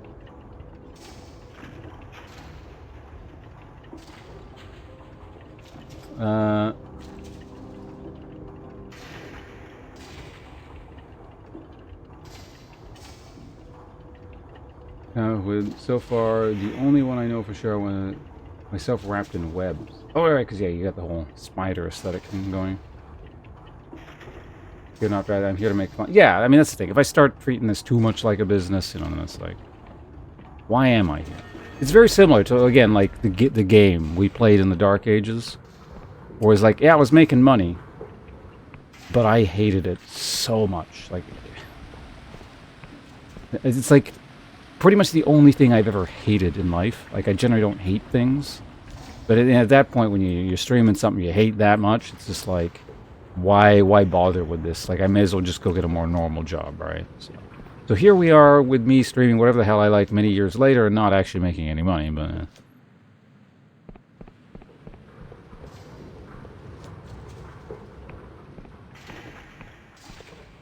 You'll never quit? My condolences. Wait, they have phone booths here too. I thought that guy said he didn't know what the phone booths over there were. Or maybe he was just talking about why he didn't know why the king was making so many phone booths.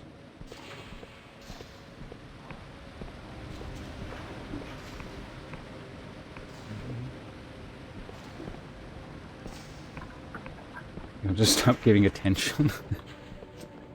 See? Kira, she knows what she's doing. Okay, on League, it's too much sunk cost. Is it the sunk cost fallacy thing that people like to talk about a lot?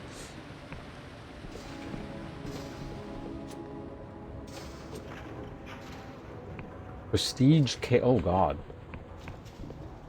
You really do need to give Kira and Nemzi all your money, so you you don't spend money on crap like that. If you give them all your cash, Riot can't take your money.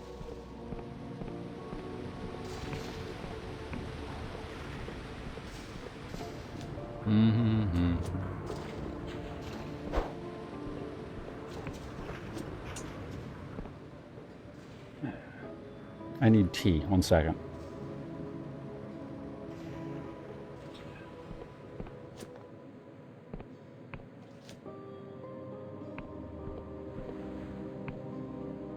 Brilliant logic. I like it. By the way, what's everyone's stream schedule for the rest of today? Is anyone like planning on going live again, or later today? I asked because like I want to know, right? Like I want to know what people are up to. So, I know people might be hesitant to be like, oh, it's going to seem like I'm advertising in Ponce's stream here. Like I know that's not what I mean. It's like I don't care. Go ahead and do that. Because I want to know when people are doing what, so I can hang out. Right?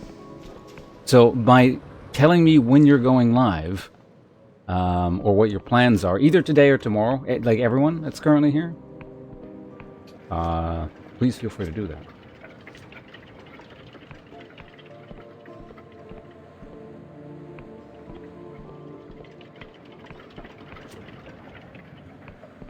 You're all doing Phasma? Okay. Oh, I just remembered something. Fuck. Yeah, if you try and link your... okay, because there's a setting that's enabled, any links that you try and do will get eaten. But, yeah, I don't know. If there isn't a link... we can do it this way.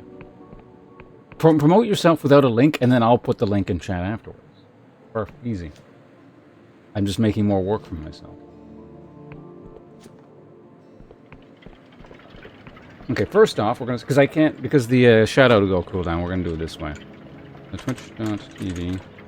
I mean, everyone already follows Kira, so I mean, I feel like this is not gonna have too much effect here, but make sure to go follow Kira there. That's option 1. Or Lightfellow can post it as well.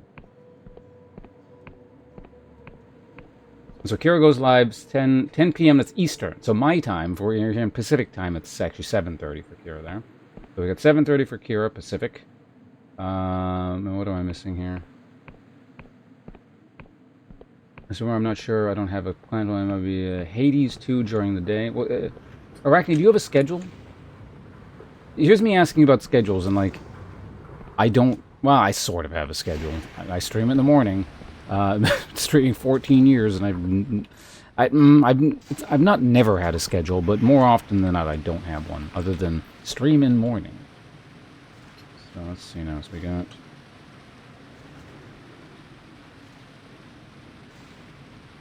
we got everyone hanging out here, so you know it's a good opportunity to do this. So Arachne will be streaming Hades 2 tomorrow, apparently, so you can follow her there. I don't know what time, but if you feel like letting us know, let us know.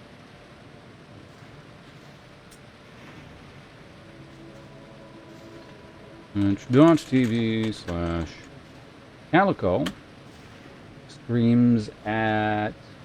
You know what? I personally actually haven't had a chance to follow you yet. Let's make sure... I'm going to make sure I do that right now. I'm new to this group here. It takes me time to follow everyone. Okay, there we go.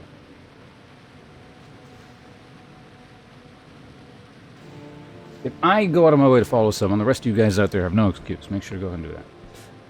Hey, it's Hope. Hope. Even you can self-advertise right now if you feel like it. I will allow it in this one instance, you know, since we're all here anyway.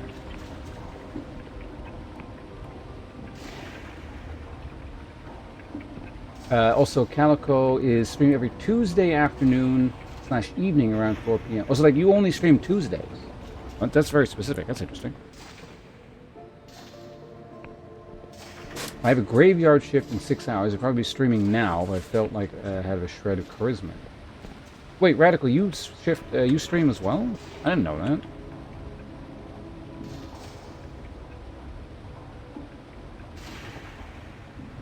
Well, apparently Radical streams. He's been over a while, and I had no idea he streamed this whole time. So I guess, you know, periodically you should ask questions like this, and we can figure these things out. So we got Radical in there. I didn't know that. Because your new job. Okay, so you sound like me in a few weeks then. I theoretically have a second job. Although, I don't know. I feel like again, I've been streaming 14 years, so it's very difficult to probably get out of that habit of streaming, so I'll probably be still reasonably consistent. 25 days in a row. Have I ever worked that many... Well, I mean, streaming I have, sure. A more standard job ever... No, I think the most I've ever gone without a break is like... It was a little over 2 weeks, and I remember being quite tired after that. Like, it was 14, 15, 16-ish days, I think. That was many years ago. Okay, so we got sabbatical. Who else am I missing here? Did I miss anyone? I don't think I have so far. I know there are more people streaming who are hanging out in chat. Or we're being very modest. But when they shouldn't be. Because everyone deserves recognition right now. But I won't force anything. What this game even is? I thought it was going to be... we talked about this, and I compared it to Morrowind, I think, right? And you said you never played that? So, I mean, it's like a little bit, or rather, I was expecting it to be a lot like a much older Elder Scrolls game. So, you know, all the crap that came before Skyrim. Turns out it's not exactly like that. It is a little bit like it, but it's more... It has many elements of a bit slightly more... structured RPG, not necessarily a linear RPG, still open world, but a bit more focused kind of thing, like System Shock or kind of, yeah, I guess games of that nature. Those sorts of like first-person RPGs. It's not exactly like that. It's kind of, again, yeah, I guess if it's an Elder Scrolls game, it had a bit more focus to it, I think. And also, it was well written. Like I said, I think that's... The gameplay in this thing is a little bit basic. There's nothing revolutionary going on to the combat or, you know, anything like that, or the spell system. But, yeah, the big draw about this game is the world build and, like, the lore and the writing and the quests and all that have been very good. Very enjoyable. So if you want a game with that keeps you engrossed in terms of its narrative and lore and everything, this is definitely a game I think it's worth checking out. Like, I have done everything that I think I can do, at least that I found so far in this game. It's probably a pretty quick game. You just want to zoom through it, but like I'm doing like all the quests that I can find and like reading all the stuff. It's very neat. It's very unusual for me to note when writing is very good and creative. A lot of games out there, it's just like, it feels like there's no writing team even. Like, it's just like a bunch of shit slopped together by programmers who we're not good at creative writing. Whoever made this game has got a very creative mind. It's got a lot of unique and interesting spins and takes and just like things that twist things just a little outside of your standard fantasy garbage. So it's been very interesting.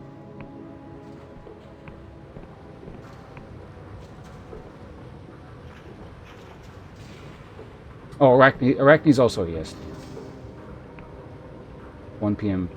You start in mornings my time as well then.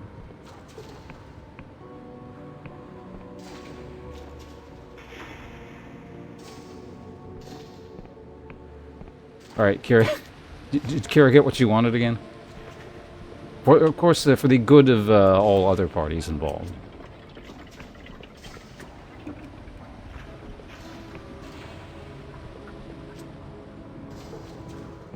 So I said, you can't not listen to her.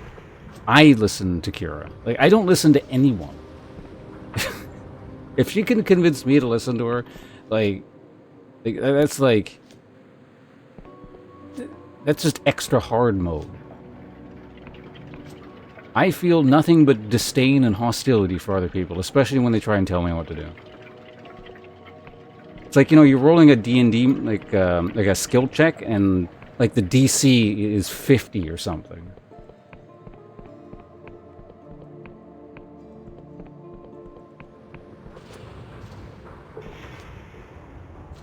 So I don't know what kind of modifiers Kira's adding to that roll. It's like, it's a really high charisma stat, and then... I don't know, what else? Persuasion? I guess it'd just be like a really high persuasion stat, maybe? I'm not really sure. Mm-hmm.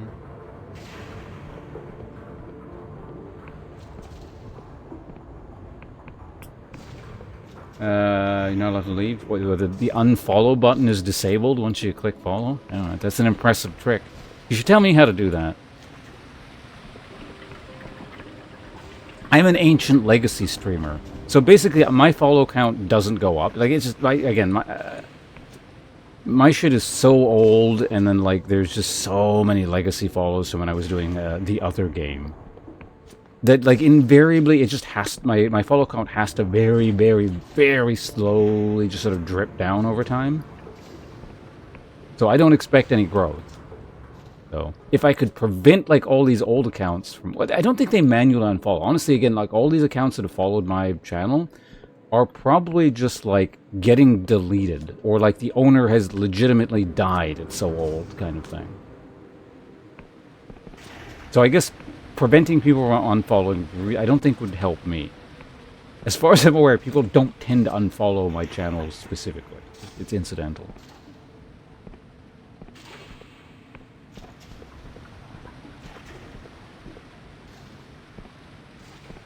Mm-hmm.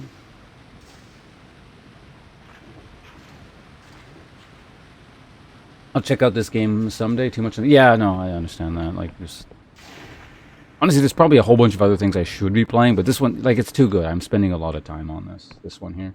I think this is like day 6 of me streaming this, so we've gotten a good amount of time out of this. Definitely got my money's worth of free. Well, yeah, I got the key for free. So, you know, got to keep that in mind when I'm praising it. I am not a paid shill, but received the product for free shill. You're going to be all right. Good luck with getting out of bed. We'll talk to you one way or the other, hopefully soon.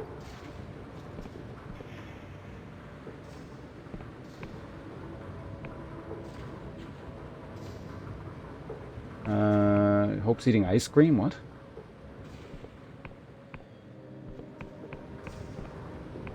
Oh, are you doing too much reading, Hope? He's an amateur. Well, one day of reading, his throat can't take it.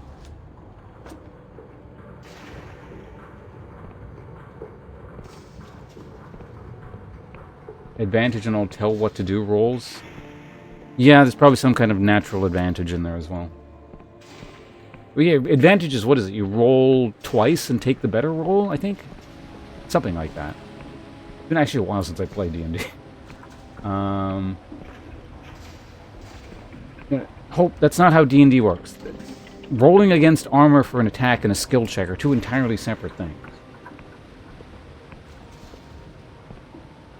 You're a legacy follower? No, you're not a legacy follower because you're still here. Legacy follows are one of the 44,000 people that don't watch me anymore. Actually, I don't even know. What's the follow count on the channel? Yeah, no, okay. Yeah. What are the 44,000 people who don't watch me?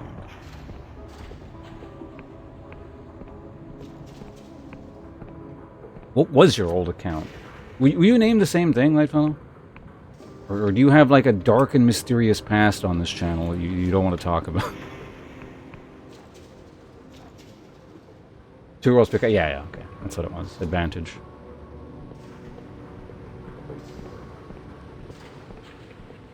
Can't leave if they're stuck on the roof of your cave. Well, again, because some of these followers are so old, and... like, legitimately, like, I'm not kidding. I'm pretty sure some of those people are actually dead by this point. Just, you know, going by the numbers. So I would really just have corpses on the roof. I don't know if I want that. Slightly morbid, I understand, but, you know. Well, I've been running around in circles for so long, my character is tired.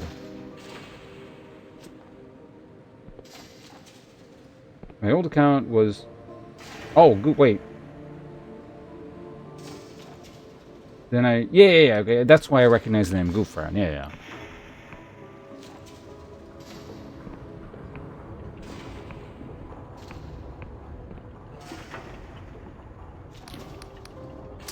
Okay, so let's try and make a little bit of... we can keep talking. I can multitask, you know. We can keep discussing whatever. But at the same time, I also want to make a little bit of progress on this game as well.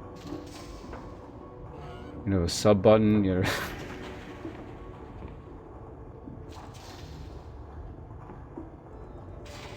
I don't know if I want to eat corpses from literally years ago, but I don't know, maybe they preserve really well on the ceiling when encased in web. Do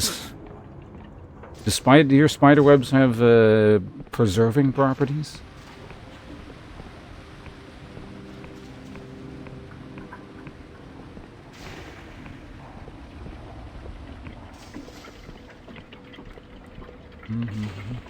And I got that ringing in my ear again. I don't know how this happened. I guess, generally speaking, medically, people don't know why this happens. But yeah, I've got about a month since I don't know, it's about 2 months ago now. I've had tinnitus. Periodically, the ringing gets a little bit loud, then it goes away, and then I can like barely hear it in the background when it's like super quiet. So if I'm streaming and I have headphones on or something, I can't hear it at all. But periodically, for like a burst of about 3 seconds, I'll hear a ringing.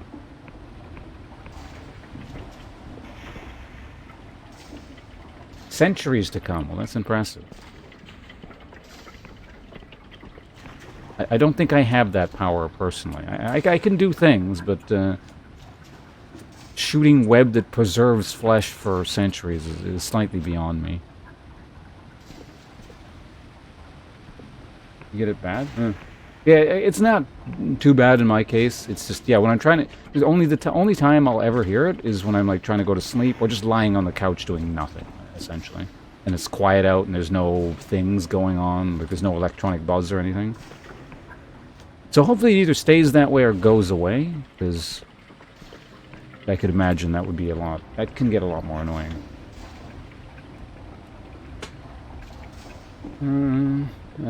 Did watch all your lore content back in the day. Knew that once something new was on PV, you explained it clearly without clickbait. That is one thing you could at least count on me for, yes. I never did clickbait. I'll give myself at least that. I dislike clickbait to the point where I wouldn't create clickbait. Better 10 years. Right, everyone's got it, apparently.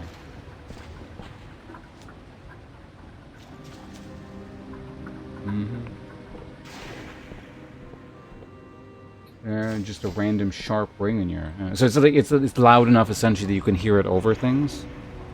Like, it's quiet enough in my ear that I don't hear it over things, essentially. But... Low B12? Wait, what? What are we talking about here? Is that like one of the robots from Nier? B12? That's some video game humor for you folks. I hope you all enjoyed that one.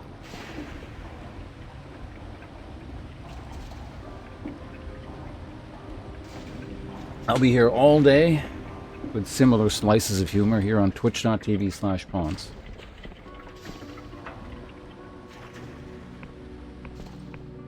How is it that a brilliant streamer such as myself, who can come up with nuggets of wisdom like that, is possibly having to get a second job to support himself?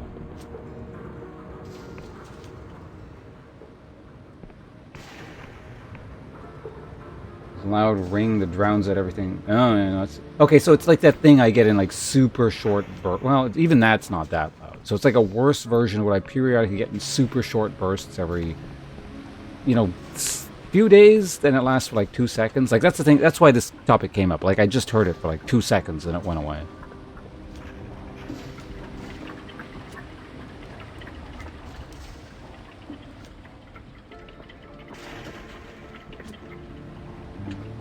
But so it's not like a consistent thing with you then. It's like, it comes up and it's really loud, but it's not like you're literally always hearing a super loud ring all the time.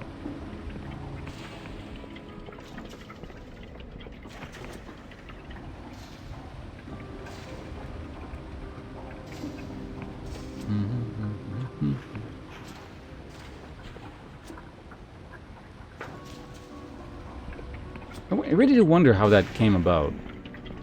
Like, because what it was is, I think somewhere around the start of this year, like really early on this year, I noticed it. Like, it was something that would pulse on and off very rarely. Like, on average, maybe once a day, once every other day. I would get kind of a quiet bing in my ear. Usually, like, while I was streaming, but well, I mean, I'm always streaming, so it's probably more coincidence than anything. And then it would go away. It would last anywhere from like 2 seconds to sometimes a minute. It was never particularly loud. Kind of like how I get it now, very periodically. And that was never really an issue for me, as far as I can remember. And then it went away for a few months. And then sometime, it was like the middle of last month. In fact, I remember the date specifically. I think it was the 19th of April, when I was going to sleep. I noticed there was a very faint ring in the background when there was like no noise. And so from that point on, it's been a consistent, like a very, very quiet, consistent hum in the background.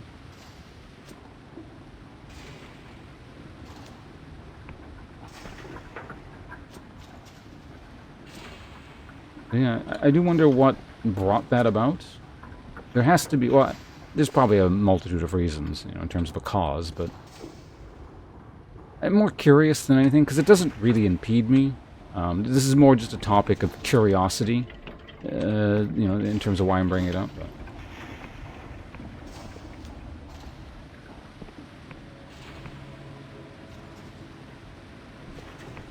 With no schedule, just randomly. Otherwise, the constant low ring that I only hear when... Okay, same thing with you.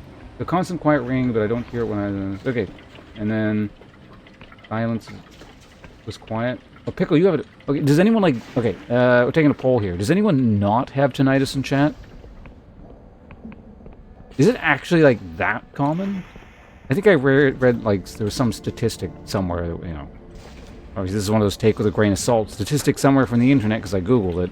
It said, like, 10-ish% of the population has it, but... That would have to be, like... I don't know where they would have got that statistic. Like, people who are reporting it, and then it gets, like, recorded in medical literature somewhere. I don't know.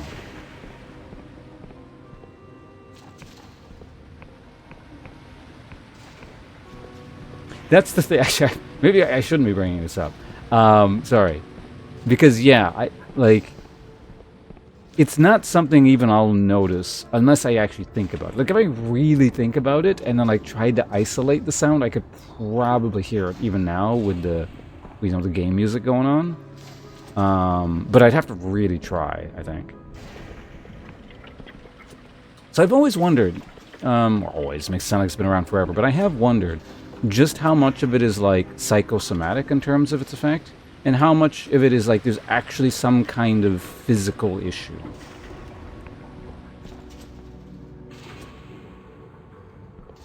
Like with most things, it wouldn't surprise me if it's some mix.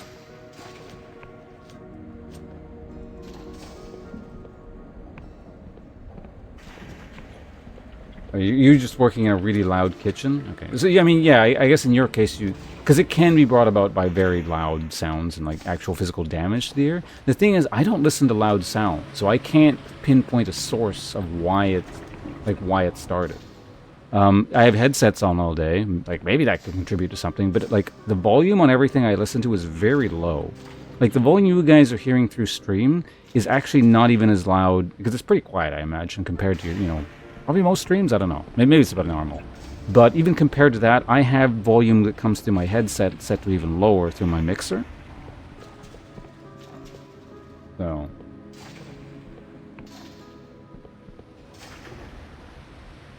Marching band, loud metal show, yeah. So in your case, you can definitely pinpoint to probably what the cause is. Definitely have earbuds, I definitely destroyed them. Okay, so in your case, you have a physical cause there again. So yeah, I don't know why I get it personally. It might be, I don't know, like the only thing I can think of is that I have my headset on so many hours of like most every day. Because like I stream most days, and then I go kind of do my own thing, or I'll be, on the computer, I'll be listening to something. Again, the volume is very low though. So it's not like a case of it was a loud sound that triggered some kind of damage. On and off since you were a kid. Alright, they're Indian as well. I'm just gonna go with literally everyone has tinnitus. Alright, so it's not abnormal. It's you, the viewer, who doesn't have it. You're the strange one.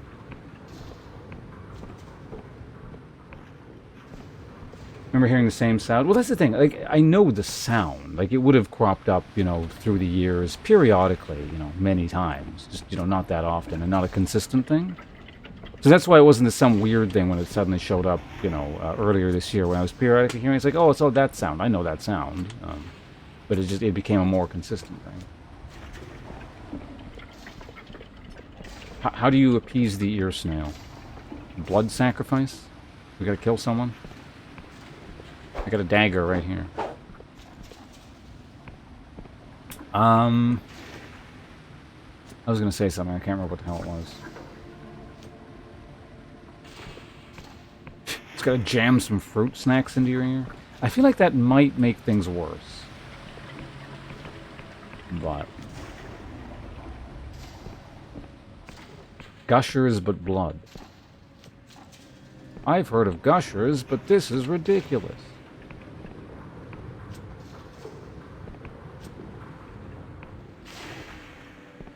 Actually, that raises a question. You know, like, really old kids shows? Like, I'm talking, at least from what I remember, like the 90s and like, earlier.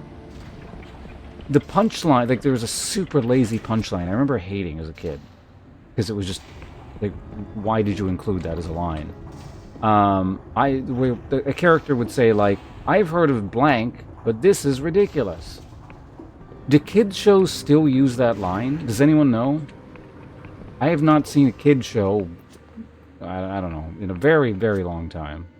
But here in, you know, year 2024, is that still a thing? Or, I don't know, in general, the 21st century, is it still a thing? Who watches kid shows in the channel? I don't know, does someone have a kid in chat? Or does someone just enjoy kid shows? You know, in fact, I won't even act. No, so there's no shame. Is anyone familiar with a show for small children that still has used that line? I don't watch too much TV myself. Actually, recently, I've watched like 2 series. I want to say in like the last 4 months. And that's like unheard of for me. That's a lot. Do your spiders watch children's shows?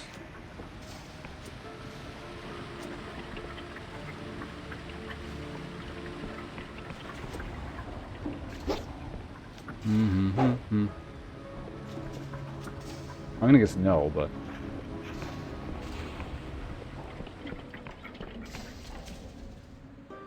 Also, I think I said I was gonna make progress in this game, didn't I? And then I didn't. Yeah, no, Arachne's cool. Certainly keeping chat active.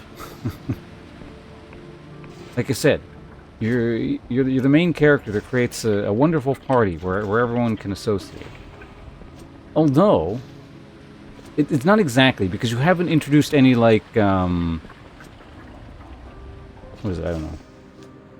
Conflicting elements in the party. Like, usually there's 2 members of the party who don't get along. I don't think there's anyone who you brought together that, like, don't like each other. I don't know, maybe there are people secretly feuding and there's drama in the background somewhere, but... there's too much harmony with the various parties you've created over the years. I am still running around, yeah. I said I was going to make progress, but we ended up talking about something. Well, right now we're talking about tinnitus, but... because apparently everyone in chat has tinnitus. It's not just me. Try to fix it. Well, yeah, I mean, that's what the main character does. You gotta fix the problem. But...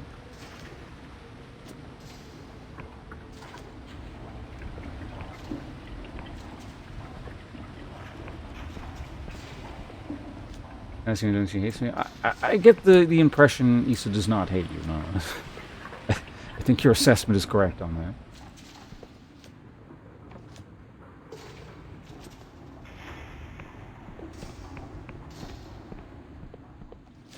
And being not a threat and becomes a friend of the party. Season 2. Then who's the main character?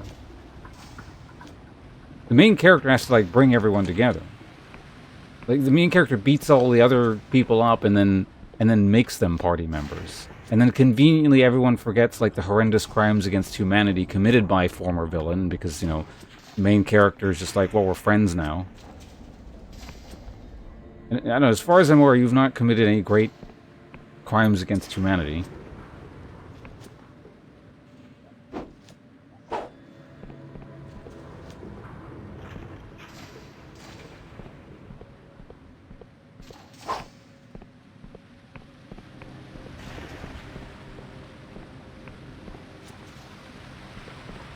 Is Nemzi the main character?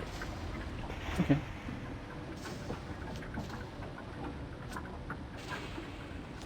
I feel like you two could maybe argue over that one.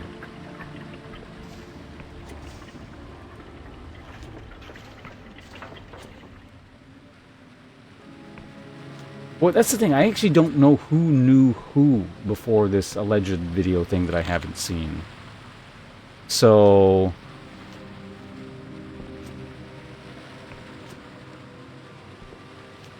maybe in this specific, because I mean, obviously, like, you know, I've referred to you as the main character with other things before. So in this specific instance, it's more like it's one of those animes or manga where there's like two rival sports teams, and then they combine, and then you were the captain of one of the sports teams. I don't know if that trope is still a thing, but like way older shows used to do stuff like that.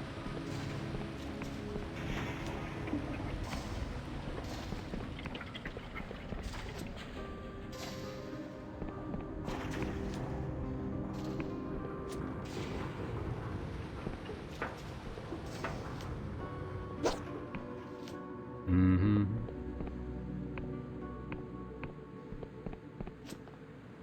Does Hope count? Is Hope part of the team?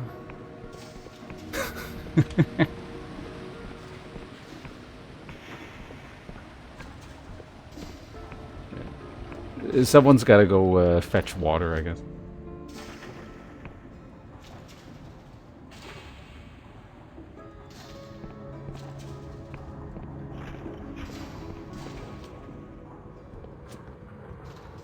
Okay, so I guess in this specific instance, then, okay.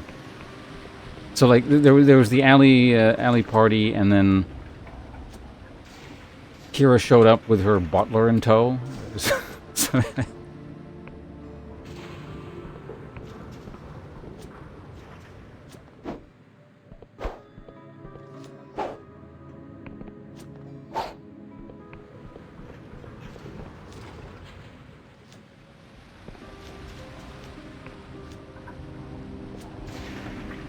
I could be like a Walter or a Vulcanheim. Yeah, I can work with that.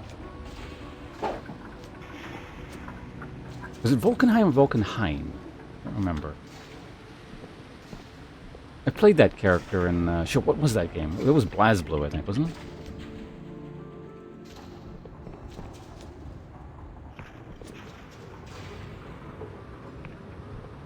Anyway... Is it finally time for me to start making progress again in this game?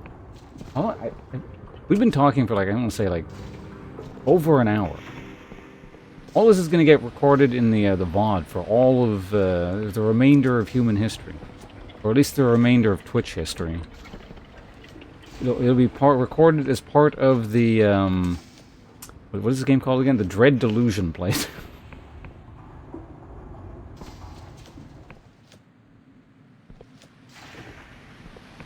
In any case, what was I even doing? Right, we were going to either blow up civilization or DMCA you? What are you claiming? Conversation? So what is this? Is Kira DMCAing me? I'm not sure. Oh, this is yeah, well, we can't get DMCA'd for this, I imagine. So this is the... Can I show this on stream? I've never seen this before. This is allegedly the call to arms that that caused everyone, not everyone, like a bunch of people here right now to know one another.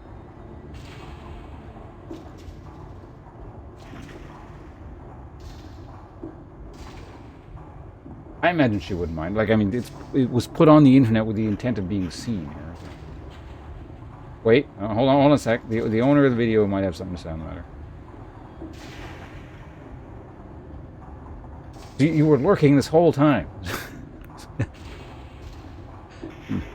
Brought to the limelight. I mean, do you actually not want me to show it or something? I won't. It's your video, and I'll respect your wishes, Baron.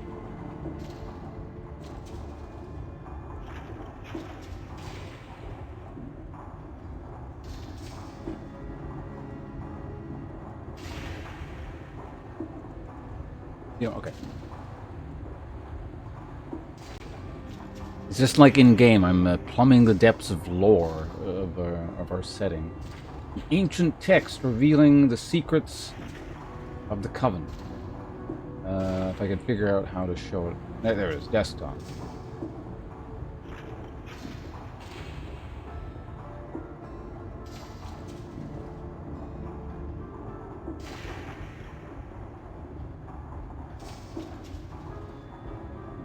Yeah, that's a condition, a geas that's been placed upon me. I don't need to be on screen.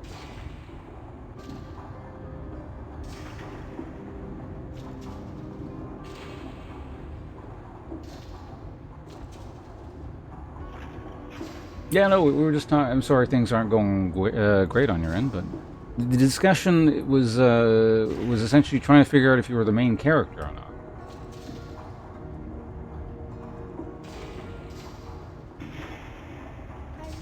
Hold on a second, wait. This background noise is too loud. Red Delusions, you're wonderful, but you need to shut up for a minute here.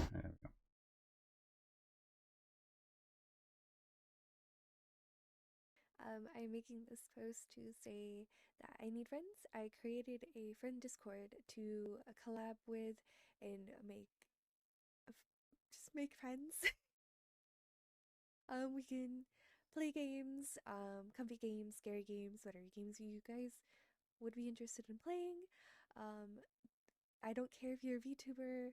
I don't care if you stream. I don't. If you do stream, and that'd be great because then we can collab. Yeah. It is in my link tree if you guys would like to join. If not, you can also join my personal stream Discord because I also collab on there as well. Thank you. Bye. Hi, hello. Wait, no, that was no. Oh, that's why it was so quiet. It was because this. Well, you guys heard that anyway. There was also like the thing about him. I had the volume down. You know what? That deserves a like. There we go. Did I do it or I did? Yeah, it was straight to the point, effective. You got your point across. I think this is a wonderful video. I think I'm convinced now to figure out who this Nemzi person is. I gotta find a link somewhere to be a part of this Discord and community. Also, how do I turn the game back? Oh, there we go. Hi, I'm back on the screen.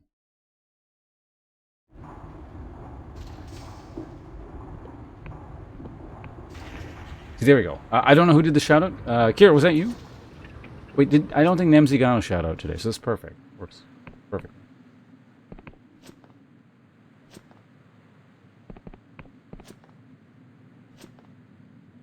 That's the that's the main character of the party.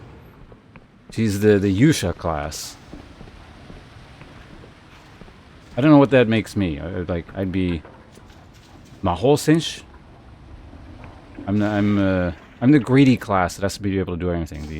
The spell sword.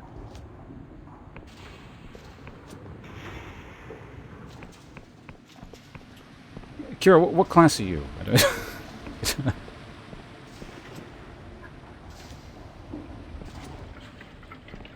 I feel like some sort of hybrid-ish, like maybe an arcane trickster, rogue caster hybrid.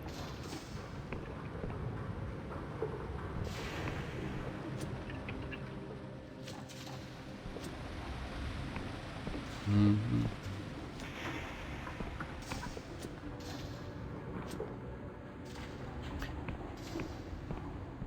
Was what I'm saying? See, perfect. You know, After all these years of knowing you, apparently, you know, I can figure at least that out.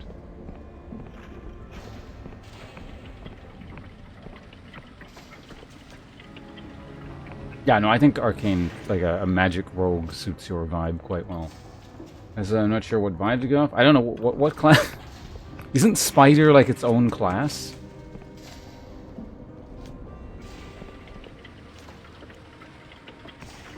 What class are you? Demagogue. I think you yell and are angry and that somehow affects physical reality.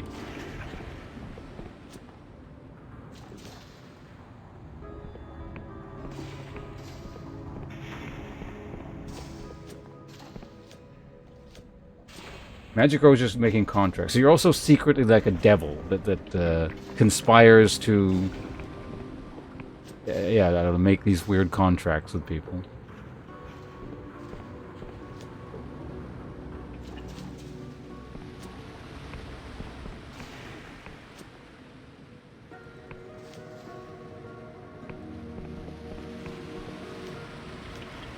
I don't know, if you don't like that Lightfall, on a similar, it's either like a demagogue or like a scald or something like that. Either way, it involves a lot of yelling. And probably some degree of brute force. But yeah, Arachne, like, I think Drider is like, it's both like, it's like a race class combo thing. Although I guess Drider can have a class, I'm not really sure. And raising your voice and yeah, but it's because you're not in like a combat situation. You're just waiting. And then one day, you know, Fus Roda.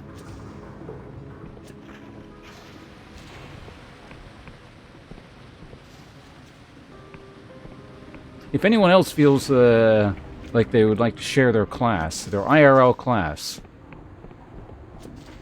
yeah, well, feel free to do so at any point. I'm actually curious. Now, this is an interesting topic of its own, and will continue to distract me from making any progress in this game. So again, sorry to anyone who like actually wants to see what's happening in this game. I will eventually either blow this kingdom up or save it, or both, or neither, or some combination thereof. It's just going to take me a minute here. Yep, VTuber. Well, not just VTuber lore as well. Like, again, literally anyone from chat who thinks they have a class that would suit them well. And then I will know, and then I will judge you by your declaration until the end of time.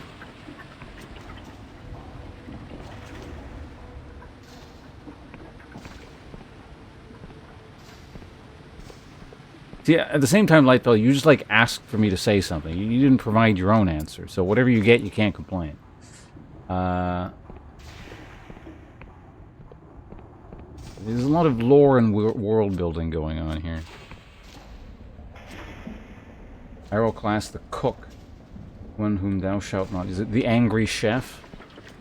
Yeah, that's a class. I mean, I used to work in kitchens as well. I know what they're like back there. There are people who are back of house for back... Basically, the back of house is the back of house for a reason. You don't want the back of house being the front of house, because you'd end up with a lot of customers being thrown out a window.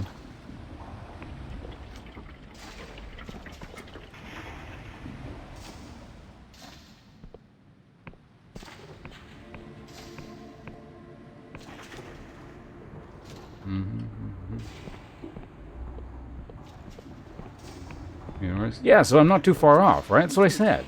Like a Scald or a Demagogue, or like... Well, I guess if you're going with an actual standard D&D class, it would be, what was it called in 4th edition? Was it Warlord? It was the thing that would, like, the Tactician class thing. That would yell a lot. I don't remember if they... No, there is an analog in 5th edition. It's one of the fighter subclasses. We're not limited to D&D classes specifically, but sometimes it's useful to reference. Wymond was partially this. One of my earlier D&D class characters. What the hell was it called? Does anyone know what I'm talking about? It was one of the fighter subclasses, where you would get points, and you would spend them to add modifiers to your attacks.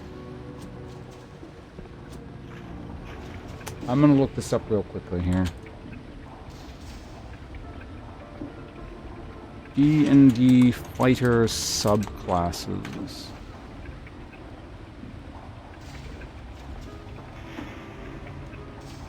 Battlemaster, that was what it was. Granted, I'm not saying you're Battlemaster. Battlemaster is a bit different. Like it's different in 5th edition, but that's the analog, essentially mechanically.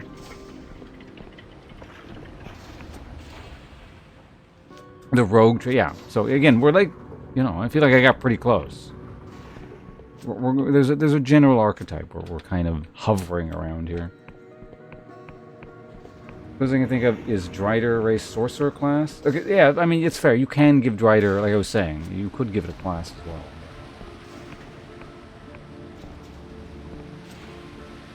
Drider sorcerer. So I mean, yeah, I guess so. You're going for a general caster archetype. Despite the fact that I gave myself half caster, I don't like casters very much. Not saying I don't like other people's casters. Like I don't like being a caster. Or like, when I pick a class in a game, I don't tend to pick caster. But in games, when there's a good viable hybrid option, that's usually my favorite. So like, yeah, you're a tank mage or your spell blade, one of those sorts of things. Oftentimes, because if it hasn't been balanced properly, it's overpowered. Now, there's also the danger of being too weak because they do everything, so the devs are like, okay, well, we'll make the hybrid class suck. But if they don't go out of their way to do it, oftentimes that many tools ends up being like ridiculously powerful. So. One of my favorites, and I've mentioned this before, came from a game called, it was an MMORPG, it's still around technically, Rifts? I think it was Rift. Either way, that game let you mix classes to create your own custom class. And I think the thing I came up with in that is my favorite class that I've ever played in any game ever. Well, any PvP MMO ever. Because, like, it did literally everything. Because what was it? Like, tanks inherently...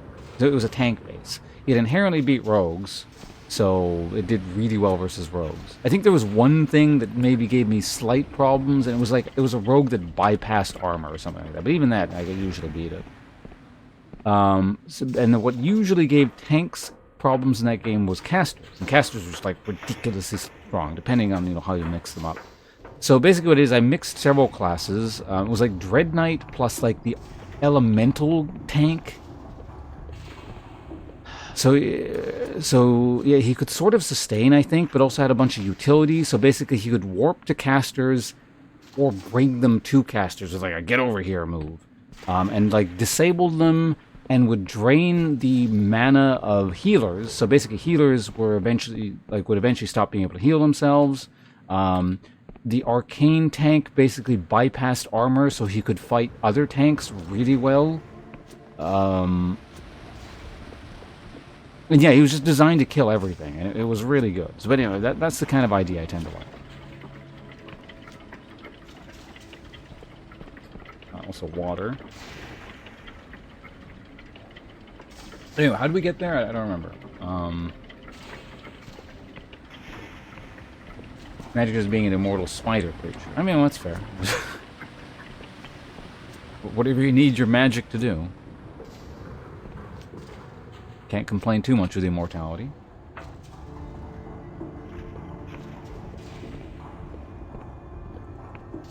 Which reminds me, I said I don't like pure casters. I think whenever, Kira, whenever you got like another D&D campaign planned, I think I'm gonna want to make a caster, a pure like a wizard.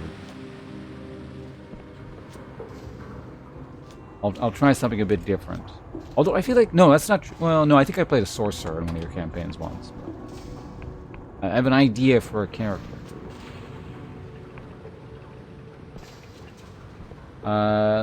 Winter Witch character in Pathfinder, Wrath of the Righteous. It's not optimal. It's a prestige class that needs weird shit to be taken, and is a great role-playing opportunity.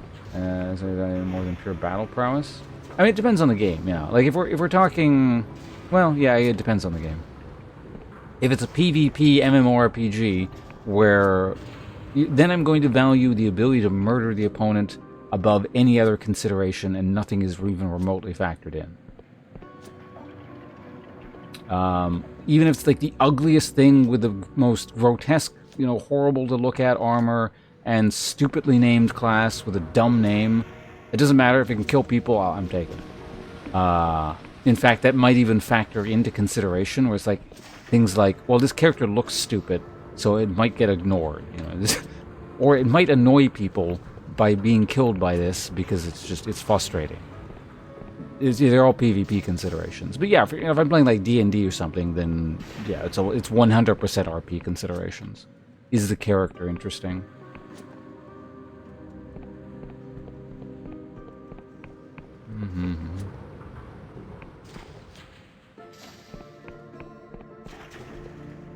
Magic is necessary immortality and gathering. Oh, your spider thing. Okay.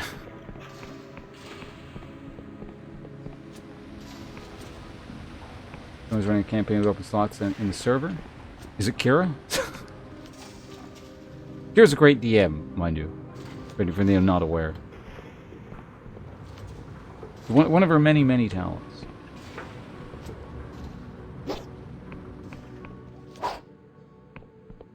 In fact, the last time she ran something, this campaign, I don't know if it's still going. It was meant to be like a short, what's it called? Proof of concept kind of thing, I think. So I didn't get to play it again. But some of you might remember the character Shifty Steve. Well, I was talking about how if you're running a new campaign anytime soon, because I was talking about how I don't like casters normally, but I do have an idea for a wizard I'd like to run in one of your campaigns at some point. If you feel like doing that ever again. I got an idea. And then we started talking about how, like, the last campaign, yeah, it was... some people from the stream might be familiar with the voice, that's where the character came from. Yeah, old Shifty Steve. I don't want to talk like this, too much, because I got a lot of voices to do here today, and this one here hurts my throat a bit, so, we're going to leave it at that, but...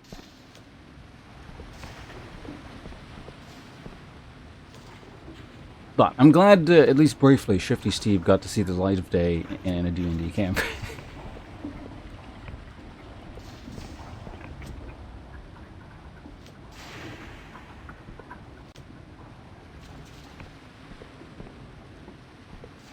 I mean, if you do run a campaign, I'm not going to spoil it.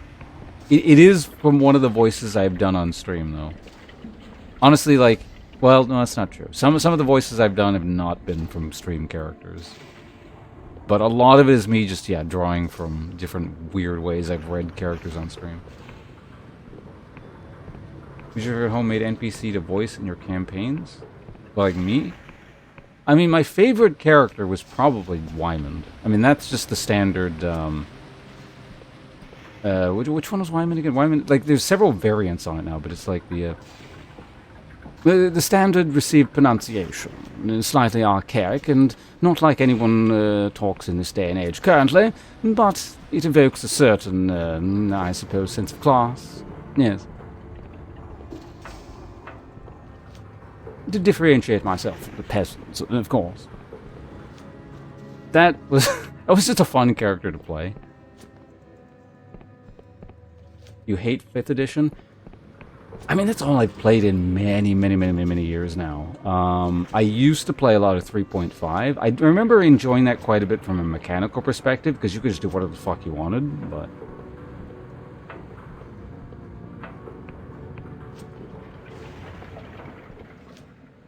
Haughty, no. I assure you, his sense of entitlement was entirely justified. After all, the nobility does carry a certain sense of responsibility. Who else is going to look after the peasantry? Themselves, I think not.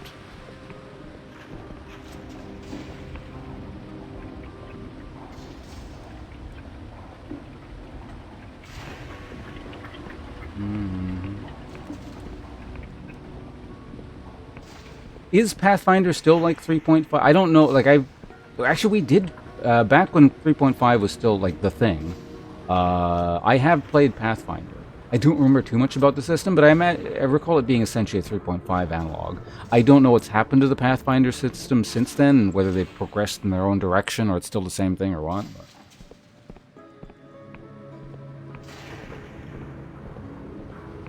In only one campaign where I became super OP because my DM gave me a broken home for magic item. Well, that's the thing. How I've played D&D has changed a lot over the years. I mean, there's two distinct phases, essentially.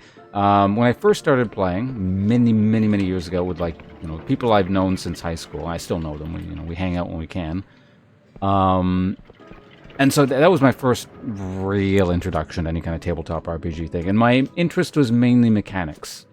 I made gross, overpowered things that would break the campaign, but I tried to keep it in check to a degree, because, I didn't want to be a jerk and fuck everything up. But, it still bled through periodically, like when I would one-shot a boss out of nowhere. And it would catch the DM off guard. But...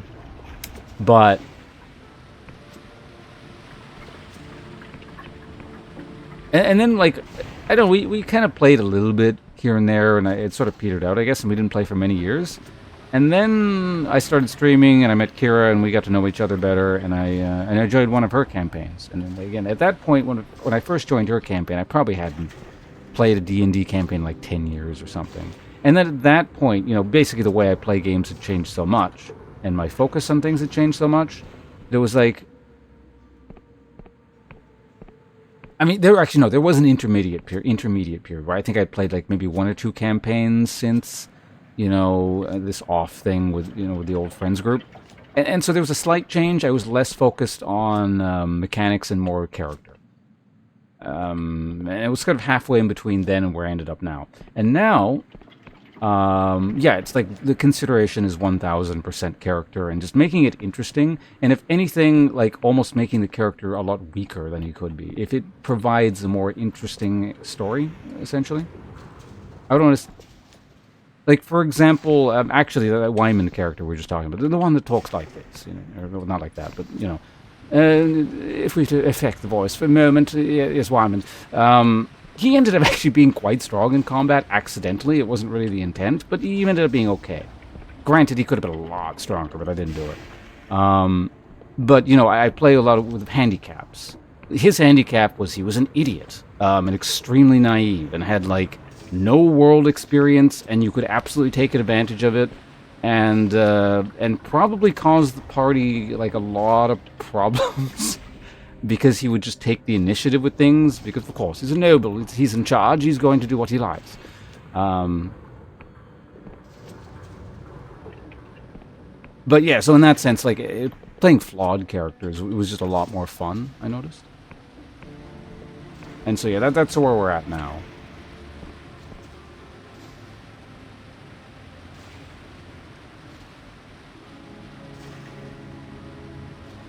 You wanting to do it? Yeah, no, D&D's a lot of fun. Any kind of tabletop.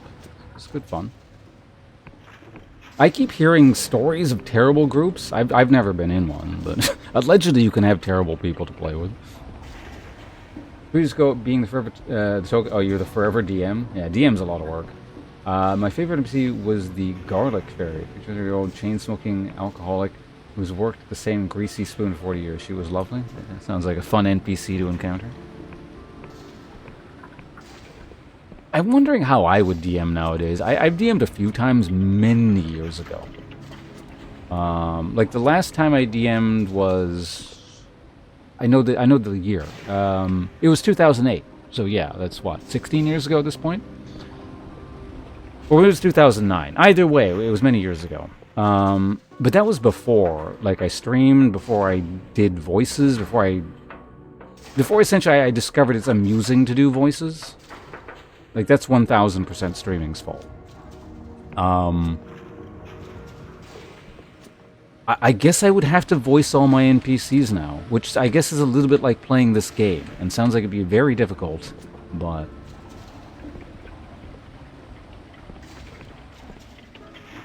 But yeah, I don't DM because I know how much work it is, and, I'm one of those people, when I start a project, I go, not crazy, but I really invest in it. I want everything to be right kind of thing. So I step back from projects to just not initiate them, because I know what initiating will result in. Most of my characters are RP based and less combat because I'm not good at the combat. Well, I mean, like, I don't know, every time we've played, you seem to hold your own. I remember your vampire character was pretty strong. Isabella?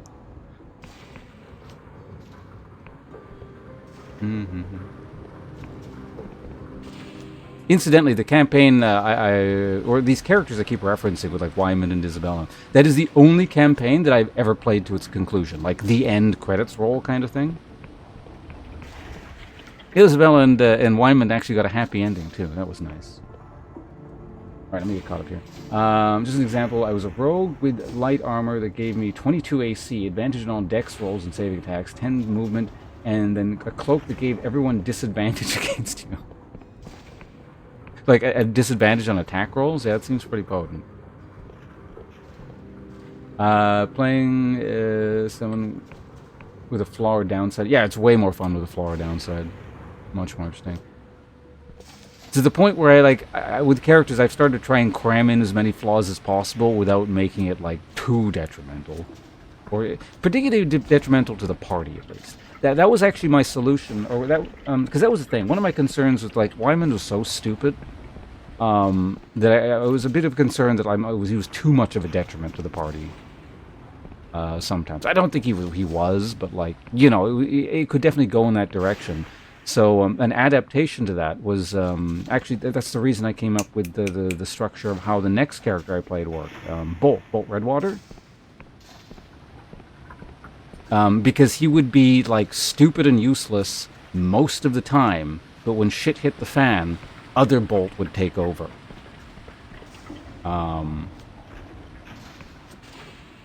So you know he wasn't like he basically so he wouldn't get the party killed or something when it really mattered. So for those who want to, I had a, I guess I'll explain the character. It's a bit gauche, I guess, talking about your D&D characters. But we're on the topic anyway, so I'll explain it. I made a kobold warlock who was like one of the on-hit style warlocks that like would do on-hit damage through a variety of means. So he was more combat-focused than spell-focused, which I guess a lot of them are. But anyway, you get my point. But he was a gunslinger. In the setting, there was gunpowder. So he was useless like 90% of the time. Because he was a kobold, and he kind of talked like this, and he was actually a child. So he wasn't particularly good at making decisions. And sometimes would get himself in trouble, and probably also everyone around him as well. And then, of course, when shit hit the fan, that's when the real Boltwater took over. Because basically his warlock powers were the result of a dead bounty hunter inhabiting him, and through some sort of infernal contract he got access to basically his warlock powers. I don't think that was exactly his voice either. It was pretty close, but it's when did we do that campaign? That was probably like a couple years ago at this point. Also said as Red. Well, that was the thing, right? Yeah, because that was an indication that Bolt Redwater wasn't Bolt Redwater. Bolt Redwater was actually the name of the warlock or the bounty hunter entity inhabiting the kobold. I don't know if I actually ever gave the kobold an actual name. Was it pretty close? It was something along. I remember it hurt my throat to do. Another voice that hurt my throat to do.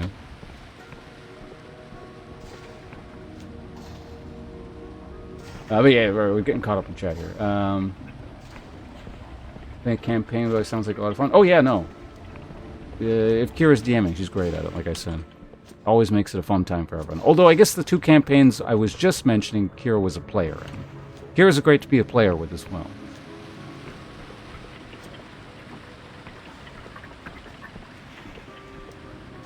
It was. Oh, you mean like the ending for the Wyman and Isabella campaign? Congrats on managing the ended campaign. Yeah, no, it was. I've played many campaigns over the years. Again, it was. I guess on and off. I've been playing. I have been playing D&D for like 20 years now.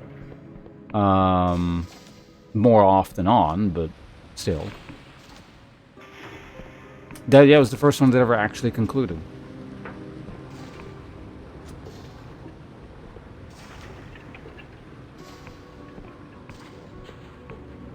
Yeah, no, we all look forward to all the effort you're going to have to put into DM.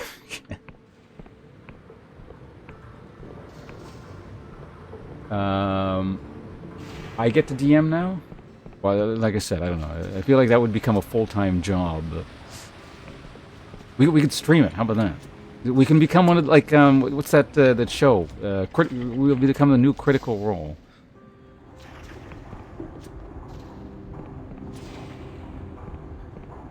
I don't know. I don't think I would want to be on stream for that. Well, I mean, I wouldn't mind it. I'm on stream all the time anyway, but, like, that turns it to work at the same time, too. And I don't know how keen, like, everyone that we play would be on, you know, being on stream. Oh,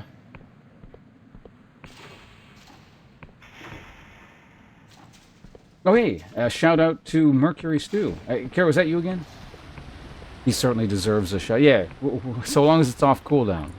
We'll just keep sending shout outs there. Oh, he's live now. Okay, well, that's cool. Is he still on Tsushima? Because I think he said he was on the DLC.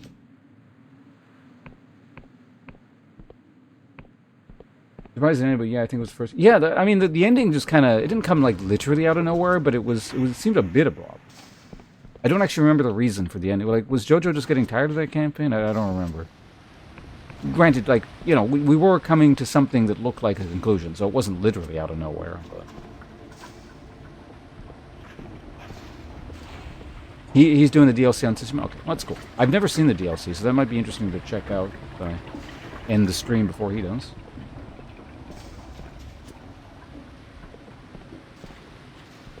Casual. Oh yeah, like I mean, I'm enjoying this, for example, but this is still clearly like playing this game. But yeah, streaming turns playing video games into something just very conceptually different in your mind. It does become work. The way you think about it, the way you treat it, the way you play it. Just everything's different. Like, if I, for example, just ended streaming tomorrow and never streamed again, I'm not really sure how I would treat playing video games at that point. I think it would be really weird. Which, I mean, I've heard other people say that. Like, for example, Mr. Burrito, he was in here a couple weeks ago saying that he stopped streaming. He used to stream, like, every day. Well, a lot. And he said ever since he stopped and playing video games, it really took a while to adjust. I think that's what he said anyway. That it took a while to adjust back to the old way of playing games. Like, it definitely changes your perception of playing video games, how it all works. A bit of inside info for you guys, eh? For those of you who don't stream.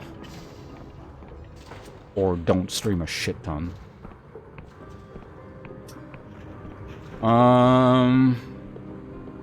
Alright. Well, is there anything else we want to discuss D&D-wise? Maybe it's time to make a bit of progress here in the game. I don't know if it actually is, but at the very least, let's rest so we get my stamina back. I'd probably keep some games off stream, enjoying some time. Well, that's the thing, too. Like, I have some games I'll play off stream, sort of, but I barely do it. I don't really play stream games off stream anymore. If I were to be streaming, playing a game off stream, it's probably because specifically Kira wants to play something. And I'm like, oh yeah, sure, I'll join for that.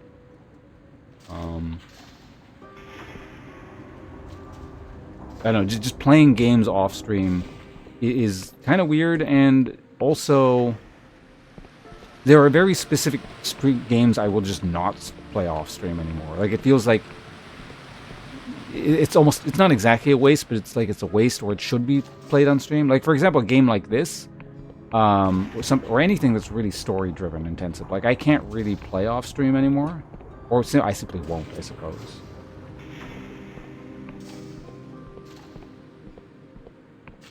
Yeah, periodically just Kira shows up with a blackjack and smacks me over the back of the head with it. I'm trying to get more comfortable with the idea of streaming. Also, hello, by the way, Podgy Planet, welcome. Yeah, I mean, that's the inverse, I suppose. Like, it's hard for me to remember that, essentially, because it's so many years ago.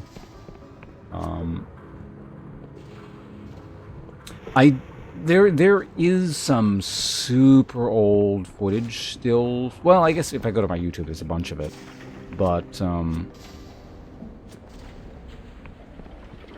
Yeah, no, I mean,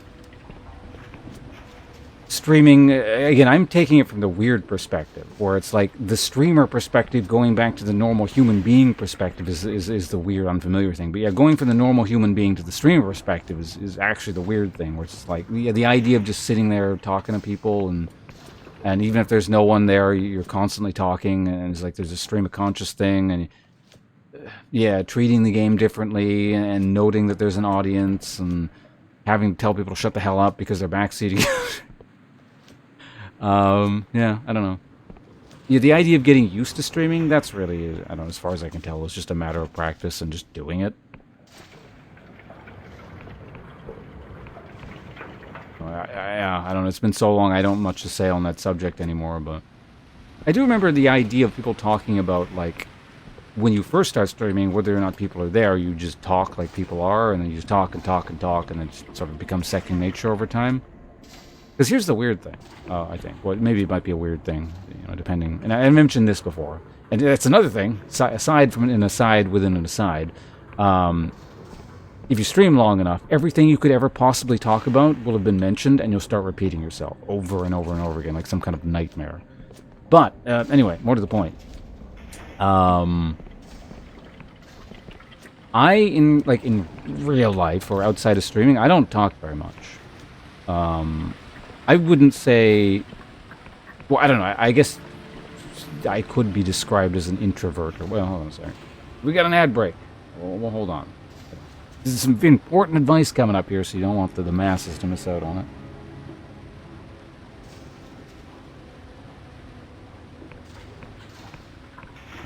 There's no game I currently play that I wouldn't stream, so I don't know what I'd keep alone. Yeah, there's a weird balance. Like, for example, if I do play things off stream... see, I can talk to you now, even if people are getting ads. I'm answering your question, or I guess we're having a personal conversation here. The games I will sort of play are like survival craft kind of things, twin stick shooters, or like, you know, the Vampire Survivor like things, you know, stuff like that. Anything that involves like collecting and crafting. Some roguelikes. So things that don't usually have like super heavy story elements, and are just largely, not necessarily brainless all the time, but the kind of thing you can kind of turn your brain off and just sort of play very casually. That's the kind of stuff I will sort of end up playing off stream, kind of, periodically.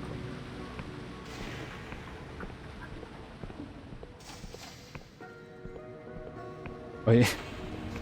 Is that another thing you're wasting all your money? League of Legends and gacha games? I mean, I think League of Legends is kind of a gacha at this point, isn't it? With their crafting system or whatever? I don't know. I haven't looked into it. But anyway, welcome back. The ads should be done. The ad should be done now. Alright.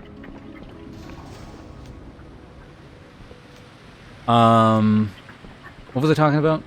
Oh, yeah. The concept of talking. And, like, for example, in my case, this might seem a bit weird, being, you know, I guess technically a full-time streamer and all that. Outside of streaming, I don't talk very much, simply unless like I have a specific reason to speak. But the thing is, when I'm streaming, I have a reason to speak. It's not that I'm opposed to speaking, it's just if there's no purpose in speaking, I don't speak. And most of the time in real life, there's no reason to speak. But speaking is my job, so it's not like a weird, this is not me kind of thing. It's simply, if my job is to speak, this is how I speak, right?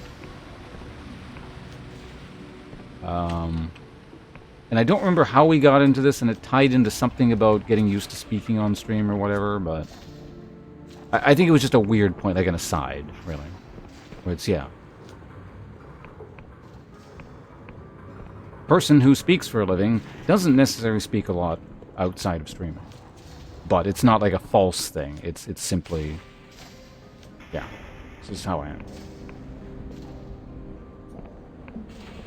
Bolt Gun has been filling. Bolt Gun is an interesting game in the sense that a game like that I could see myself playing off stream, but I don't.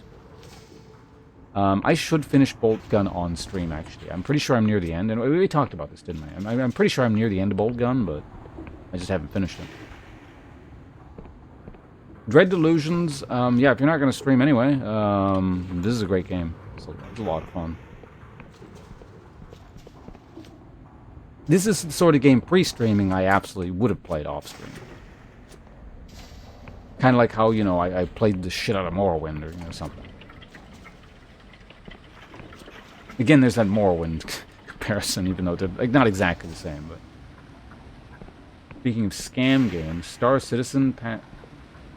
They're still taking backer... Oh, well, by backer money, I guess you mean, like, people buying the game and like, their products before the release? That's never going to come, or whatever? Random figures to load your shelves. Well, at least with the figures, you're getting, like, a physical object there. Star Citizen passed 700 million in backer money. Right, I just read that. It's just, I don't think I read the actual number of 700 million.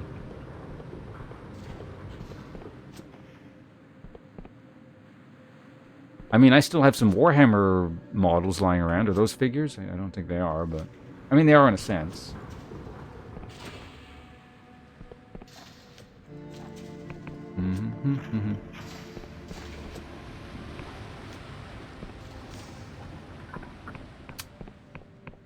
How long have I been? Okay, maybe I'm coming up 6 hours now. Okay, at the very least, because there's been so much discussion today, I will not be finishing Dread Delusion today. Probably. Unless the game abruptly ends as soon as I blow up this country. So there'll be another Dread Delusion stream tomorrow, at the very least. Not that it's a bad thing. I've had fun conversation. Like, this is, if anything, that's the really rare thing, right? We get to have like a multiple long, in-depth conversations on this channel. I get people to actually talk to.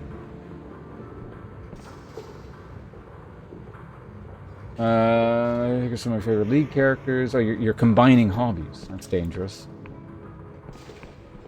League figures. Ghost in the Shell. Oh, just Kayamato?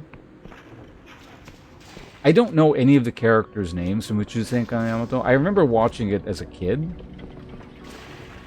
Even though technically, that's actually before my time. I think it was originally made in the 70s? 70s would make most sense given the aesthetic of the characters in like the old-ass series, but... I do remember one amusing factoid about that Uchusen Kayamato. Is that, like, there was two, I think maybe, was it like two main co-creators or something like that? And one of them went off to have a very successful career of, like, making a whole bunch of more, you know, famous anime and stuff. And the other one went on to, like, make porn, I think. Not that there's anything wrong with, you know, someone who makes porn, but it's just like, it was a very interesting divergence in career there.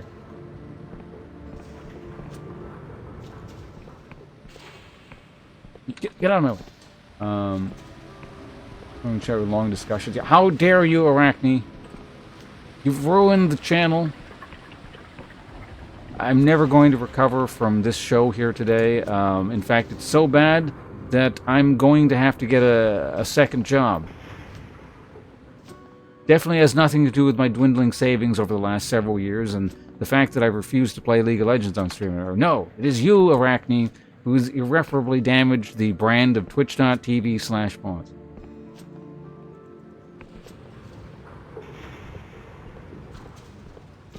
In the remake and made into a much more... Was it? Okay.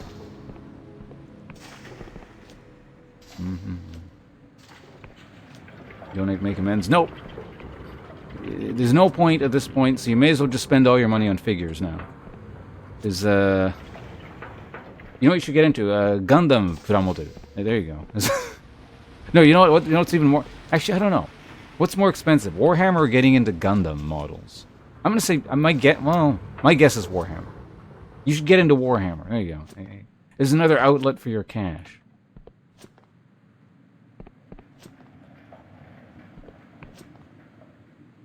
Now, what army can you play? Well,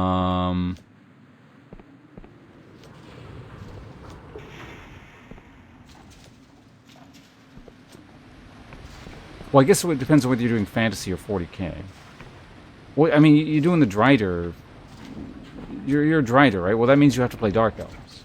Even though they're not, like, drow, but... No, I mean it'd be a good way to train your manual dexterity. You know, it's like an RPG. The more you do something, the more the skill goes up, right? Slowly, your dex stat will start to rise.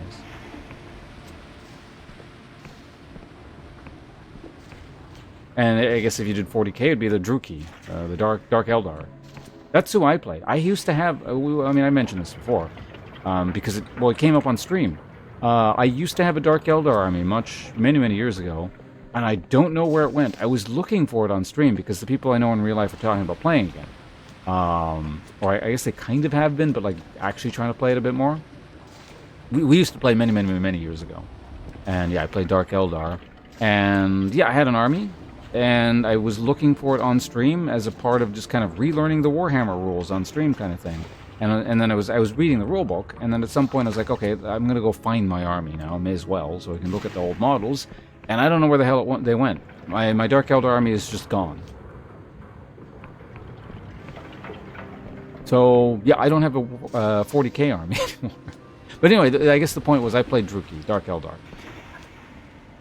You can play Dark Eldar now. I'm no longer a Dark Eldar player. You're going to have to carry on the torch.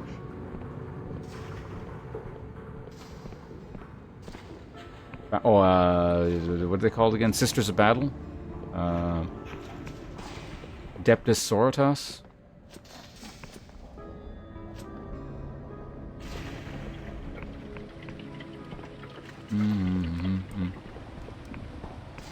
If you play Warhammer, though, just don't talk to anyone who also plays Warhammer.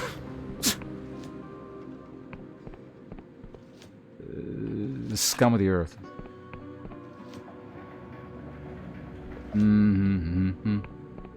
Just weirdo neckbeards who are too chicken shit to, like, actually commit to being fascists, so they're just, like, they're half-assing it. Is it Adepta? No one plays Sisters of Battle. Who cares? And Space Marines also use it, but Space Marines are lame, so yeah, there you go. It doesn't matter. Adepta, Adeptus. Wait, no. Well, they're Adepta, and then, like, what Space Marines are Adeptus? No. They're Adepta Astartes. Astartes? No, then Adeptus Mechanicus. Or are they also Adepta Mechanicus?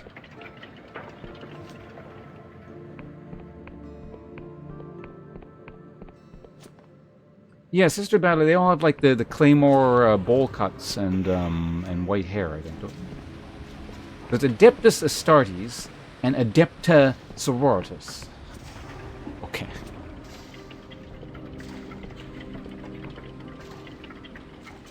Whatever, Lightbone.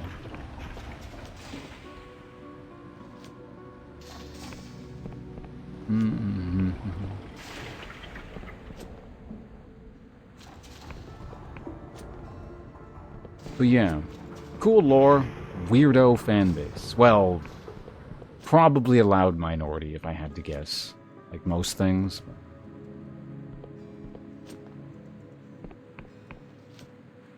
Right, we were supposed to make progress in this game. How many times have I said that? Alright, here's a question for chat. Who's interested in the fate of the Clockwork Kingdom?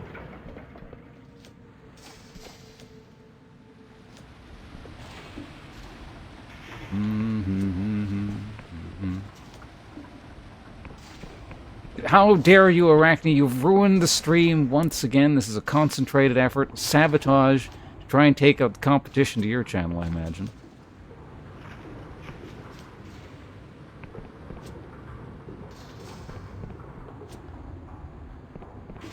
I'm going to request that Kira very strictly punish you for your transgression.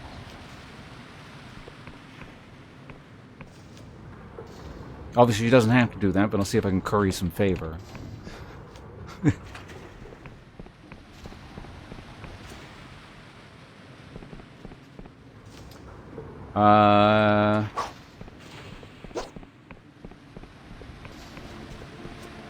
Right, we're gonna blow the kingdom up.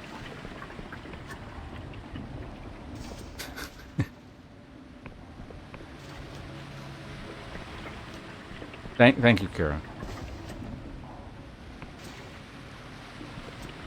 I'm not sure who the whip is for in this instance, but... Is my request been approved, or am I being, like, murdered for my insolence? I don't know. Keep falling into the ghetto. I guess it's not really a ghetto, per se. That's just, it's the slums. There's a distinction between the two.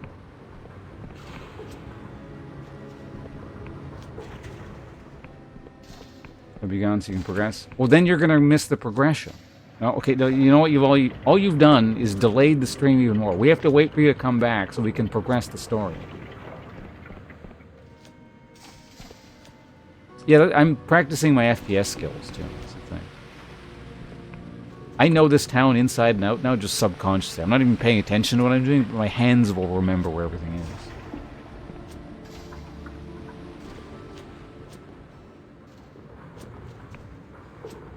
If this ever becomes a Quake map, I'm gonna be like world champion. Oh god, yeah, hurry up, Arachne! I only have so much time left in the stream. If we don't manage to solve this kingdom's problems before I end the stream, I may never be able to stream again.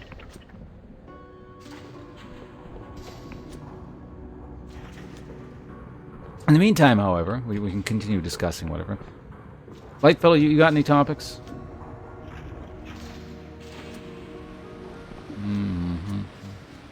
Also, you know what I can do? You know, let's take a bite out of this muffin. The muffin is super messy, so that's why I'm eating with a fork, if anyone's wondering. No, I don't normally eat muffins with forks, but, you know. It's like eating Cheetos with chopsticks on stream, because you can't get the cheese dust on your hand. Oh, sorry, Lightfellow, I should have probably been more specific. Topics that don't suck.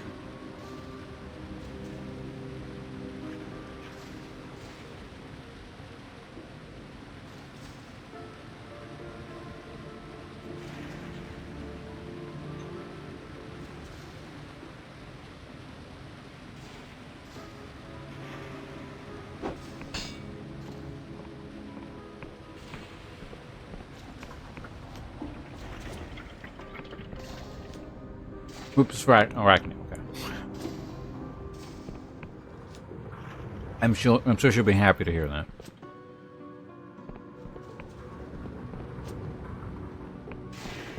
Oh, wait, we were going to tell Lightfellow, wasn't it? It's in the VOD, Lightfellow. Do you want the fruit tier list? Take a look at the Lydia gameplay trailer?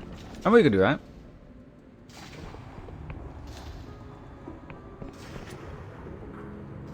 Well, actually, that's the thing. We're almost done this game. I don't want to intersperse too many other games and, like, weird things. Because I'm actually saving the vault. I don't do this for a lot of games. Well, actually, yeah, recently I have done it for very, very few games. I don't want to intersperse, like, too many other games and, like, music and stuff in these VODs. I realize this is coming from someone who's just spent the last 2 hours talking about D&D and not actually playing the game, but...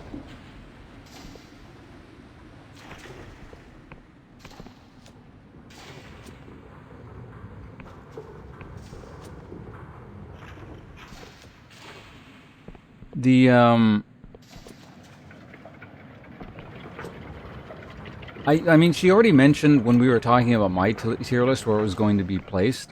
So it's not like it was a surprise.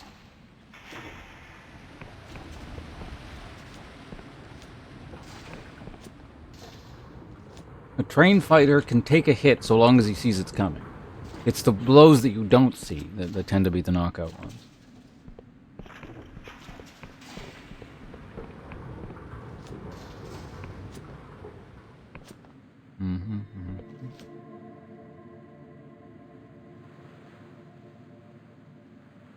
Is this your tier list here?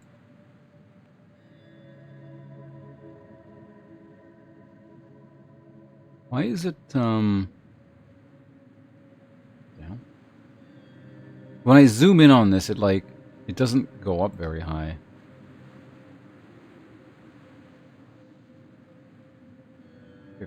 Oh, I still have the desktop. Okay, well, that's fine.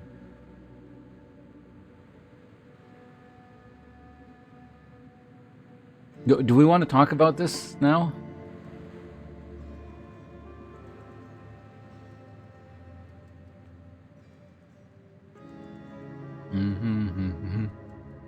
I mean, I guess Lightfellow did pay for this, so we can discuss. But yeah, if he wants the the good version, you should go watch the VOD.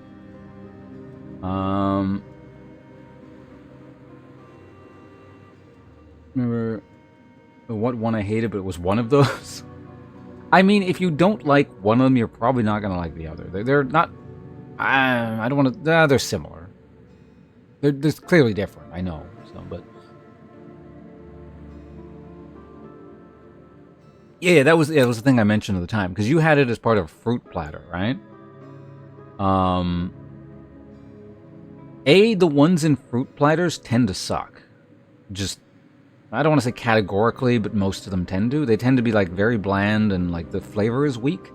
And partially because of that, but also because the flavors are more mild in general, they tend to get contaminated by all the other fruits around them. Especially like oranges and anything citrusy. They start getting coated in like pineapple juice and citrus fruits and like pineapples and stuff. And so they essentially end up tasting like a weird mix of all the fruits around them. And there's not too much left of them. Alright, don't worry. We got sidetracked again. We're doing this again. Yeah, honestly, if you've only had these on a fruit platter, it makes absolute sense. It would be kind of like if you'd only ever had grapes as part of a fruit platter or inside a cake. You know those crappy, shrivelly grapes that are inside fruit cakes? Like, if you'd only ever had those, you would hate grapes, probably. Yeah. Everything just comes back to fruits.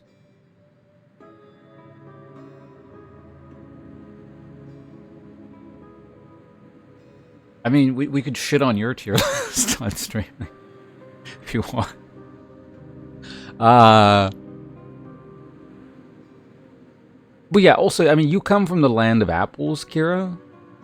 So this makes more sense. Like, I remember when I didn't live exactly where you live, but, kind of like that roughly eastern half of the northeastern United quadrant in the United States. There's a lot of apples there, and they're very good. So, like, it's what's grown there. So this makes sense. I have a wide variety of apples available to me, but I also have a wide variety of other things available to me, and, like, it's not exactly what I would call apple country, it's just I have access to apples.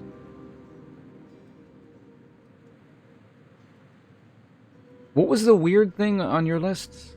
Or was it, I feel like there's one contentious thing you said you wanted to die on your hill on, but... Working on an apple orchard. Fuji, Granny Smith, and Golden Delicious are your favorite. Well, that's neat. Working on an apple orchard. Did it get to the point where you were sick of apples, or did you maintain your love of apples throughout? Or maybe you just weren't allowed to have that many apples, and they strictly regulated what people could take.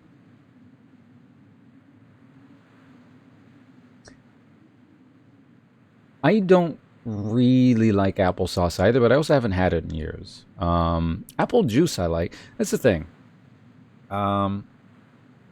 Apple juice can actually be pretty shitty, depending on like how processed it is. But I've also had a good apple juice.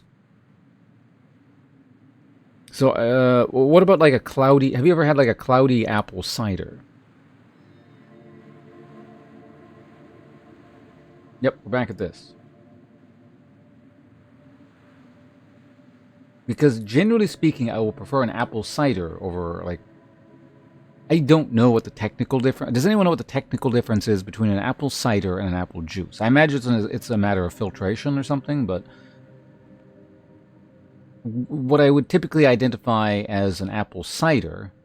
And this gets into the whole thing of alcoholic versus non-alcoholic, because Europeans would be like, well, non-alcoholic cider, what the hell is that? But anyway, non-alcoholic apple cider... what would be described as that I will generally prefer over like an apple juice. Filtration and spices. Okay.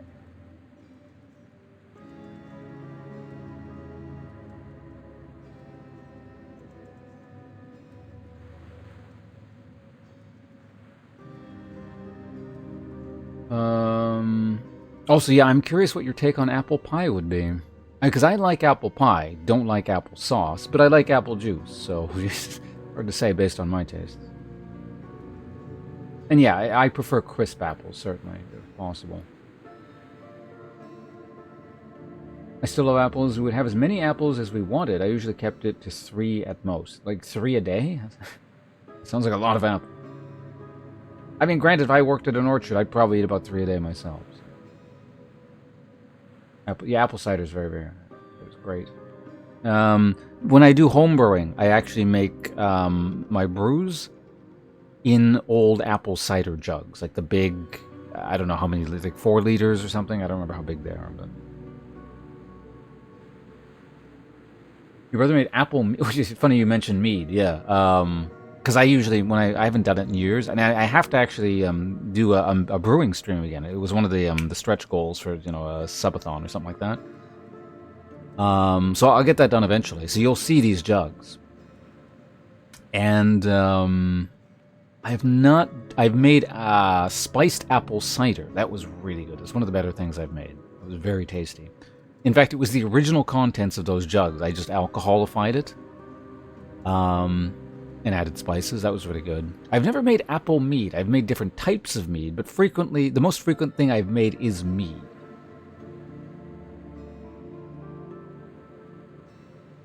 Yeah, so yeah, filtration and spices. Apple cider is fresh, unfiltered, and often unpasteurized. It also is considered a seasonal drink and be hard to find outside of the autumn. Yeah, apple juice, on the other hand, is filtered and pasteurized, which gives it a long shelf. So yeah, it's exactly what I assumed.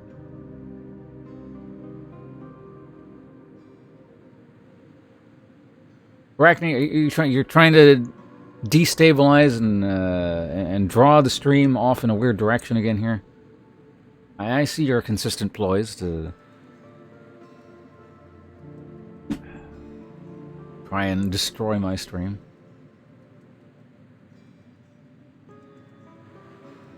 But yes, no, I will be doing more brew streams. I mean, I keep saying soon. I gotta set the kitchen up for it. Specifically, I gotta set something up to film it.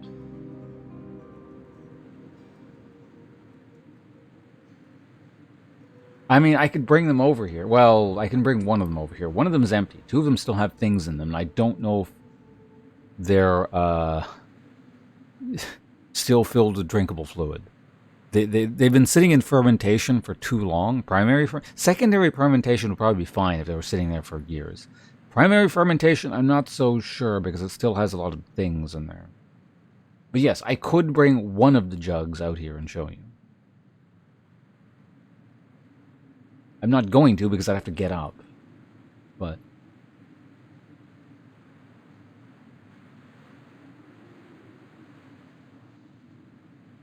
Does it still... I can't remember if it still has the label on it. Because that would tell me how many... I think it's a 4 liter. I got the hiccups now. God damn it. Okay, was there anything else you wanted to look at with this list? I think. Oh yeah, and then we also talked about the peaches being super low, and like again, it makes sense because we were talking like it's like a lot of these things where it's just if you've had a bad example, or rather, the good examples are more rare. You know, well, depending on where you live, are more rare than the bad examples. So, for example, bad to mediocre. Bad peaches are bad. Mediocre peaches are very meh, whatever. And good peaches are the best fruit in existence. Okay, here's the weird thing about Hope. Allegedly, Hope lives in peach country. He can get good peaches where he lives, yet ranked peaches very low. So again, in this instance, Kira's not in a place where she has access to good peaches. So it makes sense that it's kind of in the middle somewhere. Hope's like, he has the privilege of living somewhere where he can get good peaches, yet lives in darkness and ignorance.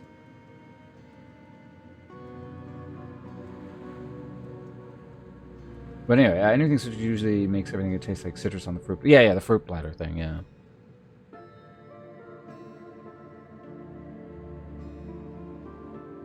Oh, right, it was the green apple thing. Right, because then we started... wrong. We started talking about like what variety, because I in my case I want to get to the source of why a thing is where it is, like what's the reason for it. So I was trying to determine what variety of red apples you'd had, because I think you said your preference is tart, right? Because you can get very tart red apples that are high quality as well. So it might be... Not to try and like convert you to liking red apples or better or something, but for your own sake of finding a thing you might enjoy, if you could identify like a very tart red apple available to you, it might be something you like.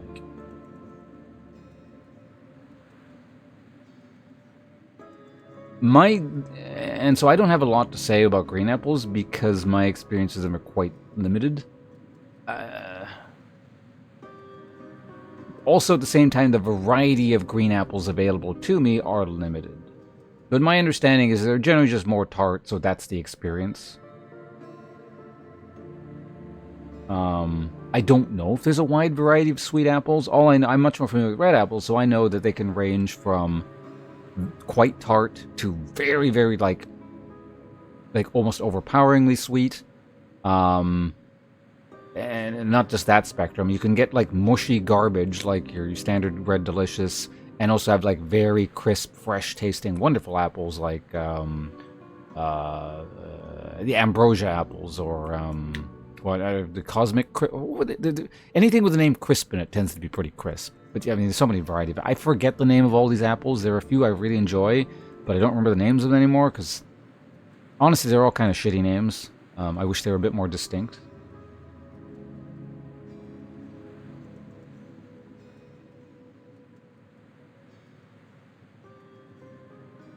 I just don't have any motivation to... how can you not have a motivation to try a peach? What does that even mean? You just don't want to get up out of your seat? Or...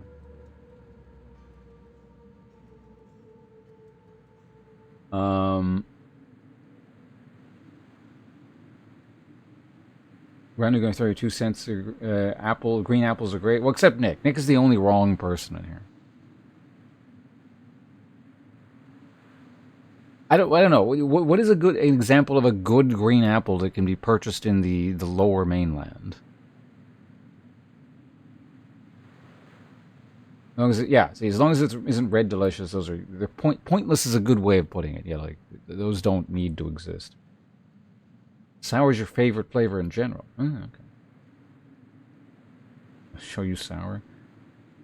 I live in a desert. I have no variety of anything. Oh yeah, Honey Crisp was one of the crisps, because there's a bunch of crisp apples. There's like Honey Crisp, there's Cosmic Crisp, and then Crisp, and yeah. People tend to like to use crisp in the apple varieties.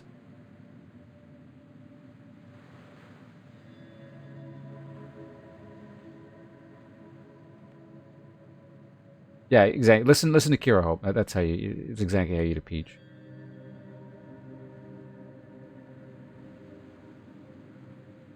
Really good like a fresh a cup of freshly squeezed peach juice kind of thing. Have I ever had just like freshly squeezed just peach juice? That's it. I don't know if I have. That sounds very nice. Like really good. You get a whole bunch of really good peach. This sounds so decadent because I was just talking about how hard it is to find good peaches. You got nothing but a batch of really good peaches and just squeeze them to make like a glass of peach juice. That might be the greatest possible container of liquid that one can create.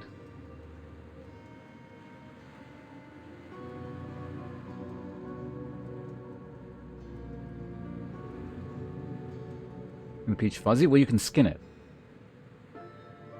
Or peel it, I guess. But what are you asking? Like, Hope? Like, how do you? Are you asking how you prepare a peach, or like how you cut it up, or?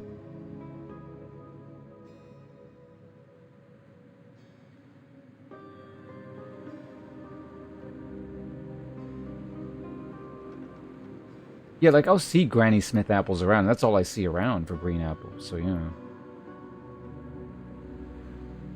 What's a massive waste? Oh, yeah, squeezing a whole bunch. Because that's the thing, yeah, you could eat all those peaches, but man, that one glass that took like 20 peaches to make of awesome peach juice, that seems like it would be so good.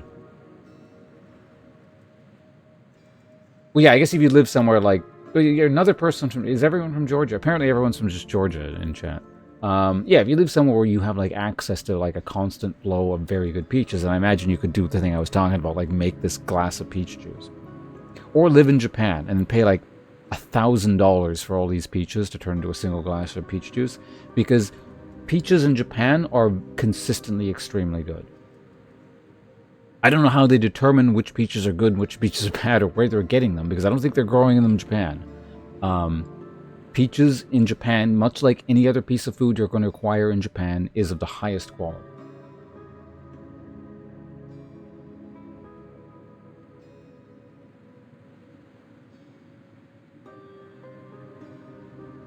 You need to boil the peaches in sugar water, add lemon juice, and let it... Wait, to make the peach juice we're talking about here? Because I'm talking about just, like, squeezed peach juice, like nothing else added. I'm curious about this.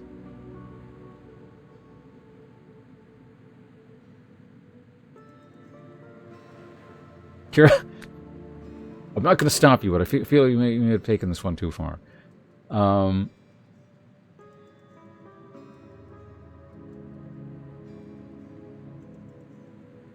Pulp or no pulp in orange juice? I prefer pulp. Generally speaking. But there's a place for no pulp. For example, like when I was doing the weight gain breakfast thing, when I would like crack a raw egg into orange juice, then it's easier to not have pulp. But if I'm just drinking orange juice, then probably pulp.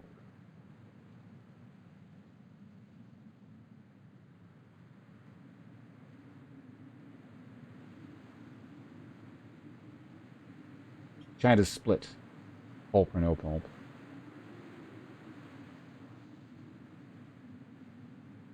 Who's a weeb? What? What are we talking about?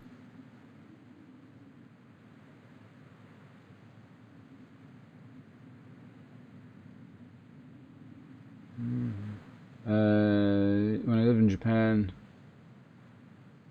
the peaches, apples, and cherries were absolutely second to none.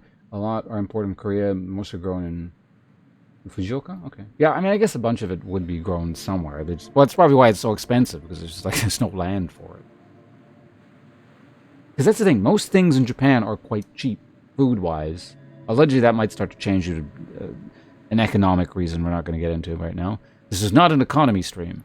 Although Japan, allegedly, you know, the government was doing something rather fascinating in terms of like, what's it called? Freezing inflation and all that. But anyway, that doesn't matter. But yeah, like things like fruit and stuff was like the one exception that I noticed. Hey, it's water time. Possible not too far, but I found... Yeah, well, no, of course. You can do whatever you want on this channel. No one is going to stop you. Hell, you can do a bunch of stuff in chat that's going to get me banned, and I'm not going to complain. You feel like you don't like the face of someone in chat, you just kill them.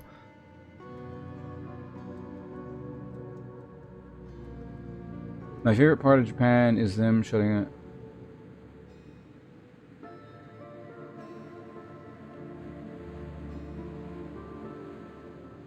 Cutting stuff down because tourists are... Oh, you're talking about like the no foreigners bars stuff?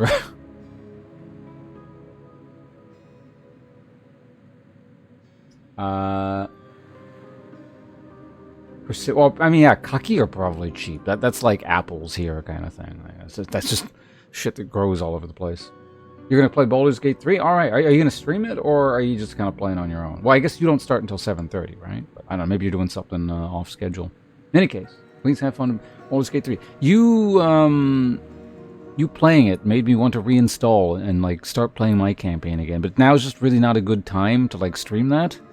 So that probably won't happen, but it is influencing me.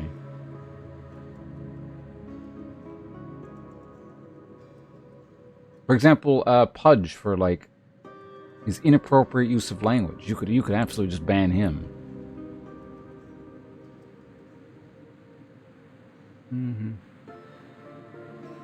Yeah, when I was watching you and Soul play it the other day. That looked like fun.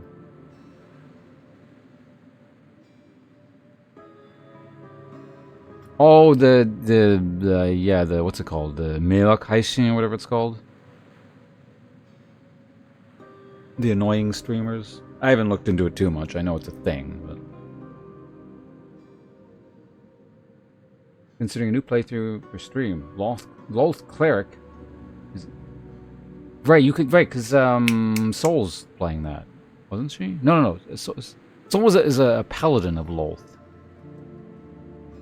Which would that be a blackguard? And is blackguard still an option in 5th edition? I can't remember. Or blackguard. You know, I'm not talking like some weird English strange person, but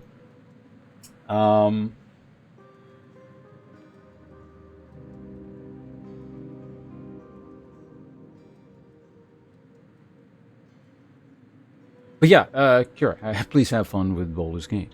I'll be here plugging away. Honestly, I'm probably not streaming too much longer. I've been live 6 hours now already. I'm not done yet. Like, we have to save or destroy this country, like I keep saying,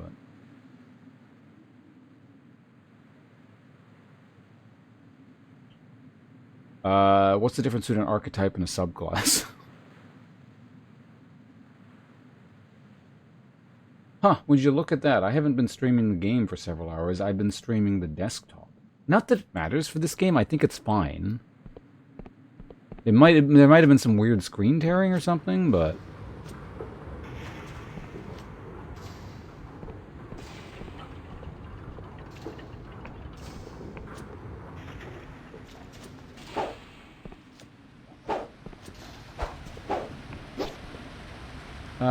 next year, but most shit will probably not open. I'm learning Japanese in order to respect the fact that I'm in their country when I'm there. No, you're gonna be one of the hated foreigners, Hope. You're gonna get sent home at the border. Denied entry.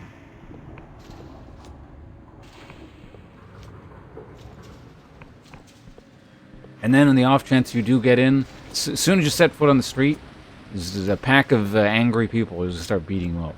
We don't take kindly to foreigners around here.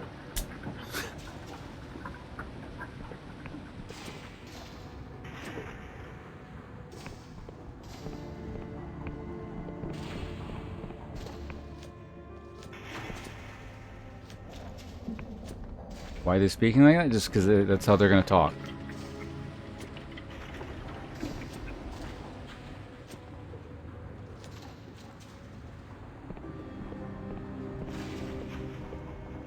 I don't think Paladin's got a god in Baldur's Gate 3, but I could be wrong. Paladins would probably be better for my vibe over Cleric. Yeah, I don't... Well, not only do I not remember, I just don't know to begin with, because I don't... The character I made was not a Paladin. He was like a thief... thief-fighter hybrid.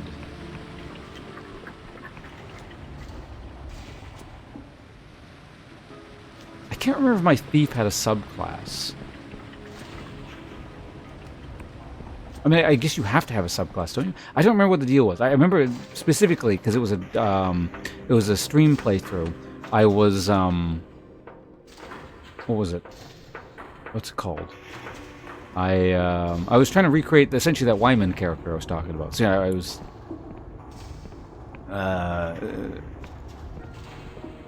so essentially I was speaking like this the entire time I was playing, and it made things rather difficult. As, of course, as mentioned earlier, this Wyman character was not exactly the smartest individual in the party, and for roleplay reasons I had to take certain actions which were not optimal. But I mean, it was amusing, but at the same time I was already playing on like the hard difficulty, and I also had to play like an idiot.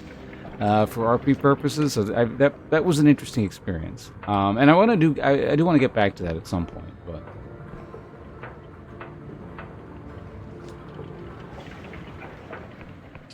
But Dugar War Priest Oathbreaker, a Death Knight. Well, actually, my Baldur's Gate 2 playthrough, which is another thing I haven't finished and would like to finish streaming at some point. The character is a blackguard or a blackguard or anti-paladin or whatever you want to call it. It's one of those things. So yeah, he just goes around murdering people. That's been interesting because I don't think I've done a playthrough like that before. I have beaten Baldur's Gate 2 in the past, but it was more normal. I didn't have a party full of evil people.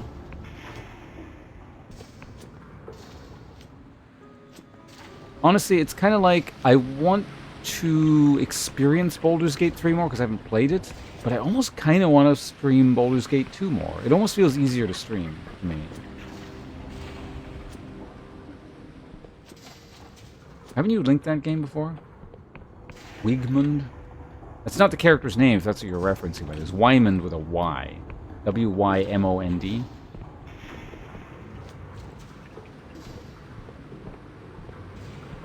I'm pretty sure you've linked that at some point or talked about it, or I don't remember the deal. My first was Drow Warlock. Lean heavily into Drow and Spy. Have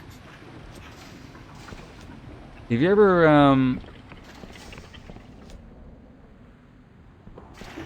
Arachnologist is a profession, right? Ever considered doing that?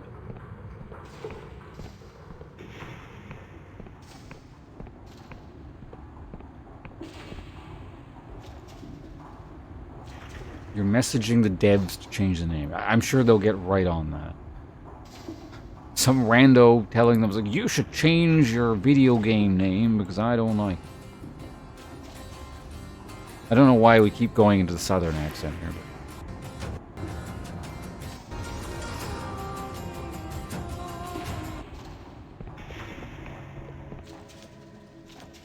I mean, people study themselves. So it's what anthropologists are. Makes perfect sense. Who better to understand spiders than a spider? Like, I'm an archaeologist. Like, my academic background is archaeology. Like, that's not even anthropology adjacent. It's technically a branch of anthropology, but it's similar. It's like a human studying humans of the past. Am I delaying the end? What, of this stream? Oh yeah, no, I'm not going to finish it today. Definitely not. That's not happening. Unless you're asking if I'm intentionally delaying the ending this game, then no. This is the result of Arachne intentionally sabotaging the stream.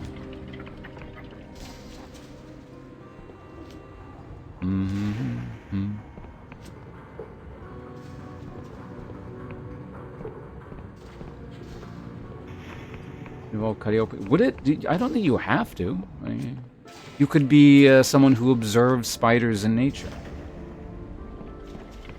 Right? You do it on purpose, I'm sure.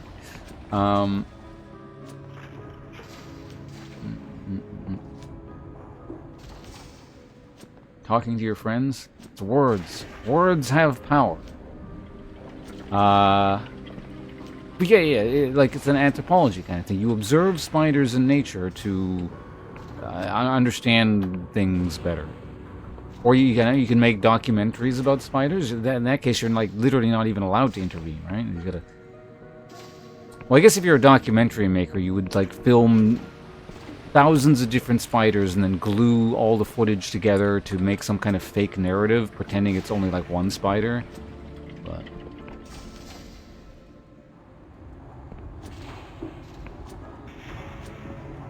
I have to rest at the inn again. My character's tired.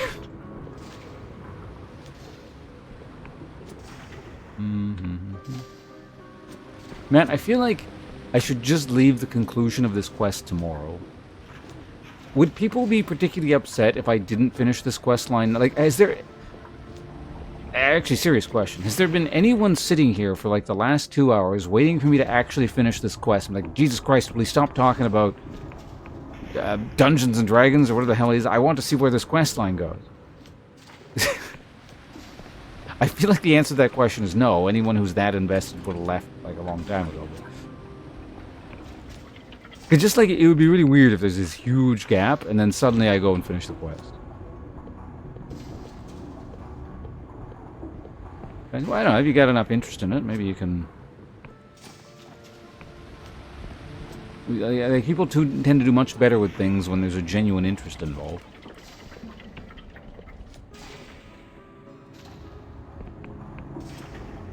Apologize to the viewers. You know, in Japan there's a saying, or in Japanese, I guess in Japan. If sorry were to suffice, there'd be no need for police. So, you ponder over those words of wisdom.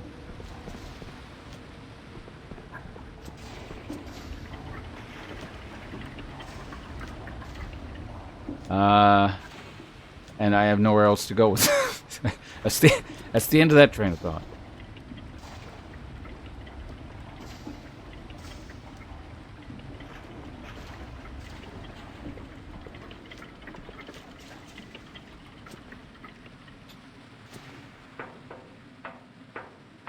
Okay, no, I'm not the police. I would never go into law enforcement. I'm slightly offended that you think I would. I don't like telling people what to do.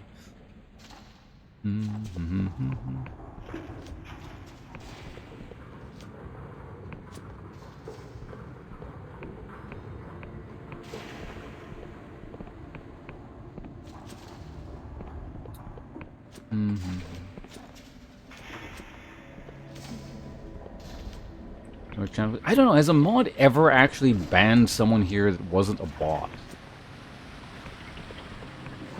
There must have been, like, back in the League days. But, I mean, the League of Legends people aren't really people, so no, I don't think they've ever actually banned a person before.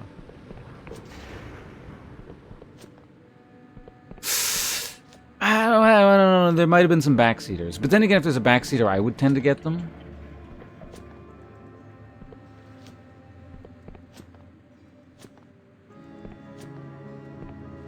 She's... yeah, she's not here right now, so she can't ban you.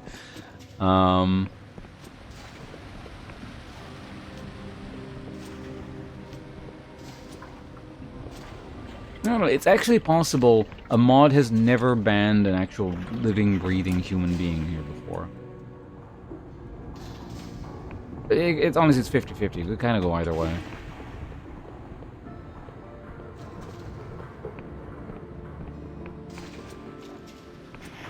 You timed them out. Okay, well, we have a timeout, at least. It's one of those.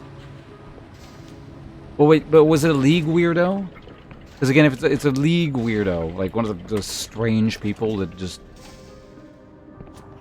come crawling in from that infestation, then again, they're not people, so that doesn't count. You don't know what to do. Wait, what do you not know what to do, Hope? What are you talking about?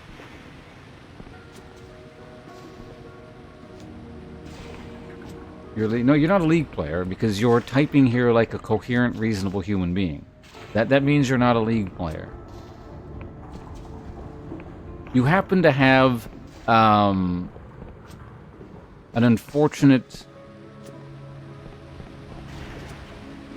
malady.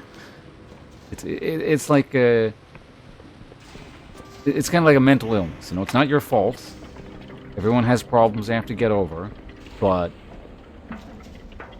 When I say League player, or someone from League, that means something very specific. Okay, well that's the other thing I was going to mention. It is possible, like, because during the Dark Souls era of the stream, that would also occasionally invite in some kind of really weird person you wouldn't want around.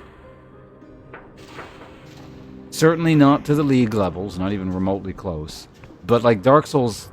the community, or whatever you want to call it. They got some fucking weirdos over there, too.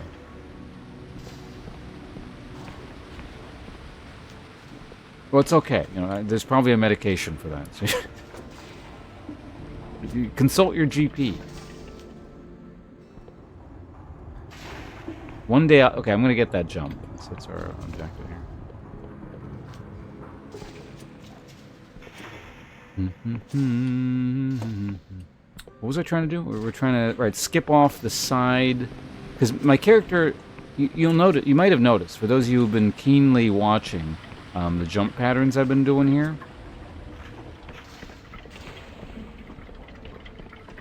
That long jump, I used to be able to, wow, I'm actually stuck. Well, you do this long enough, eventually you get stuck, apparently.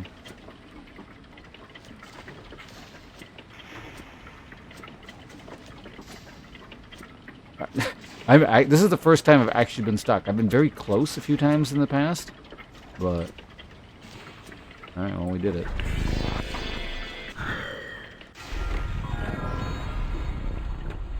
Game's terrible. Worst game ever. Don't play it.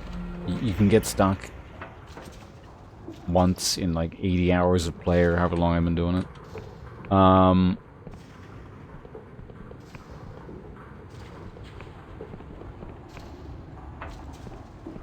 I want my $0 back.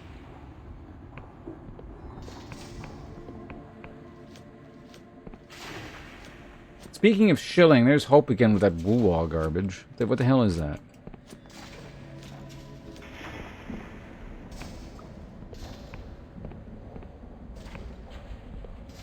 You're right, you're also not a human. You're smart.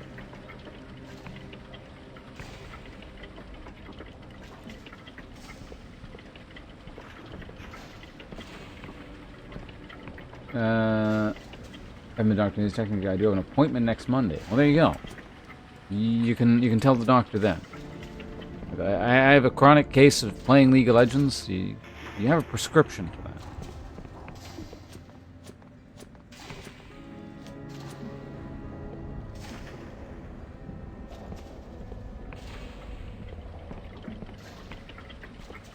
Oh, it's public. Oh yeah.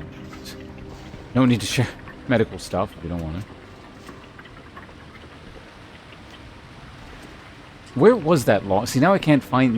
Now that I'm actually thinking about it, I don't know where that jump is anymore. You know, obviously, I've done it many, many times in the circuit. But weirdly, now that I'm actually, you know, thinking about where that jump is, I don't remember... Oh, it's this one, right? There we go. So I used to obviously be able to make that jump, but, there we go. So I did it. In one bound, but the character's fatigued, so I have lower stats. Just short of being able to make it.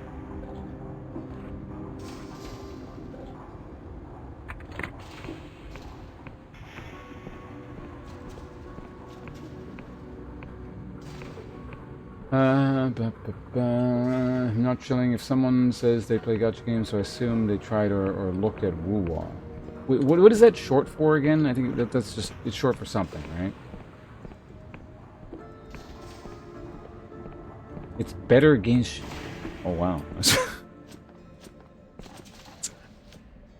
That's a tough bar to beat there.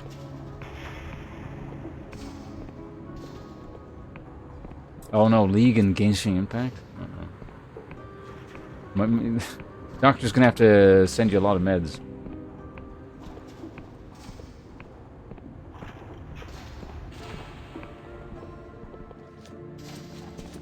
Is that the game that runs better if you have game? Wait, what game? Woo-wah? Like if you dual box them, or dual box is not the right word for that, but what the yeah, it was something like that, wasn't it? Yeah. Just Genshin, but Star Rail aesthetics. Genshin and Star Rail look different, and the combat is in a way better than Genshin, in my opinion. And story is kind of forgettable. What story is kind of? I mean, do any of those games have good stories? I don't. It's possible they do. I don't know. I don't know anything about them. So, world is amazing, as in like the graphical, like the appearance of the world, or like probably. If we can just get like the Genshin Impact thing and the League of Legends thing sorted out, you're fine. I'm sure everything is perfectly manageable, and you'll do great in life. It's just you gotta take care of the League problem and the Genshin problem, and you get yourself cured of those, and you got a rosy future ahead of you, full of millions of flies and large webs.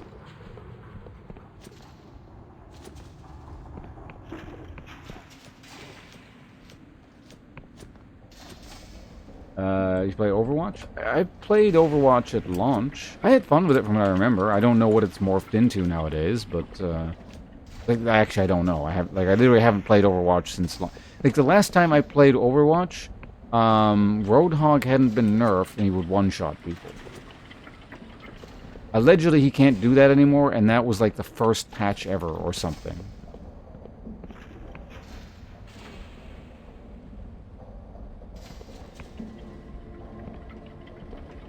Is he trash now? Okay, well you need to... I guess you need to stop playing Overwatch as well then. If Roadhog is trash, there's no point in playing.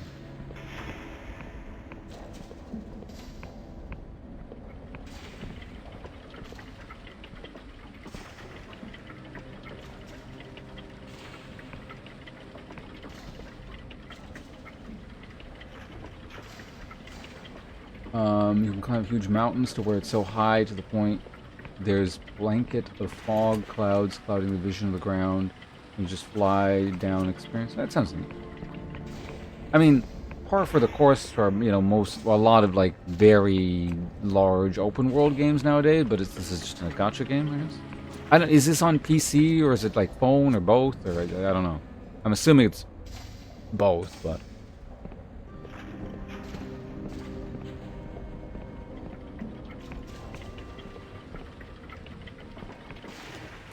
They made a sequel and then removed everything that made it worth counting as a sequel.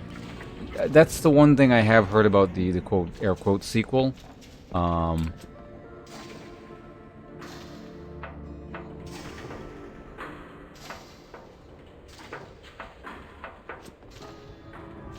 Is that it's not really a sequel. And I've heard a bunch of people say it's worse. Like, they made the game worse and then pretended it's a sequel or something. Again, I don't know. Like I said, last time I played, Roadhog was the bee's knees, as Hope likes to say.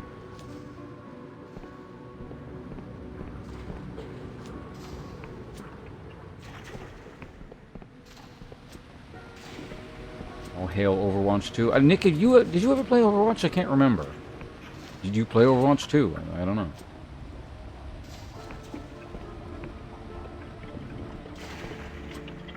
Junker Queen? Is that like female Roadhog?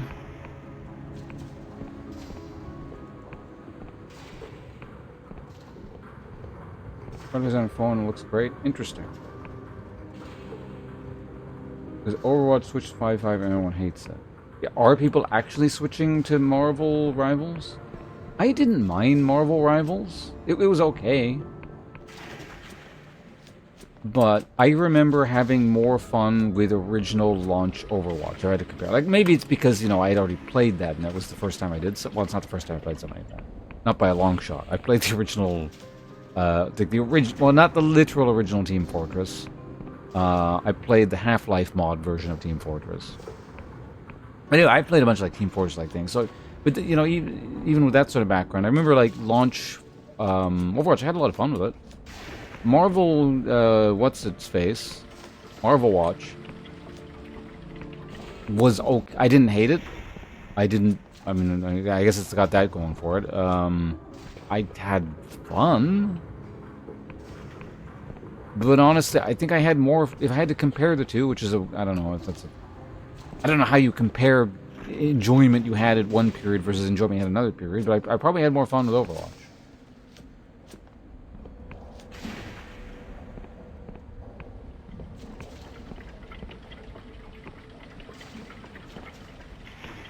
You can send me a JQ is Junker Queen. How do you send Junker Queen? I'm not sure what that means in this context. Like a screenshot, or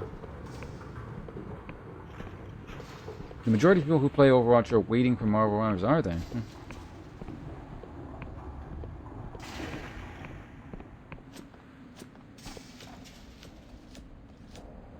Overwatch. Wait.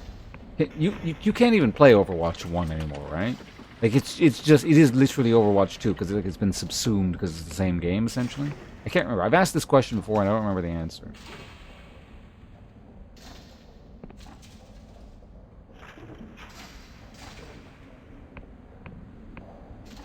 Yeah, well, that's the thing, because, I mean, I imagine a lot of the, you know, the reason people would play because they find Marvel characters cool or whatever. I don't hate Marvel, but I don't particularly care about it either. Like, I've never watched any of the recent Marvel movies. I don't read comics. I've probably played a few video games involving Marvel characters, but...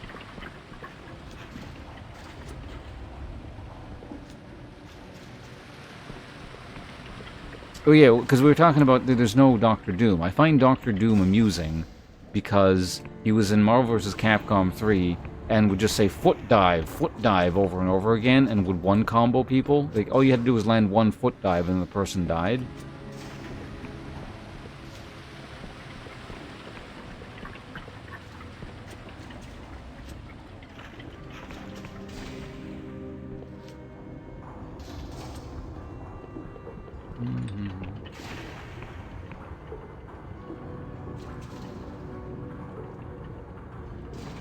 Okay. Oh yeah, no, sure. Oh wait, right, you can't link. Right, because the chat's gonna. Any links get deleted.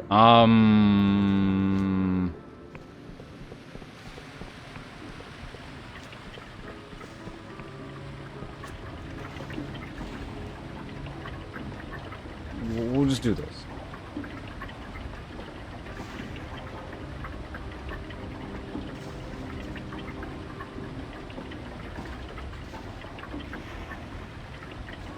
There. Yeah, I just give you VIP status, and then you can link whatever you... Feel free to link whatever you want whenever you want. There you go. You've derailed today's stream so badly, you've earned yourself VIP status.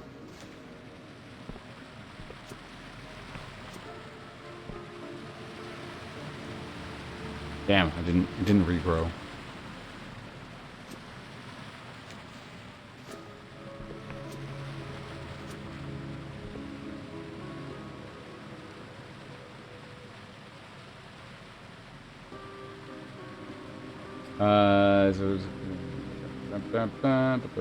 Where's desktop?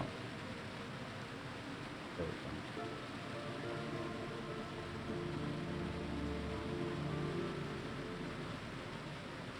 We should probably just move this up.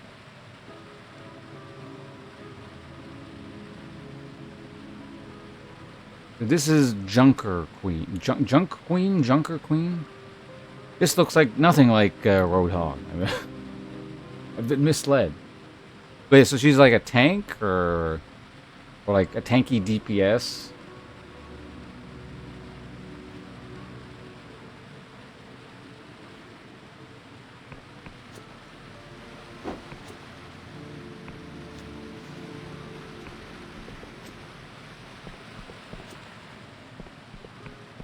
It reminds me,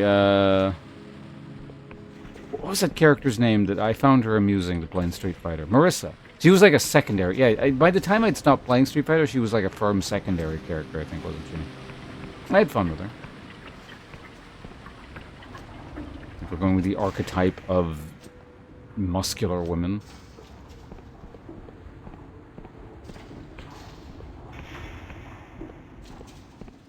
Didn't have to do that. Wait, what, the VIP thing? I don't have to do... There's a lot of things I don't have to do. But I do it anyway. I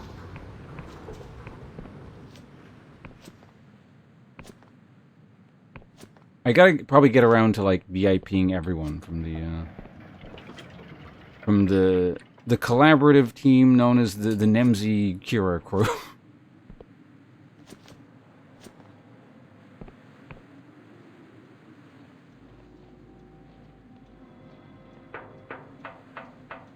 Yeah, I think Marissa was just buffed in the most recent patch, like a bit.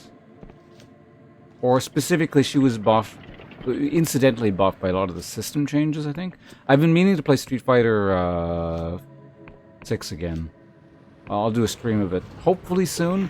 In fact, if I wasn't playing this right now, I would have done it by now. But, you know, I've been caught up in Dread Delusion, which, again, is going to be extended another day.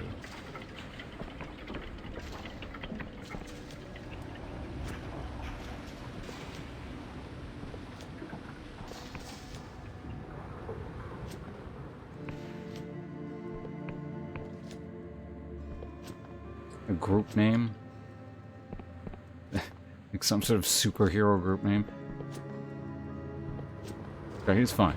Honestly, it's good. The longer I can play this game, the better. I'm enjoying this, so... I think, yeah, I mean, at this point, we're at a very important crossroads. I think it's a good idea to be able to finish this area, this quest and this area off at the start of next stream, and then we'll go into whatever is probably the final area. Probably.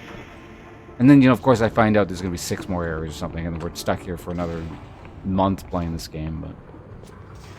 Do I have a month? When's Elden Ring DLC again? I can't remember.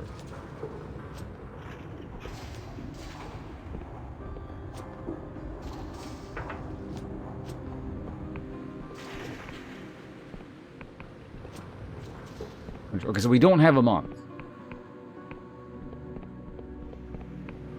Between Dylan. Yeah, no, you improve your FPS skills. You know, ever go back to Quake or Doom or something? I'm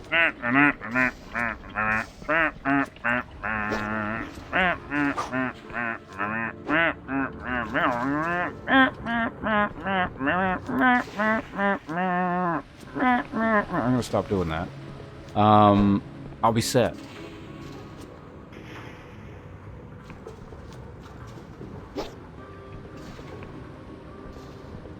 Crash at FPS, but you do play a lot of Quake Champions specifically.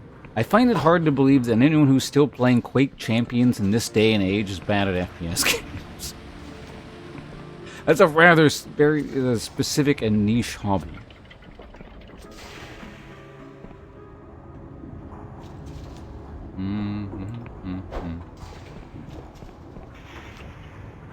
Wow, it's almost 4. Okay, hold on a second. Uno momento, por favor, as I keep saying.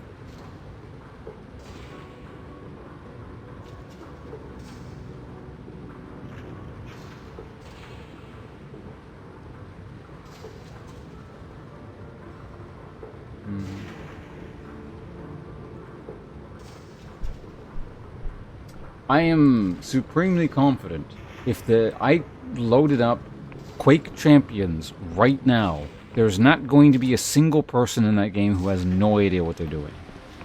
That game is too niche.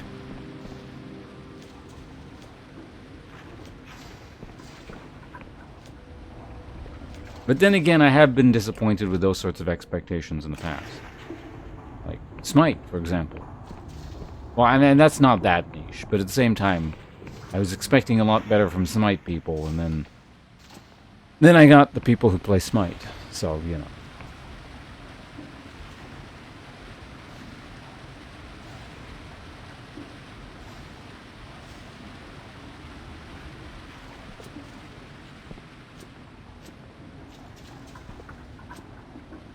Well, I remember you talking about Smite, yeah.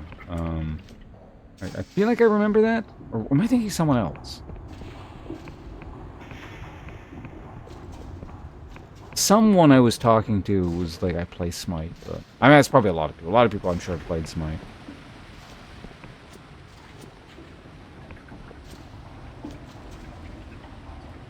Okay, well.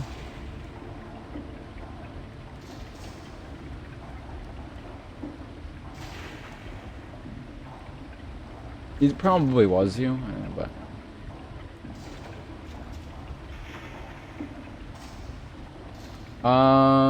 Since we're not finishing this quest today... Oh, okay, here's the thing. At the start of... What is today? Tuesday? Today's Monday. It started tomorrow. I gotta, like, fill out job applications and shit so I can, like, pay rent. So yeah, I gotta go do that. But, I will be back tomorrow morning, and we'll actually finish this quest. So again, sorry, I sincerely doubt anyone at this point who's still here, who's been waiting this whole time for the conclusion of this quest. In case you have, or just interested in general what's going on with this game, I will...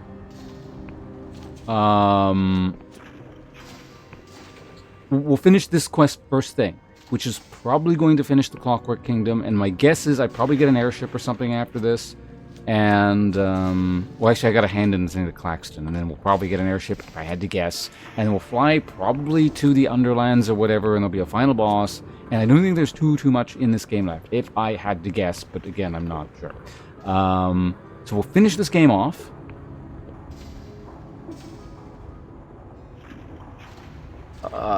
And then actually that'll also give me time to figure out what we're doing next. There are a variety of games I would like to play, and there's a variety of games I should play, and I need to figure out what we're going to fit in between now and Elden Ring, because Elden Ring DLC is the only 100% we're doing it.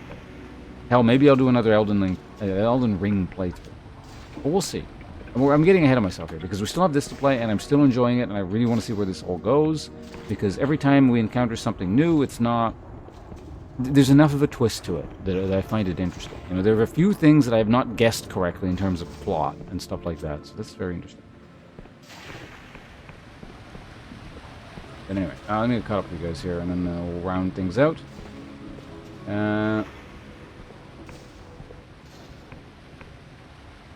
Might have been sharp. It might have been. Was it sharp? It might have been. I don't think it was, but money needed. Well, everyone needs money. Well, not literally everyone, but like the vast majority of people need money, including yourself. You got school tomorrow? You go to school? What the hell? How long have you been going to school, Hope? You taking your HTML classes again, or whatever the hell that was? Path of Exile 2 soon? What? I don't think that's soon at all. Isn't Path of Exile 2, 2025? We played League with you and Kira? I mean, if Kira really wants to, I will. I don't think I'm the person you need to be convincing for that to occur. There's probably another more fruitful bush for that one.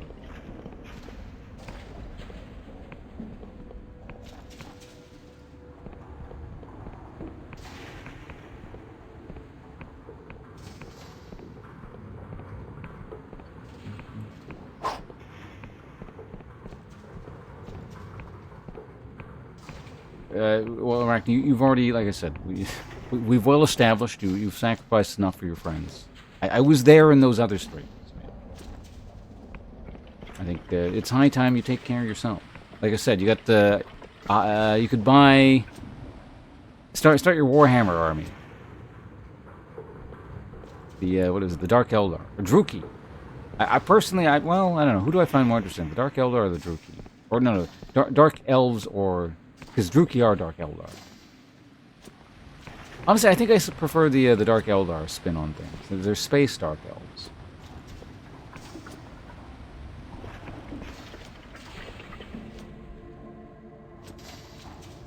I'm just not going to address that in chat because it's like it's freezing a dialogue option.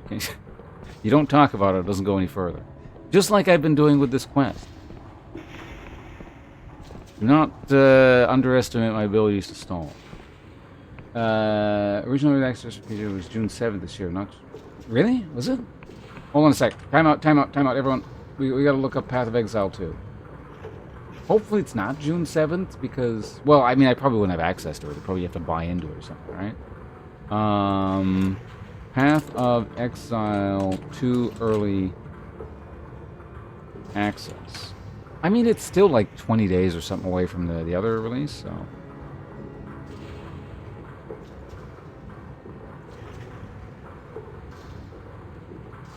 The closed beta has been delayed ahead of its original day, launch on Friday today. Though game director, blah, blah, blah. Expect beta to launch towards the end of 2024. Okay, so it was and it has been delayed, it looks like. Which is good because I don't want it clashing with Elden Ring.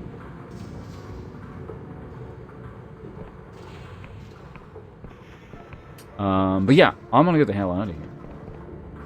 Thanks for hanging out, everyone. Hope everyone had fun. I'll be back tomorrow morning, the usual time, I would imagine, unless something goes wrong, and frequently something does. But I feel like all the streams... Have I done a non-morning stream, like in the last 4 or 5 streams? I think they've all been reasonably on time, or actually very early. So yeah, thanks for hanging out, everyone. I'll be back in the morning. Is there anything else we need to talk about? Mention it now, or... Well, not forever hold your peace. Hold your peace until I'm next available. But yeah, that's gonna be it. Here are my problems with a gun. You shot the Clockwork King? Alright, good job. I guess we don't have to do that quest anymore. So let's go ahead and... let's host up Mercury Stew. He was here earlier. Mark, the man of many names.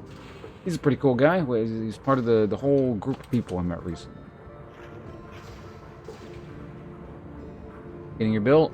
Joke's on you, as was already mentioned. I don't have any money to pay your stupid bills with. I'll see you guys around. Goodbye. Wait, I gotta close this game, don't I?